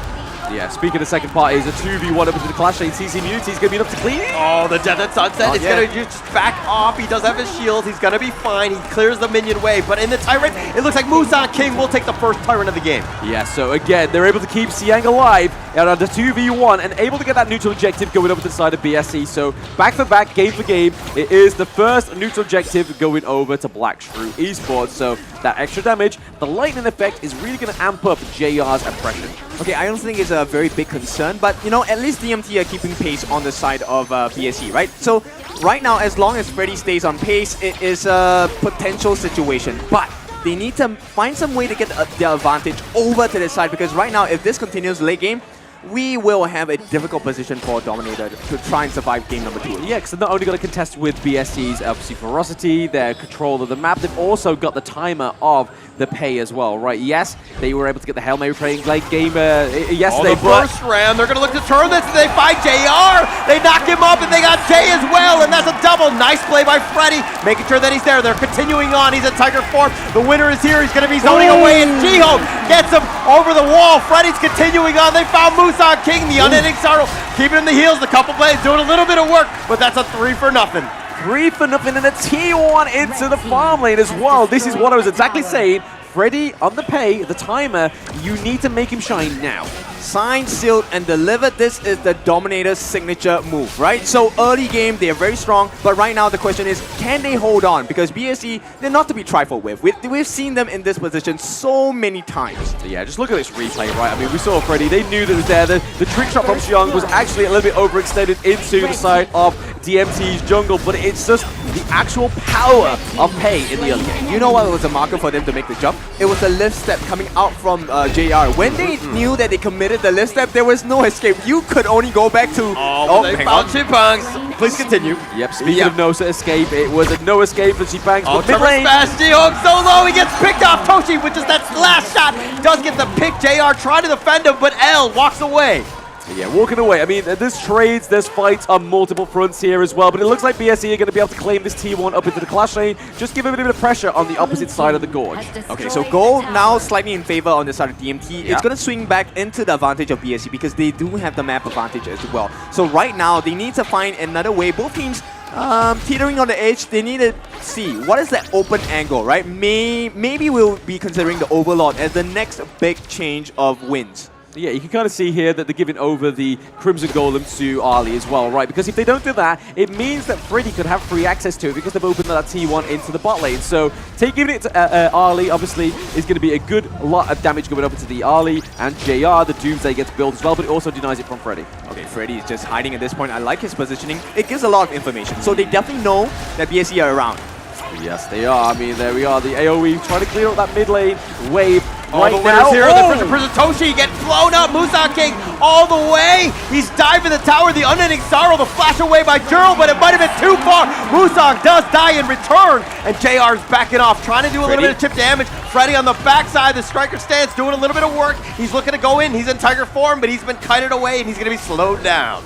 Yeah, Siang was able to kind of cut off the farm down into the bot lane as well, so trying to just relieve the pressure for himself, but it may open up this T1 into the clash lane now for the side of DMT, so equaling that pressure once more as he runs the minions, trying to do that same kind of damage into that one, but L maybe getting caught out here. Oh, the winner is here, was in a great spot, damage, doing a ton of damage. They've been pushed away, L does survive, and through it all, Siang was pushing that bottom T1, which looks like it's going down now. Yeah, it sets up this next neutral objective really nicely for BSC. Right, the Tyrant is going to be up in about 10 seconds. So once more, the gold lead is now starting to flitter over to the side of BSC. Yep, and I think at this point, you know, Dominator's MO, they're not looking to steal the objective. They want to get the kills on the BSC. I think that's their opening marker to be able to take objectives around the map. They don't really care about the Tyrant. They want to get the T1 to get the T2s as well. So I think they're perfectly comfortable with what's happening here. Freddy is going to be in charge of pushing down the lane. Yeah, Freddy going for that T1 up into the clash lane just to put more pressure onto the side of BSE as well. But you're going to see C-Bangs, he's doing a bit of proxy farm there, just trying to keep off that T2 harassment. Yep, Zhihong is going to be scouting with the Shattered Ice as well. And right now, it's going to be a stalemate, right? Whoever clears this way faster does have the potential to put some damage in. Yeah, the potential to put damage in is very much so, but L coming in from the back line there. The Trevor Smash connecting on a 3! That was a monster one, but L is going to be killed. The Death and Sunset finds Toshi. Xiang is chasing after him. Don't get that pick off. JR is going to get Simpex as well. They found Jurl though. Freddy though, he's going to be the last to survive. He's looking to fight 1 versus 4. He's going to be ganged up and he's going to be killed. JR gets the double. Make it a triple. Triple kill over to JR. That is not what they want going into almost 10-minute mark in this game 2. BSC, they need to wait for the minion wave in the mid lane to take the T2. Yeah, but this is what BSC are known for, right? So you make one mistake, we clear the team, and suddenly your base is wide open. So yeah, speaking of wide open, that T2 is now gone for sure. But this replay, right? L with the 4-man knockup, but it is the crucial crowd control from the Huon that really mitigates that engage. Yeah, but that jump by the lane, Mr. Xiang, he did so much work for the team. And once again, it's the same problem, right? DMT, the comms, they're not clear. Nobody is catching on to the catches that the teammates are making. Maybe it's because it's too loud in here, right? Maybe they can't hear. Okay, maybe that's the case. Maybe they need to go the Shin style of just no headsets and just kind of like, you know what I mean, just the telepathy. Go off the vibes. Yeah. Go off the vibes. Go off the vibes, yeah, but right now. But Freddy a little bit low. The Overlord, the Death and Sunset, looking to just go for this, but they found Freddy. They get the pick off. The Meteor Kill is going to be using some work, and Xiang is fighting them off, and he ends up getting the Shadow Overlord by Musan King. JR still up in front. L taking a decent amount of damage. Chipex is going to get back to safety, but the backside, they found Toshi, and they do get the kill. Musan King, the Unending Sorrow, they get Chipex as well. They're chasing you down. They don't have the top T2, but they watch your body, and they take you out, and they take down L. They focus their attention on this mid T3. It's a matter of time. Juro looking to hold it down, but with the base open, the winner is here, pushing it back. The Death and Sunset, they take Juro, they take the ace, and they take your base. Oh, what a painful experience that was, right? Pay was on the timer. It was at the detriment of DMT picking up that jungle pick. And the triple kill coming up to Ali, the double kill coming up to Ali was just not what they needed for JR. Yep, they have so many solutions, right? So the fact that they allowed the guarding mode is simply because they have the Arlie as well. The Maple dance doing so much work to save the team from the massive burst of damage. At the same time, Arlie is able to reposition themselves. Now, the reason why DMT they picked up this Liempo, I think is a good idea, right? You want to knock up Musan King in the air so he doesn't have time to use his ultimate as well. Very good way to catch out and force out the lift step away from JR as well. But you require the farm. They consistently lose the advantage even though they have a good early game. But this is the thing, right? Your Tremor Smash is trying to bait out the Huon, right? But really, it's Musan King that's actually going to be setting that tempo, right? So he's going to be able to say, like, hey, I'm going in with, obviously, the CC that we see with the AoE coming through to try and stun the side of DMT. And then that kind of forces L into it, which we always see. L's always just a little bit too premature into the engage, right? I mean, he can't be the initiator, the initial one. He needs to be the secondary one. Let the team fight happen, and then he kind of goes up on top with everybody grouped, and then you have everybody there to do the damage. Right now, he's going in, and yes, he's getting 3 or 4-man Tremor Smashes. He's getting in the highlight reels, but the team is not able to follow up with that damage. Yeah. It's because of Musan King, right? The Yihuan Monfu Tempo, that AoE is actually stopping them from coming in. And I think at this point, if we take a look at the highlights, you will see very clearly what's happening.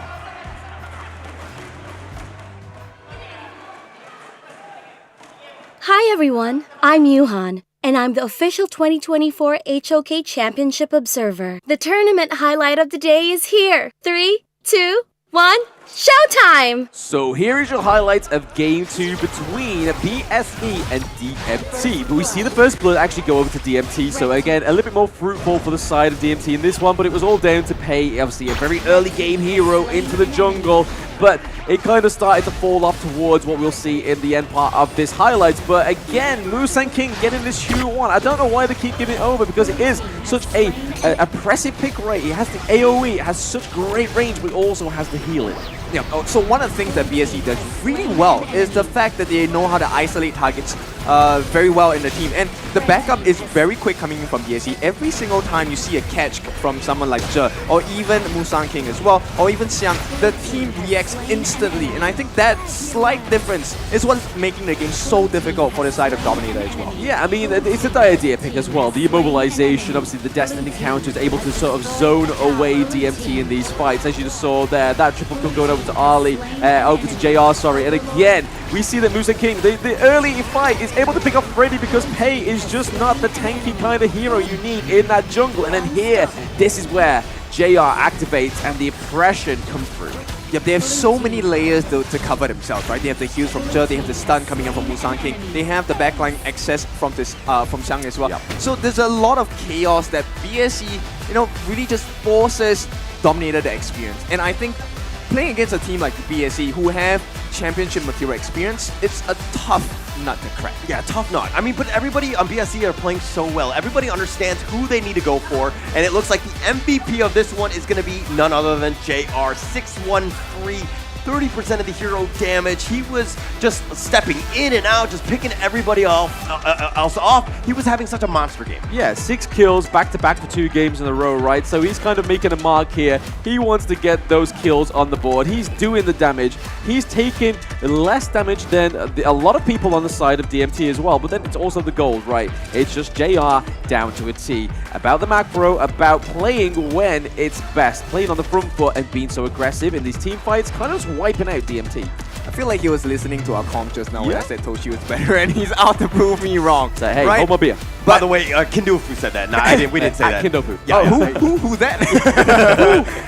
It's an owl again. It's that 80 woot charge. Yeah, but 9,000 gold going into 10 minutes. That's close to 1,000 a minute, right? And with the Doomsday, he was able to melt down so many different members on the side of DMT. Not only that, he had the Eternity Blade, Shadow Ripper as well.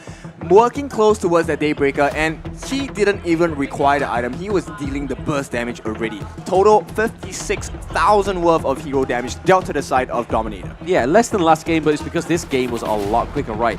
Just 49 seconds after the Shadow variants of those neutral objectives. I also want to highlight Xiang just having a monster game on the lane, because he was just, every Death at Sunset, he was so focused on finding Toshi, just making sure that he had to run away, not able to just kind of freely do damage from afar. He was constantly pressured, and he had a rough game because of that.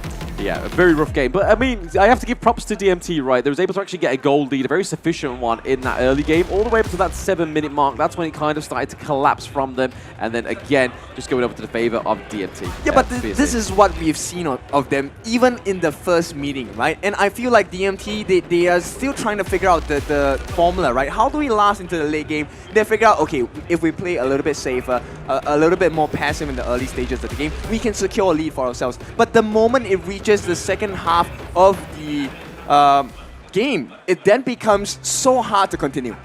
Yeah, I also kind of want to comment on the fact that, Dominator Esports had that lead, but they didn't turn it into towers, right? Yeah. That's the cementing of that lead. You push them out, and then you have space, more space to farm. Everything goes your way. They get the kills, which is great, and Dominator Esports strive on this chaos, but they're not able to convert it into, again, those towers. Correct, yeah. I mean, they started a good start, right? They got a few T1s. They were able to reciprocate on the side of BSE, but that's the kind of thing you want to stop, right? Is, yes, you're trading T1s, but you really want to be getting the positive outcomes of those T1s, of those kills, and making more of it, whereas BSE is kind of like, okay, you've taken one down into the bot lane, we're going to take one up into the clash lane. And it's just pretty much in the motion of the ocean, BSE is able to keep up with DMT's aggression, but the thing that is fueling all this aggression for these players and making the plays is the official gaming phone of the Honor of Kings Championship 2024. It is the Realme 13 Plus 5G. 120 frames per second. It is the max settings performance. It is the 80-watt super boot fast charging and then powered by the Dimensity 7300E. You can get your hands on it here at Lipomorkamang for the remainder of this tournament. Yeah, they definitely need the juice. If you need the juice in your phone, this is the phone to get. But of course, the players need juice as well, and you can help them by voting for them as well. Rate your favorite players in the championship, and you stand to win exciting game prizes as well. And right now, I think we need a little more than a miracle, because there are a couple of markers that DMT need to achieve. Now, there are certain patterns that we have recognized in the game. Number one is the timing in which fights are taken, right? And of course, with that being said, we need to take a look at the fights itself. But one of the ways you can do that is actually by subscribing to our channel. So follow Honor of Kings Global Esports channels and tag our championship participating teams in the comments, and you stand a chance to win one of these phones as well. Yes, so you do. Let's go back to the patterns. Yes. BSE likes to take fights when the minions are clashing, right? or maybe even before. So when they win a team fight, they're able to convert in the towers because now they have the no backdoor protection on the turrets. Yeah, I feel like it's back to the draft though. I mean, we did say in game 1 that it's going to be, it's not the draft, it's the execution, but I feel like the Lian Po is the weak point, right? It's just, the communication's not there. L needs the place to breathe, so maybe the Mutsu can come through. The Cannon Blast, the think inside the box, hit very differently yesterday. I think DMT need to pick up this hero. Yeah, I like the fact that you talked about the draft. I didn't want to bring it up too much, but man, that pay really underwhelming, right? Let's be completely honest. Not able to have it. I think Kindolfo was talking about the fact they need someone a little bit more tankier, somebody who's going to be up in front. Freddy not able to do Freddy things because of that, and I think that they're limiting their ability to really stick it to BSC because of this hero. Yeah, I mean, a Dune would even be working wonders, right? The ability to just cause chaos on the backlines. And like I said, timing, right? Fight before the minion waves come in. So if you win the fight, you're able to use the minion waves in your favor to convert into turrets, right? And you know, when BSC fights in such conditions and they win the fight, sure, there's no more minions. So what do? They go and invade the jungle camps. They do invade the jungle camps, yeah. I mean, I feel like we need to see something like the Doom, right? I think that is a respectable pick in this draft. And I mean, it was even open in that game too, but they decided to go for the pay as well. So, yes, they had the Lian Po, but that being complemented with the Dune, I feel like would have been a lot better. Okay, I'm going to say on the opposite side, I think the pay was fine, right? But the way in which they used that strategy was completely opposite. What they did in game 1 was what they needed to do with the pay. They didn't do that. But when they took the pay, they took a more passive approach. They didn't invade. But it was kind of like BSC were finding the ways to get back. I mean, Dominator Esports had that lead. They did a good job with it, but they didn't take advantage of the pay. They need to continue to force it out. If you want to play the pay, I get it. It's a great early game hero, but they're not playing it to pay strength. Yep, this is not enough. Pay them. Yeah, at this point, it really is a co-pay at this, because you can see Joker. Right now, he is so pumped up. I'm so glad there are no walls around him. He was already punching up in the air just now with the win on the second game as well. Now, as we head into the third game of this series, how is it going to work out for the side of BSC and how is it going to work out for the side of Dominator? Again, BSC, I don't think need to do much with their draft, right? What they need to do on the side of Dominator is either take the Huon for themselves or take it away from BSC, because Musen King on this pick, he doesn't have to do much of the legwork. He just uses his AoE, gets the stuns, is able to soak up a lot of the damage, exhaust a lot of the skills as well with the untargetable. This is the perfect moment for them to go to the Aguro pick, right? I think they're just completely be able to turn it around, but you can't give up the Yuan again. Okay, well, there are ways to kind of counter it, right? But at this point, they need to be a little bit cleaner in the execution. They need to have a different strategy, right? One of the ways you can destroy the growth of Yuan is invasion. You know, stifle the growth. Get the camps away from Yuan. She's a very fast jungler. Find someone that has the same pacing as her, or someone that's able to survive longer in teamfights as well, because it's a two-part fight. It's a two-part fight. We get the Musashi, we get the Lian Po again. Obviously, this is a bit of a repeat from game 1, right, for Freddy on his Musashi. It was better than the previous jungle of last game, right? Hey, I feel like the Musashi did a lot better for Freddy. He was able to pick up a double kill in the early game, and then we do see that Toshi gets the early for himself. But JR is like, hey, I'm going to try out. I'm going to rent the Lady Sun. Yep, and once again, I think it's a decent draft from both sides. But the execution on Dominator hasn't been the best so far. So, you know, I'm just hoping they can figure out a formula of which L is able to keep up pace, because he's always behind in levels against the Diadea, and Diadea is pretty broken in my opinion.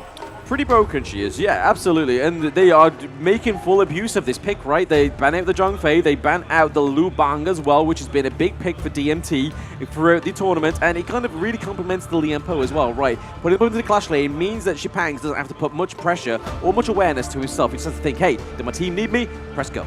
Yeah, they're going to have to figure out another initiator. I mean, you have Freddy on the Musashi. I think that's great. That's a good start to all of this. They need to kind of back up. I mean, they tried this in game 1. Didn't really have too much success. They need somebody else who could go in with Freddy as well. So they're going to be a little bit on the beefier side. You need to find ways to get onto this backline, because BSC, they're kind of on the squishier side. They're on the squishier side, but they do have the Huon, right? And they don't, like Kim was saying, they don't stunt the growth of the Huon. If they did that, then they wouldn't be as much as an issue. So maybe the level 1 invades are going to be a thing for DMT this time around. The fact they got the Lian Po, they got the Musashi again. They didn't do it in game 2, but they did it in game 1. Locking in the Princess Frost is BSC again. Okay, just a very crazy suggestion. Why not the Guan Yu? Why not the Elaine as well? I think Elaine definitely makes sense to try and catch up the backlines on the side of BSC, right? But Dominator, they will put the Angela back in the hands of Jiro. And I like this pick, Ogren. Okay, so they have a little bit of sustain. They're able to last the 2 parts of the fight. Now, the question is, how about the target prios, right? Who's going to be able to find the backlines on the side of BSC? And right now, BSC with this Mulan pick, I'm shuddering because she's going to be able to lock down so many people on the side of DMT.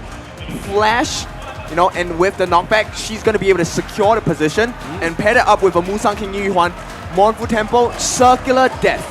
The thing is though, the last time the Mulan came out in a global competition was AG Global against KPL Dream Team. And it actually caused a lot of an upset for the side of the KPL Dream Team. It was kind of like, Xingling was like, hey, hold my beer, I'm going to go in with the Mulan. And BSC are like, hey, let's throw something into the spanner works. Let's go with the Mulan. And it's going to be a big pick here for the side of Siang's. But I know everybody's excited for the Ogren pick, but I'm not sharing that level of excitement because Pangs knows that their team doesn't have much of a front line. They only have the Liam Po, and he needs to get in onto that team fight. I mean, but you're looking at the team fight when the initiation will happen. Pangs will be up front, will be that initial guy taking up a lot. You want to be that focal point, and then Freddy and L can kind of combo on top of you. They have the potential for really good team fights. Yeah, we see a rotate here from Jill as well, right? Trying to put a bit of pressure on into the early part of this game in the farm lane. Okay, so one-on-one, I think the game is going to start trickling down here based on what's happening in the farm lane as well. So the 3-man pressure coming in from the side of Dominator, they need to make this work.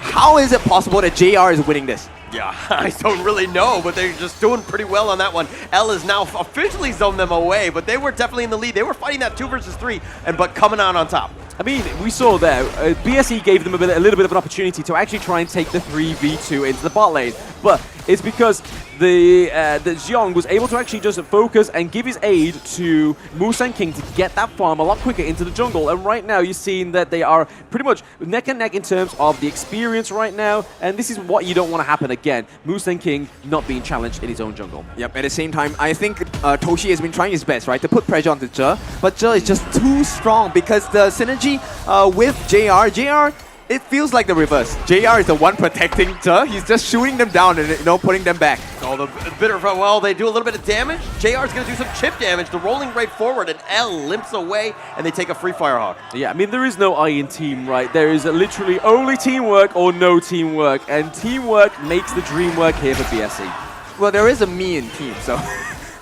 Well, okay, I'm gonna see how this is gonna work out for the side of BSE, right? Because once again, they are starting on the offensive, and there's no answer from DMT.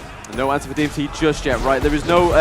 we haven't seen an invade from the mid lane since that early game. They do have him locked up. L taking so much, he flashes away. Toshi, ooh, barely lifts us back to safety, but BSE putting the pressure on. Yes, applying the pressure and applying it thick, and that's what they got to do, right, for BSE to kind of just make sure that they're able to sustain this early game. They don't want DMT showing anything that may throw them off. Yeah, DMT, they have their work cut out for them because right now BSE, there's so many forms of control.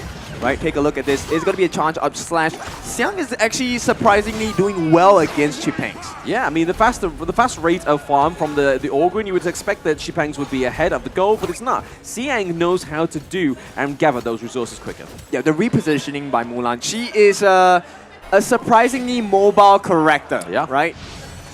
Yeah, I mean, it's another one of those heroes that just kind of need a lot of love and a lot of skill, just like the Mayim, right? And we already know that Siang has a great Mayim playstyle. Oh, the Candle Blazer Brilliance doing some work. Jiyoung, barely it survives with that Heart Link. The winner is here, trying to cover the retreat. Musang King on the side, they found Toshi, they get first blood. The Unending Sorrow, he's going to be backing up, but they get L as well, and that's a double kill. What a great rotation by Musang King. I don't think they're listening to Coach Kin. We said they needed to stop Musang King on the Hue 1, and it's not the case. Yep, and L is now completely muted. Musang King is level 7. Anytime Musang King touches L, if Musang King is present in a fight, L becomes instantly useless. JR already has a 2-level advantage, and when you are behind against a farm lane such as a Lady Sun, you're not in for a fun time at all. Not in for the fun time at all. And I mean, this is the staple part that a lot of these teams mention, right? You want to get something done before the 4 minutes, so it actually really sets up a solid team fight at this Tyrant, and they're able to take it so much easier, knowing that Mustang King's just taken a double kill as well. Yep, at this point of time, I think Freddy as well as Chipangs, they have to play. They have to make some miracle play of some sort, because I have no idea how they're supposed to enter into the backlines of BSE, get the fight in their favor, and survive the stuns coming in from Zhihong, survive the stuns coming in from Mushan as well. And all in all, while that is happening, JR is rolling around the ground, shooting you with all the bullets in the world. Yeah, and he's helping himself to Mustang King's jungle as well, right? Because he's ahead of the goal. He's like, hey, you can take this rotation, this little bit of buffet for now, just to get you a little bit further ahead of Toshi. And he is level 7 to his level 6. He's now level 8 as well. He just hit level 8, and Toshi's still at level 6. Yep, it's a tough situation. They're going to try again. They're going to try the burst around the Trevor Smash, knocking him up. The Unending Sorrow mitigating most of this one. Jihong sitting in the damage, but it looks like they want to turn this. The rolling right by board. They get a Sitpangs. Musan King with yet another, make it a double. And they want to go for more. The Blazing Brilliance, but Gerald J goes in, not scared, gets that pick off, and it looks like a 3-for-0 and this mid T1. 3-0 for BSE at 5 minutes and a T1 in the mid lane. This is not what DMT should be doing. Yeah, but look at the timing of BSE fights, right? They always time it to a T, because when they win the team fight, there's a wave of minions marching in. They can get the turrets and all the trades that are coming in. BSE super rich, 5,000 gold ahead. 5,000 gold ahead. They take the T1 up into the Clash lane as well. There's a bit of fight here. Maybe just brewing up just to try and sort of mitigate this wave into the mid lane. They try again for the Clash lane. Yep, and right now, a level 10 Musan King, he has eyes on everyone. Nobody's safe from this pressure. And with the combination of Jer jumping in and getting the immobilization as well, it's really hard for DMT to play, because it's so disruptive going in against the likes of BSE. And this is not even a full lineup. No, not even a full lineup, right? They're able to take these fights so well. The Moonline is actually throwing a lot of works in the tracks, right? Yep, they're doing a ton of damage. I mean, Siang actually has a huge level differential against Chipangs. Chipangs has just hit level 8, so he's going to be 1 level behind. But Siang has created that. They've got the mid T2. They're forcing it down in BSE with a huge lead at this point. Yeah, no kills going over to DMT. And again, like you were saying there, a whole 6k gold lead as well. Yep, and if it was tough to kill off this Musan King, it's going to be even tougher now. Eye of the Phoenix already in the kit of Musan King. They're going to try again. Maybe? Nope. Oh, not sure who got that one, but Freddy's looking to just run away at this point. It looks like Toshi does have the red. Musan King's got his blue, but they're continuing forward. The burst ram to safety by L. Chipangs in a world of hurt. That's a terrible spot, but the Conductor of Souls keeping him alive just for a second, but he goes down. A bad positioning. The rest of the team was not there to back you up. It's a wrong call again. Yeah. Wrong call again. There's just no... I don't know what's going on with Dominator, but they don't seem as clean as yesterday. Whether it's just the fear of BSE that have already struck it into them with that 3-1 defeat, but they are not doing anything to actually catch off BSE. I think it's pretty clear the fatigue is showing, right? I mean, they probably have not had a lot of rest here, and BSE, they're taking full advantage of this. I mean, that's why you got to win all your games. I mean, when you have the winter record finals, you will move on. But the Blazing Brilliance just on top trying to clear the minions, but not enough. The bottom T3 has been taken out. They do a little bit of damage onto Musan King, who shrugs this one off. They focus their attention now on the mid T3, the last one standing, but they don't have minions. Very dominant game here from BSE for now. 8 turrets, 1 neutral objective. And already DMT have no control over the map. This is getting very shaky and a very quick game. Yeah, L now getting focused in a bad spot. The flash away. The winner is here. He's trying to stay alive, not able to Tremor Smash the safety. He's been picked off. BSE sieging your base. The base is open with that T3 mid about to be taken out. The minions are slowly starting to run, and there's a reason why this is one of the best teams in the world, because of how much control they have. They're going to look to go in for this one final push. The Blazing Brilliance, the winner is here trying to contend. It's 4 versus 5, but Freddy, not enough. Chipangs is going to be down for the count. Siang does die in return. It looks like Freddy does finally fall in the end. Toshi's been killed. Jurl and L looking to go for this one, but a double kill by JR. The base again is being knocked down. BSE are looking to take this with game 3.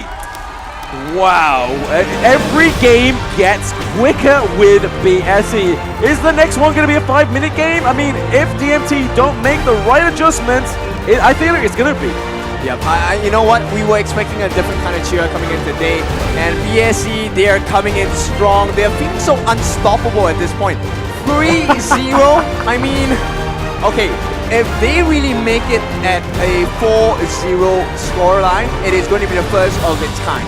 I mean, you're looking at these player camps, right? Black Shrew Esports are not showing any kind of pressure. They are literally calm, cool as a cucumber. I mean, they're just controlling the game, right? Yeah. They're playing BSE style. Dominator Esports are kind of like, they're almost like panicking. They're not playing the way that we've seen Dominator Esports. They have not done a good job in that early game, kind of converting into that mid. Yeah, I think end of the day, it is a mixture of fatigue, a mixture of stress, a mixture of just unable to find that synergy with the teammates, right? The comms have not been clean at all. You could see so many things happening at the same time. Sheepangs, I felt that was a great position for a good catch as well. He had the depth precipice, he had the path of passing ready for the team. Conductor, so it's in the middle of 4 different people on the side of BSE, but nobody else was willing to dive in as well. Yeah, nobody else. I mean, they need to exhaust this Liempo, right? This Liempo is not doing what L wanted to do. Again, I thought we was going to see the Mode 2 come through and just give a little bit of breathing space for L. Try and set up some of those team fights, but still, they are committing to the Liempo and it's not working. I mean, it seems like the Zhangfei ban has really kind of thrown this team off. They really don't know where to put L. They've kind of gone back to the well 3 times with Liempo. Not great results, but the biggest issue, in my opinion, is the Yuan. I think you have to ban it at this point. Okay, I will give you my opinions on what could be a replacement for the Liempo, but I think we have to take a look at the highlights because this game has been too clean from the side of BSC. Let's take a look.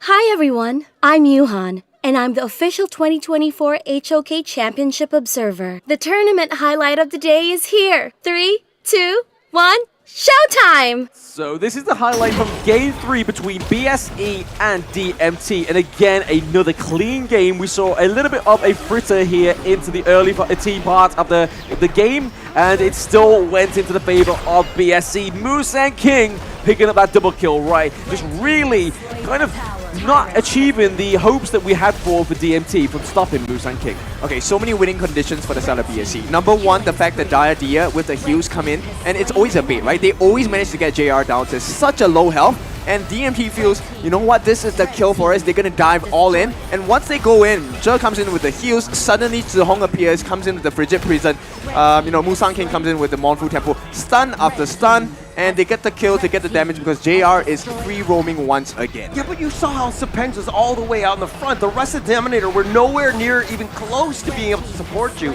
You were just in a bad spot. What are you trying to do? I know you have Conductor of Souls. You think you have a chance, but that's a bad spot to be in. Yep, and if that's not tough enough, take a look at the damage that Xiang was taking here. CC immune, he was soaking so much. I was so surprised he did not, even get down to half his health. I mean, he did die at the end, but it took so much effort. Yeah, I mean, it's all down to the optimization, right? Taking away that fatal damage for the Mulan. But if BSE can do this with a fresh new pick, being super duper fast in that Game 3, I don't know what's in store for Game 4 for DMT, but whatever it is, it needs to start in the BP, right? Okay, right now I really feel, a bit of pity for this side of the production because every single player is MVP worthy. Right, yeah, so who are we going to pick? My personal choice, I like Zhe a lot. His gameplay on his Dia has been phenomenal. Yes, phenomenal, but who is it going to be? Maybe Musan King? Of course, it's the King. The King himself, 5-0 and 6. The double kills coming left, right, and center, really just toppling that early game because this was the thing we were saying in the draft. DMT need to focus Musan King. They need to just kind of deter him out of his own jungle, take him out of his comfort zone, but they don't want to take the King out of his castle. I mean, it's definitely this Yuhan. You have to just take it away. I mean, Musan King has so many heroes that you need to worry about. Yep. But the Yuhan, it's a whole playstyle, it's a trap. Everything about it is just so restricting for Dominator Esports. They can't get anything going because of the fact that he's always in the front sustaining all that damage. Yeah, soaking all the damage. And I mean, it's not going to stop him there, but like, players like Dao, players like Musan King, they absolutely thrive on this Yuan. And if you want to have any chance of winning, you need to ban it out. I even think that taking like the Dharma, so rather than banning the Dharma, banning the Yuan could actually be a lot more fruitful for DMT. I think it's going to be a lot of problems, right? One of the things I want to highlight for the side of Joe is the fact of his itemization, the Crimson Shadow into the Radiance. You know, for some games, you feel like, hey, maybe this lineup isn't as tanky. You would have gone for Redemption. He actually went for the Crimson Shadow instead into Radiance. So they were so confident about winning the fights, he said, I'm not going to provide you with shields, I'm going to provide you with the slows, and we'll get the kills. And boy, they did get so many. I mean, they just got everything. Yeah. They got all the kills, they got everything, all the neutrals, everything that you could really want for. I mean, Dominator Esports, I felt like this draft was a little bit better, but again, the Lian Po, a little underwhelming, really not able to find his groove. L has kind of had a bit of a rough start in these first 3 games, but going into this one, I think that, you know, checking out this gold draft, it was pretty much all BSE. So yeah, all BSE, but I want to go and visit back on that point of the Orgrin up into Clash Lane. You were very excited for it, kid. I was not, because I've seen it on Blacklist, I've seen it now on DMT. I don't think the Orgrin, without the likes of maybe like a Dune or a Kaiser, as well as the Lianpo or even the Zhongfei, you need to have another solid front line. So you're able to kind of be like, hey, I'm focusing my Clash Lane, I'm going to get my items up, and then I can help you into these team fights. But without that, you're having to be driven away from your Clash Lane. Okay, so let me provide what I think is a decent solution in exchange for the Lianpo. Why not try the Guiguzi? Yeah. Right? Wow. Guiguzi, hidden hand. Okay, you have the lower defenses on physical defense, magical defense as well. Very, very strong early game. And if you commit the flash with the enemies, it provides the same value you're expecting of a Lianpo, but even faster, right? Time it, hiding in the bush, flash, catch, entire team comes in, you have reduced defenses, you get more damage in, you get a burst. And that's what Dominator need, right? They need that instant flash of death. Yeah, they do. I mean, it's all well and good saying, obviously, the Guaigutsu, but it's all if they are like comfortable with playing it, right? That's going to be the key. Yes, they really don't. I am. Yeah, get Kid on stage. He's going to play the Guaigutsu for you. Get in there, get in there. Yeah, I have the jersey. I'm coming on. He's going to rip off his shirt. He's like, hey, I'm ready. I'm born for this moment. Going to get one of them stickers, put it on his head. It'll be fine. But no, it's going to be all down to this draft, right? And I mean, DMT, they've come so far to try and take a 4-0 defeat from BSE. It doesn't make sense, right? There has to be something cooking for this team. Yeah, I mean, they have to go back to the drawing board. They need to change things up. The strategy has not worked. It's been very similar thus far. They've tried 3 times now. They have not been able to crack that armor yet. They haven't figured out BSE. We were talking about Agudo strat. Do they have any answers for that? Well, they don't have any answers for any of their drafts at this point. It's been very, it's a bit of a struggle for them. Yeah, that's true, right? So now they need to take some time to figure out how do we find all the different solutions and even it out, because there's so many problems they have to deal. They have to deal with the problem of BSE, and they have to fix their own problems at home as well for the side of Dominator. So, I mean, if they want this back, they have to make things work. It is their home ground. This is the one chance to prove themselves. They've already made it all the way here to the grand finals. They just have that one last push. Yep, one shot, one opportunity. DMT sees everything they ever wanted right in front of them. They need to do something in this game 4 draft. See you after the break.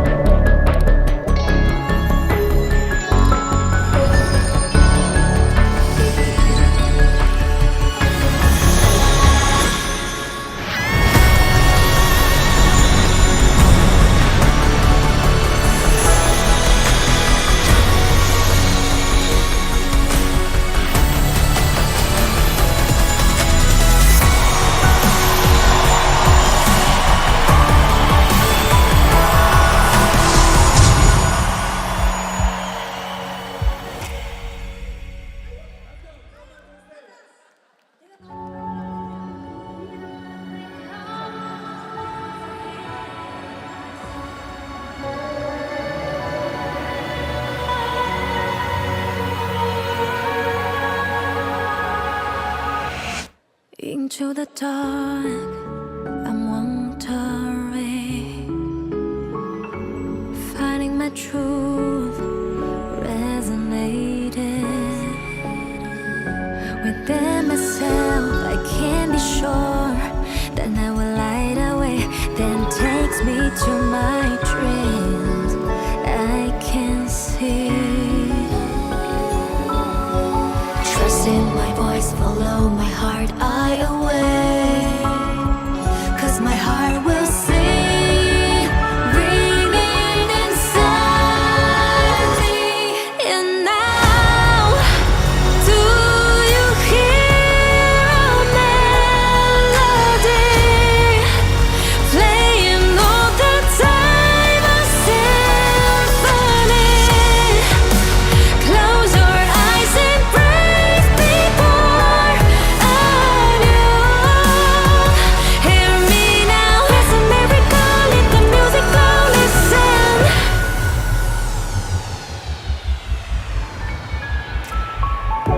No matter what happened, it's alright. There is a healing in my song. When you're losing hope, don't stop. We try, we try, we try, we try again. The rhythm vibrations were inspired away, protecting from cold and confusion. Every note passing by will make you stronger and stronger now. Do you hear a melody playing all the time, a symphony? Close your eyes and breathe before I knew. Hear me now, it's a miracle. Let the music flow, listen.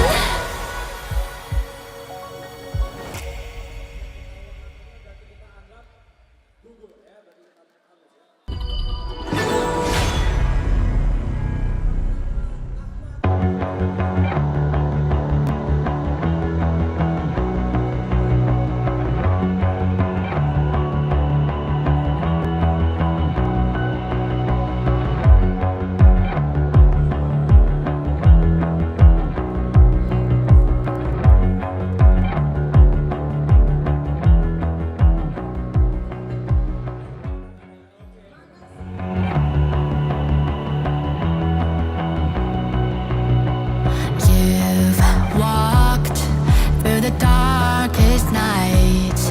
You've heard the crowd, felt the blinding light. You were standing there when your heart comes alive. It's a dream of a hat, and it never dies. Right here, right now, give it all, get it out. Never a surrender, I fight and never fail. I am a contender, a challenge I can feel. The smallest lies become the brightest enemies, relentlessly. And even if you fall, you gave it everything to be a king.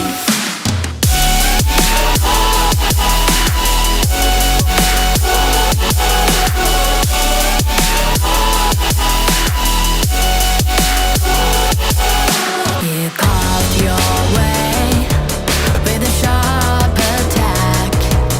You watched it all burn, and you never looked back.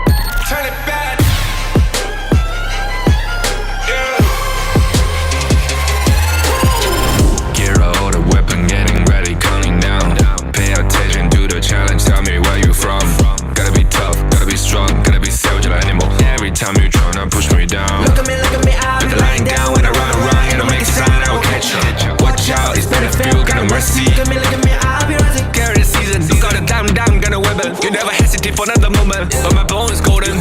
I'm invincible, just let him know. I can show you all the glory I own. To the drunk, go find a way to the palace. I'm waiting here. Go, live and rock and we go. It ain't a river, tiny bag. Storm is coming, tired of your cold. It's my kingdom, fire going up. We the kings, it's our honor, showtime.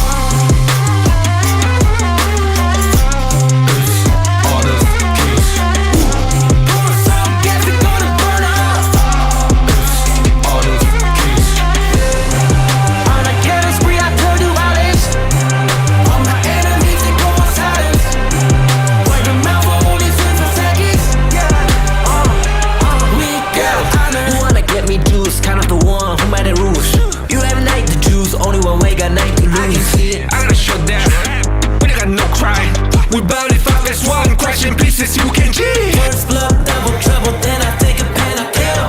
All you do is sweat and look at me still victory. Say. I've triggered my soul down. For my pace. We the champions, screaming, I'm invincible. Just let them know, I can show you all the glory I own. To the drunk, go find a way to the palace. I'm waiting here. Go, live and rock and we go. It ain't a river, tiny bag. Storm is coming, tired of your cold. It's my kingdom, fire growing up. We the kings, it's our honor, showtime.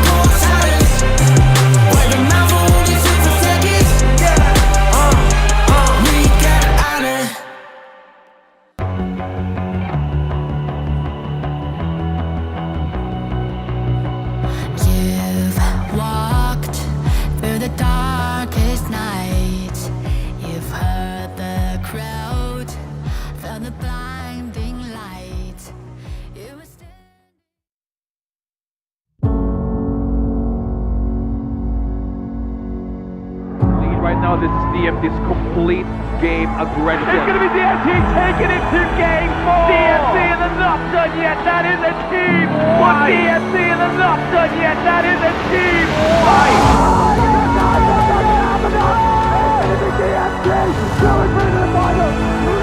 This is not a last change.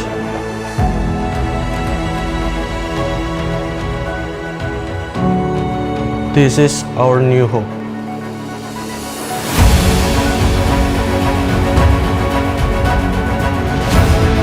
Whatever happens next.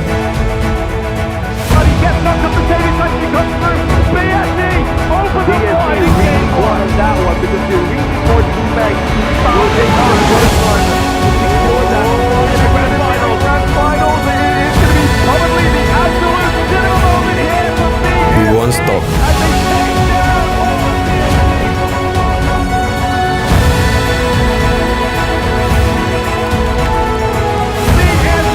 as they take down. Welcome to the grand final. DMT going through to the final. Rebound, baby. We fight for honor.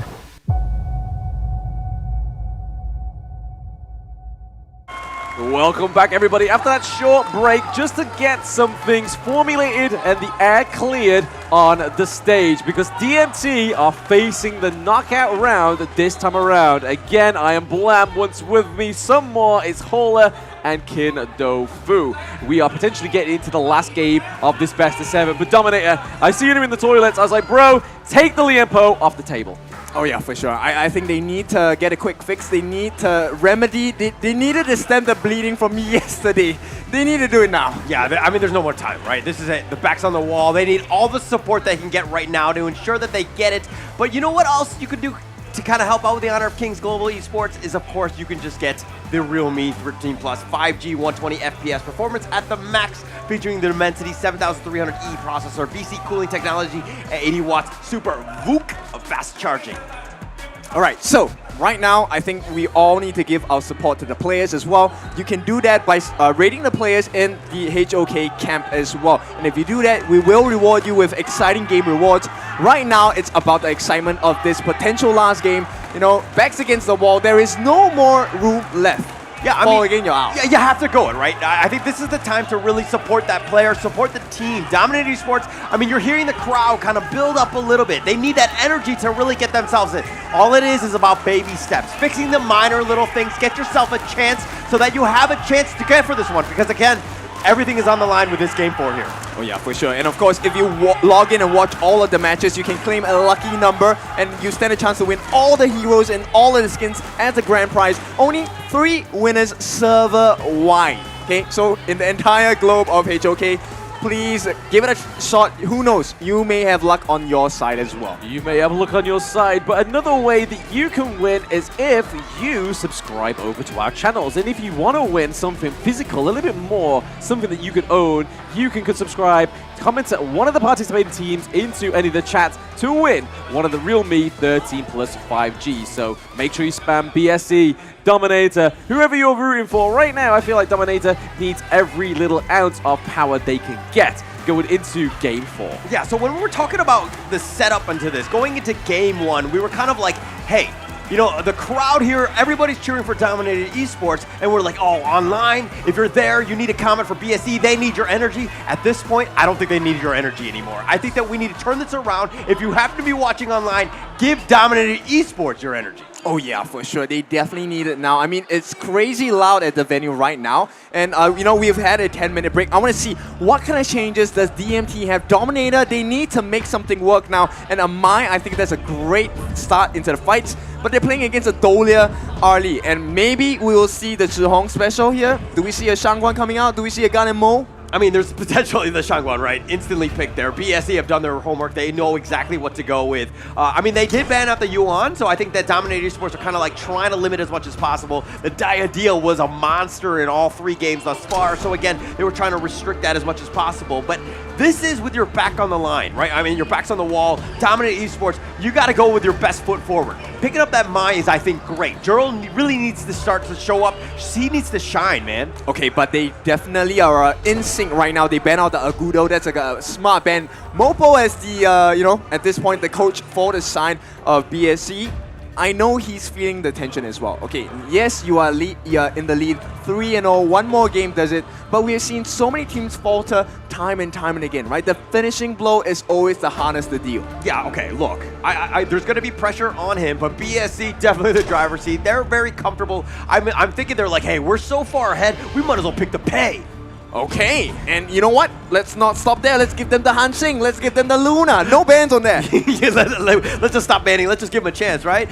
No, but all jokes aside, of course they're going to go in with this. And of course, Xiang picking up the Mayin here. He's an absolute beast on this hero. He's such a playmaker. They're setting themselves up for finishing this game now. They do not want to go to a Game 5. Okay. Finally. They give them more over to L. He has had a superstar performance yesterday. I want to see more of this. And the Hansing goes back. The Freddy special. Yeah. And we also get the All Grand as well, right? So this is technically classed as the All Grand Finals. Wow. I like that you went there, but at the same time, this is the best draft, best performing draft for both teams. Yeah, you know, no, I like this. I mean, they're playing to their strengths. They've changed it up. That break was good for both of these teams, getting themselves an opportunity. I think Dominator Esports, they really thought hard. They've changed it up. They've shaken it up. They're like, hey, Freddy on the handshake, you got to work. Let's make it happen. Everybody's on their best heroes, especially with this Jurl Mai. All right, so let's step in. This is the potential final game. BSE looking to kill off their enemies, and Dominator looking to prove that they deserve to stay in this competition and lift that trophy. This is going to be it, of course. Game 4, everything is on the line here. BSE looking to close it out, going up against this monster lineup. This is the Dominator Esports lineup that we've been wanting to watch, again, for 3 games now, and it hasn't really happened. Yep, Freddy gets the first steal of the game here. At the same time, the nice rotation by Joe, making sure no invasions are coming in for the side of BSE. Good start. Yeah, very good start. And this is what Dominator Esports wants to do. They want to be aggressive. They need to take whatever they can as much as possible. They need to limit as much farm from Musang King. Let him slow it down, right? Jihong on the Shangguan is going to have a monster game regardless. He's going to find farm, but they're going to funnel most of it to the Ogren. They need to be careful with that. Yep, and L, at this point, he needs to put up the best performance of his life. because without it, DMT might struggle against the absolute tank and burst damage coming in. Yeah, I believe in L. I believe in his Cannon Blast. I think that they're going to be game-changing, being able to change things up, especially with Musang King, Path of Passing kind of being up in front. If they're able to lock him down and let Chipangs and Freddy kind of go in and just start bashing people out while you know you have the damage in Jurl and Toshi, you're going to be fine. So they set themselves up for success with this draft here. Yep, I can't emphasize enough. For both teams, first blood is going to be really important. Oh yes, the knock up the launch onto Xiang. It's Freddy getting the first blood for DMT. Setting it up, that was perfect, right? And again, you were talking about L on the moats. Instant impact already. He's hitting that Cannon Blast, setting it up for Freddy, who really needs that farm to get that first blood. That's going to be a great start for them. Yep, and DMT, they need to start kicking up that gear, right? Make it faster, make the rotations faster, get the kills as well, get the lead, and maintain it. Like, to be honest, I'm kind of thinking BSC, their playstyle is, you know, just live. Okay, the 2v1 is not going to go to fruition for Xiang. Freddy's Hanshin has activated. Yeah, activated. 2 kills already. What a great start for DMT. This is the way you want to do it. Now, they need to put pressure on that top T1. They've done that. They've done a good job. Now they're looking to invade. You got to cement this lead.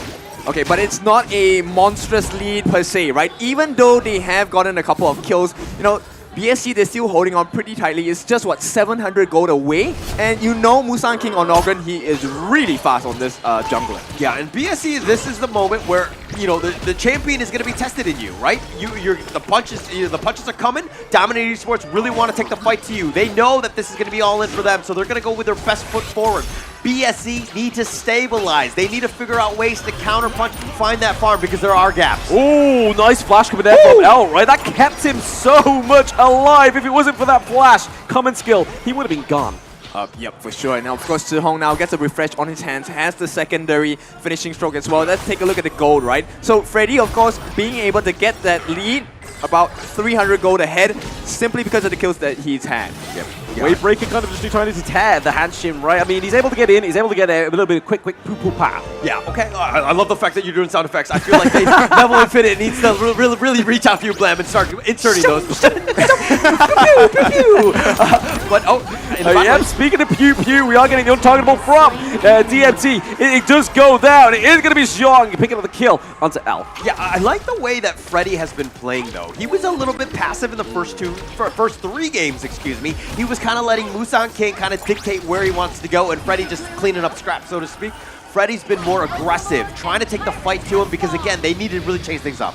Yeah, but he's not playing fast enough, right? Right now, Musang King is keeping pace. Look at that. He's already very tanky. First objective, probably going to go into the hands of BSE. And right now, DMT, they need to put that foot on the gas pedal because once they let go, BSE are going to just walk all over them. And this is where we're talking about how BSE are able to find those gaps. You know, Dominator Esports had that lead. They got those, 2 early leads, or two early kills, excuse me, but they didn't really actually just kind of compound it into other attacks. But in the mid lane, yeah, speaking of compounding, we did see the knock up there from Byron, but it's going to be met by Musang King. The king of fruits becomes the king of souls.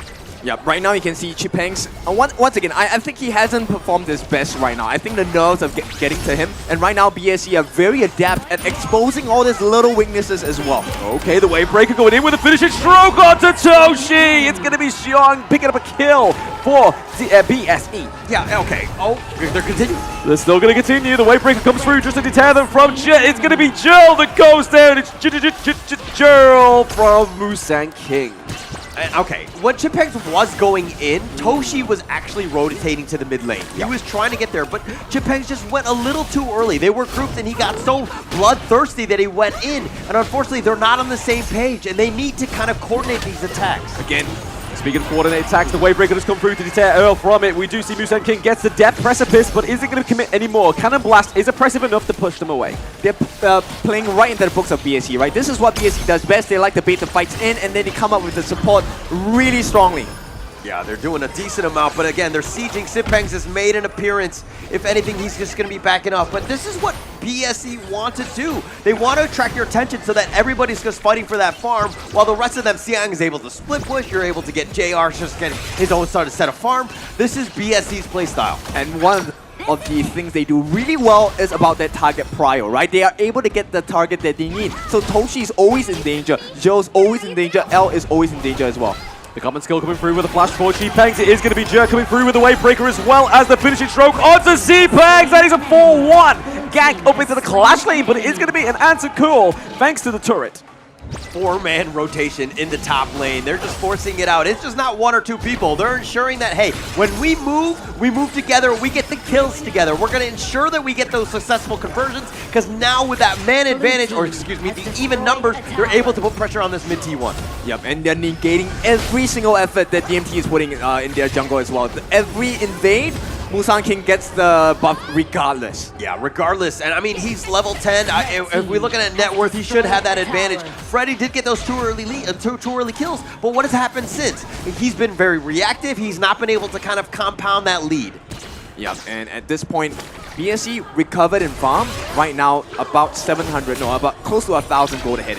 Yeah, this is a bad situation. I mean, you do not want to see this if you're Dominator Esports, but it looks like Freddy's looking to go in. Freddy getting the CC immunity from that ultimate. He's just kind of trying to bait as much skills as possible, right? With the wave breaker, stuff like the Ode has already been placed down, but BSC know how to play these team fights. Yeah, there's decent damage coming in from the side of Dominator, right? Coming from L as well, but they're not controlling the map, and once again, they're falling prey. BSC, this is their strength. Look at the amount of pressure, especially when you have someone like Arlie. JR is going to be melting this towers really quickly. Yeah, look at that Maple Dance just avoiding most. Oh, okay, the Caduceus comes through as well as Freddy. That is going to be a pick up a kill. The think inside the box, the signature move for L comes through for DMT. That is a 4-3-0 trade.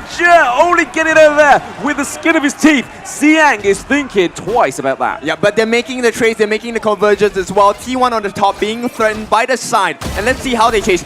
Over and over again, they overlap the skills, and time again, Freddy jumps in and out. This is why he's so good on this Hansing. The ability to go in at the correct time, get the knockup, allow the team to find that secondary move as well. Yeah, but that's speaking of knockups though, we do see Siang's a lot of bit of lost for words, and again, Freddy getting the kill for the side of DMT. Freddy looking pretty low, the finishing stroke doesn't connect. Yeah, but the setup was so good. L has been night and day. He really needed that break. Maybe he took a little bit of a power nap because he's hitting his cannon blast. That think inside the box was so good, setting it up for the rest of your team to just rack it up. Freddy needs help in the sense that he needs the lockdown because he's going to bring the damage. He's 5-0-1. Oh yeah, that's a big one. At the same time, they took Radiance. They want to fight, and this is what I love about Dominator. They never shy away from the fight. This time, they take a good fight. They know how to execute the fight properly. The stun's coming in. Freddy, once again, putting a lot of pressure on the side lanes. This is exactly what Dominator need to do. Yeah, JR, basically they want to make sure that JR is scared. He's not just free farming, just able to just kind of go in. Freddy needs to kind of pretend like he's going in, but L... Oh, speaking of going in, they do take L off in the early part of the team fight, which could be trouble here. We could see another finishing stroke. The force field suppression does come through to save She-Pangs. Yeah, but Freddy's still pushing up, right? So they're surviving that initial aggression. As long as they don't have a losing trade, it should be fine for the side of DMT. Yeah, but look at this pressure into the mid lane. They take the mid T1. Looking like they're going to focus their attention now on this Tyrant, which will be the 10-minute one. So they have a little bit of a gap. They focus their attention now on the bottom T2, forcing this one out. Chiphex, all he can do is watch right now. And towers are going down, but he's creating space for Freddy in the top lane. Yep, so level 13, that's a good advantage, right? But right now, Freddy needs to convert that into team fights. They need to make sure that they're able to pincer in the side of BSC. BSC, on the other hand, as long as they survive, once Zhe is still alive, that Celestial Melody is going to be so potent against the likes of DMT. Yeah, definitely going to need that space that Freddy's providing. He's got the speed to go in, and now he's going to be here with this Shadow Tyrant. This is going to be the 10-minute mark at this point. And with Siang making a rotation in, it looks like there's going to be a bit of a skirmish with this 5-on-5 Tyrant fight here. Oh, it is, right? And I think one thing I noticed about Dominator is they actually thrive off of poke compositions, right? As long as L can shoot from afar, Toshi can shoot from afar, Joe can shoot from afar, they generally stay safe and they understand when to enter the fight as well. Yeah, and L, again, just fishing, just throwing out those cannon blasts, seeing what he can connect. If anything, it's provided vision, but look at Jurl. Jurl, Freddy, all on the bottom. They're making their way around. They know that this fight is going to happen, but they want to go for it. Yeah, the impressive wave breaker does actually deter the side of DMT from it, but he may force a reset here. Freddy gets the kill onto Jung as well. That's currently a 1-0 trade, 1-1 trade for Jill as well. Toshi goes down. That is unfortunate for the side of DMT. She-Pangs gets a death precipice. Double kill for the King of Fruits, Musang King. I mean, Musan King is Musan King for a reason, right? On this Augur, an absolute monster. It looked like it was going to be a little bit rough, but again, BSE finding ways to get in, and how do you deal with this Musan King? It's one thing for him to be stunned, but then you have to burst him. He's got Conductor of Souls. He has so much sustain. It's so difficult to deal with him. The king of bait, right? Get too close, we're gonna come looking for your backlines as well. Freddy, this will be big if you can get the steal. If he gets steal, it could be a big upset, but it's not. It's JR cleaning up that Shadow Tyrant. Yeah, Musan King, though, is a little bit low, so if anything, they've kind of scared him away. But Freddy looking to fight 1 versus 3. Yeah, 1 versus 3. I mean, he's bringing him into L, so we could get the pick inside the box, but Freddy goes down as well. They take down Siang, so 1 for 1 for Toshi, so putting the resources in the right place. Yeah, but not onto Freddy. He's your pretty much your carry. He needs to stay alive. He's giving your team a lifeblood.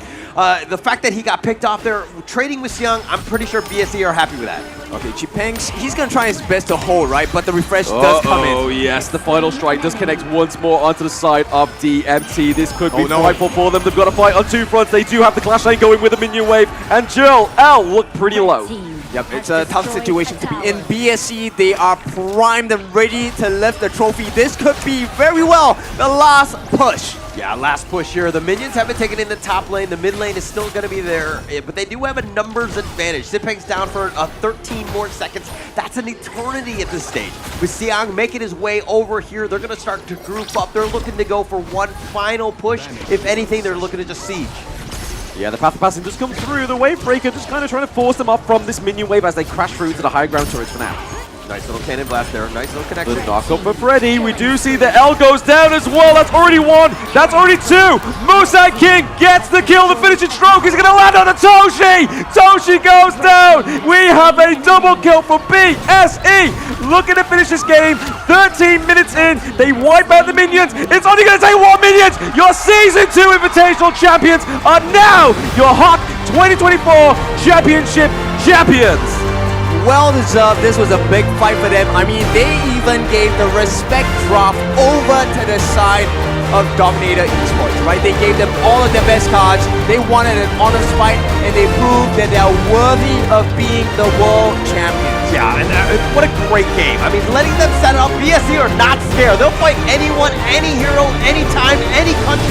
They will be bringing it to you. Yeah, I mean, they won the Season 2, right? They take the hit of 2nd place in EWC. This is where they really wanted to prove it, and to the detriment of DMT, only changing the draft at the last game. What was that about? I mean, at this point, I think it's just super deserving, right, for the side of BSE. I have no qualms about them winning. They have been so dominant. I think there were very few gaps that BSE had. Yeah, for sure. I mean, they were the favorites for a reason. It wasn't going to be, any other different unless some other team were able to knock them out. It was a very interesting ride. So yeah, we are going to give it over to the host to see what the winning words for BSE, your champions of 2024 Hawk Championship, over to the host. Casters, we got our champions here, Black Shrew Esports! Alright, we want to interview and invite the winning team. Please come to the stage. Black Shrew Esports! The whole crew. But also, I think it was a good game. We give so much respect. Give your hands up also to Dominator Esports. What a great game. A huge respect. Sebuah perjuangan tentunya semua pemain dan memberikan yang terbaik. Sekali kita berikan tepuk tangan untuk Dominator Esports. They give their best to fight.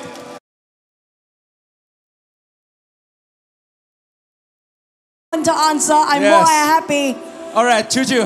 We're gonna starting off the first question here. Yes, Who want to ask? You want?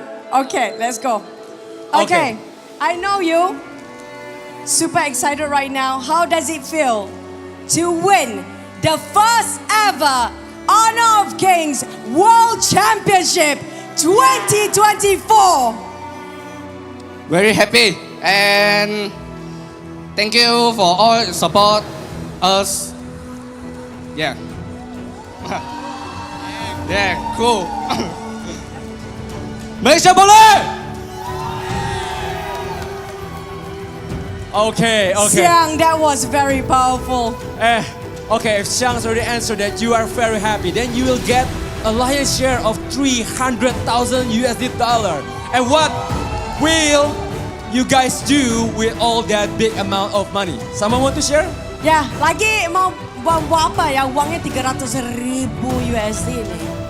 I think 我要问你，来，我过来，没关系，不好意思 ，Coach， 来，我过来一下。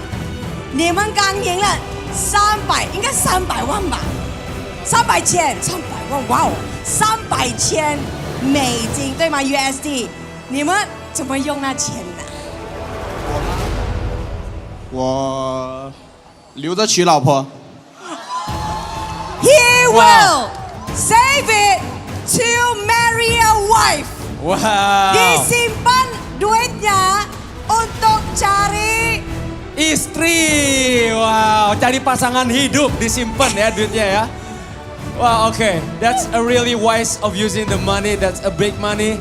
Okay, Chuchu, that's already the winning, the happy, you already want to share.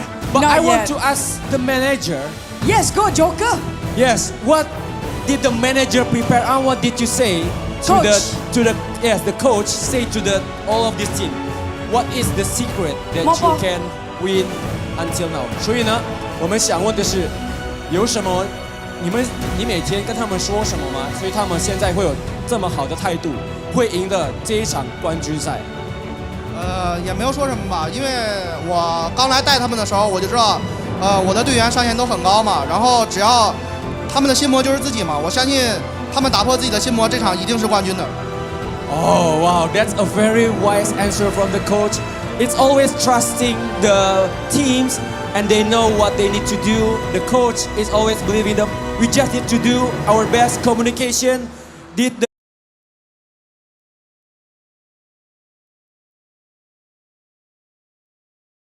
Last but not least, anything to say all your fans out there?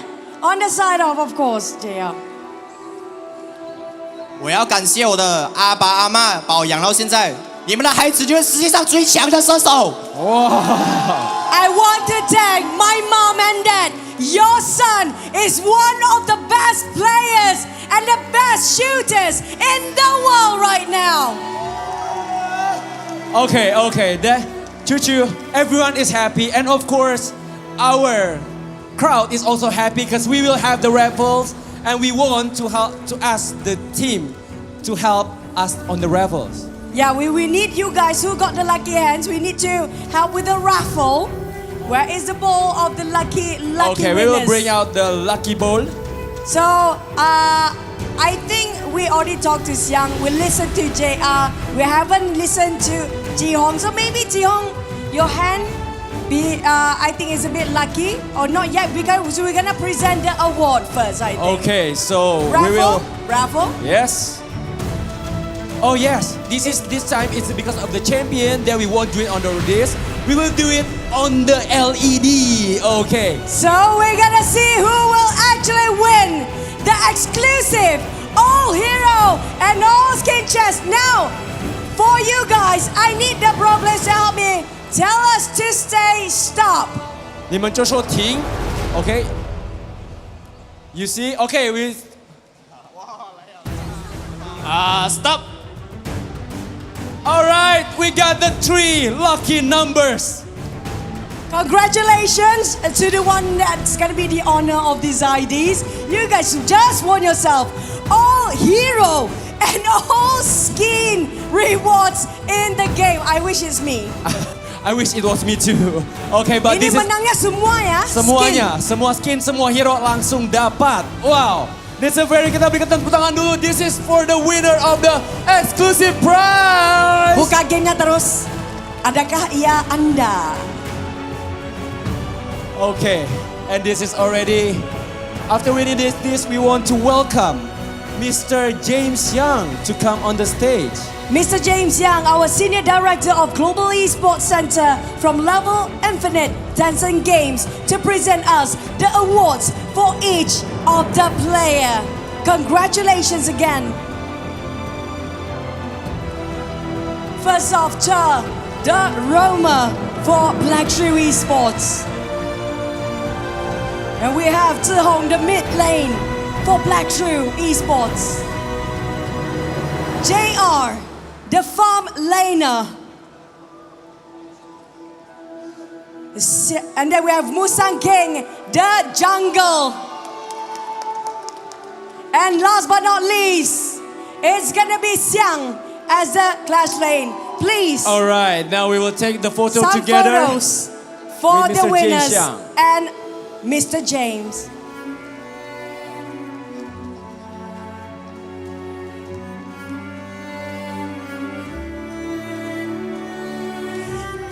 Thank you so much, Mr. James Young, for presenting us with the award. Congratulations again to Black Shrew Esports. But hold your position. Next up, we Yes. have another title to award to give Yes, to. It will be the finals MVP. The most valuable player in this, and we will see Who do you think will be the FMVP?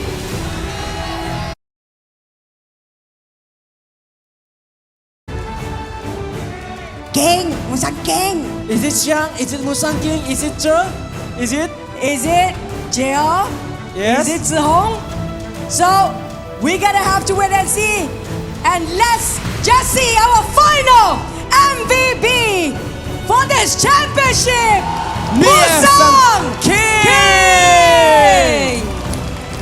And now we want to welcome Mr. Rex to come on the stage to give up this finals MVP medal to the Musang King. The finals MVP is a player that has made significant contribution to the teams and get the championship trophy with their plays, decision making, and leadership that what brought the team to survive and win their crucial team fight and ultimately being the champions. Wow, the jungler with the leadership, they bring out the best for the team. Thank you so much, Mr. Rex Wang. Next, we're gonna hand the gift, which we will give it to the honors to Mr. Shrew. Please welcome to the stage. Mr. Shrew is a global VP of marketing Realme. Selamat datang gitu. Musang King, Please accept. another gift for you from Another Mr. award. Shrew. 不够熟 Photo session.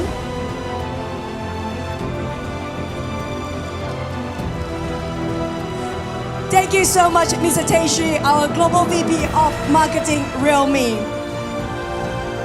Now, on the side of Musang King, I will sit next to you now. Sorry. Do you have anything to say to all your family, friends, comrades, audience that is supporting you to get this FMVP? 感谢你们的到来，还有今天，我觉得最应该感谢的还是我的队友，是他们成就了我们。 Wow, that was a very wise answer from Musang King. They Thank say, you so much thank for you. all the support, and also, of course, for the whole team that been giving so much support. It's not just his, it's his team as well. Congratulations, our FMVP, Musang King!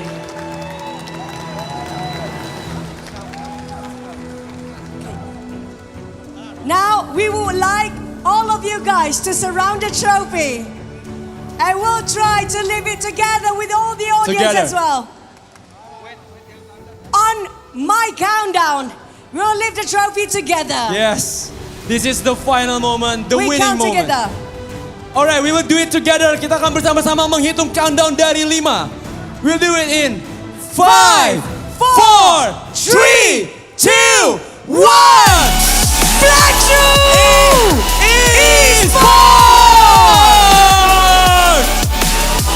Congratulations for winning the 2024 Honor of Kings Championship!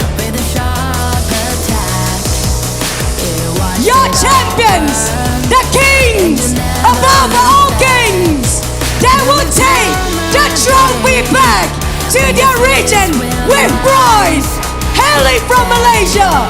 Black Shrew Esports!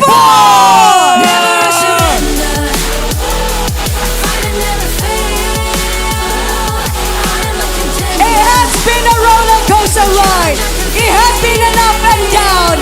We've finally reached our peak of championship in the 2024 Honor of Kings Championship.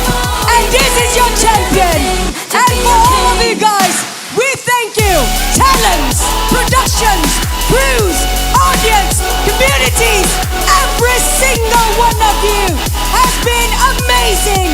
And this is your tournament as well. And this is me, Chuchu, and my partner. And I'm Darius Lin. Kita ucapkan terima kasih untuk semua penonton dari Lipo Mokama, seluruh caster, seluruh team dan kru. And we will see you on the next championship. I'm Darius Lin and see you on the next event. Good night, everybody. Never dies, never a surrender. Fight and never fail. I am a contender. A challenge I can feel.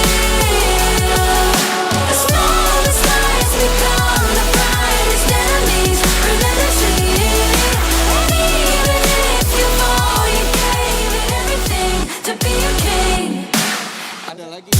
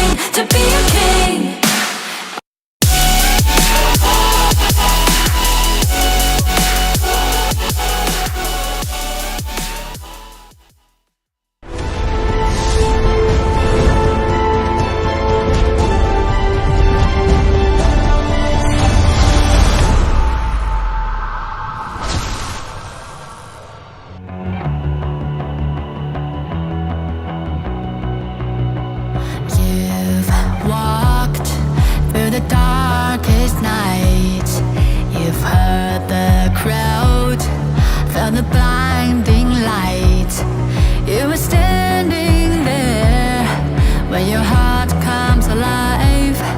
It's a dream I've had, and it never dies. Right here, right now, give it all, get it out. Never a surrender, I fight and never fail. I am a contender, a challenge I can feel. The smallest lies become the brightest enemies, relentlessly. And even if you fall, you gave it everything to be a king.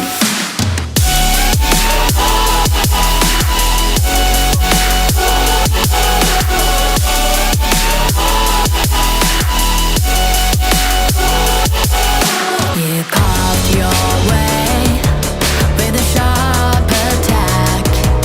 You watched it all burn, and you never looked back.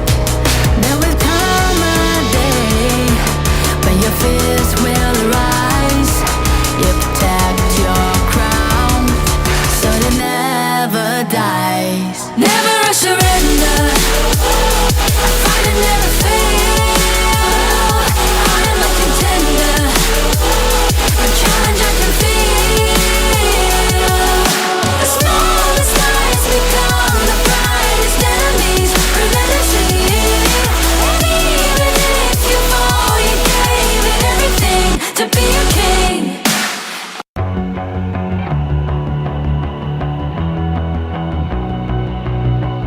You've walked through the darkest nights. You've heard the crowd, felt the blinding light. You were standing there when your heart comes alive. It's a dream I've had, and it never dies. Right here, right now, give it all, get it out. Never a surrender, I fight and never fail. I am a contender, a challenge I can feel. The smallest lies become the brightest enemies, relentlessly. And even if you fall, you gave it everything to be a king.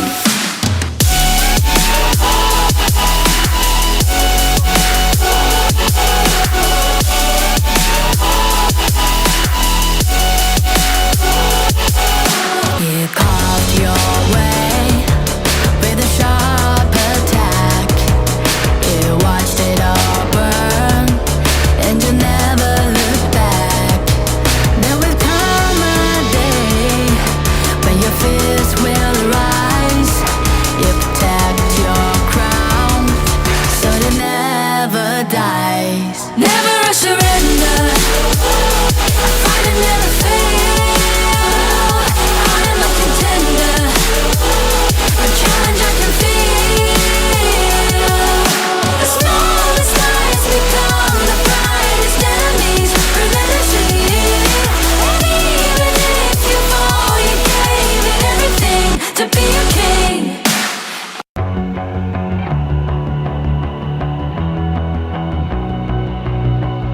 You've walked through the darkest nights. You've heard the crowd, felt the blinding light. You were standing there when your heart comes alive. It's a dream I've had, and it never dies. Right here, right now, give it all, get it out. Never a surrender, I fight and never fail. I am a contender, a challenge I can feel. The smallest lies become the brightest enemies, relentlessly. And even if you fall, you gave it everything to be a king.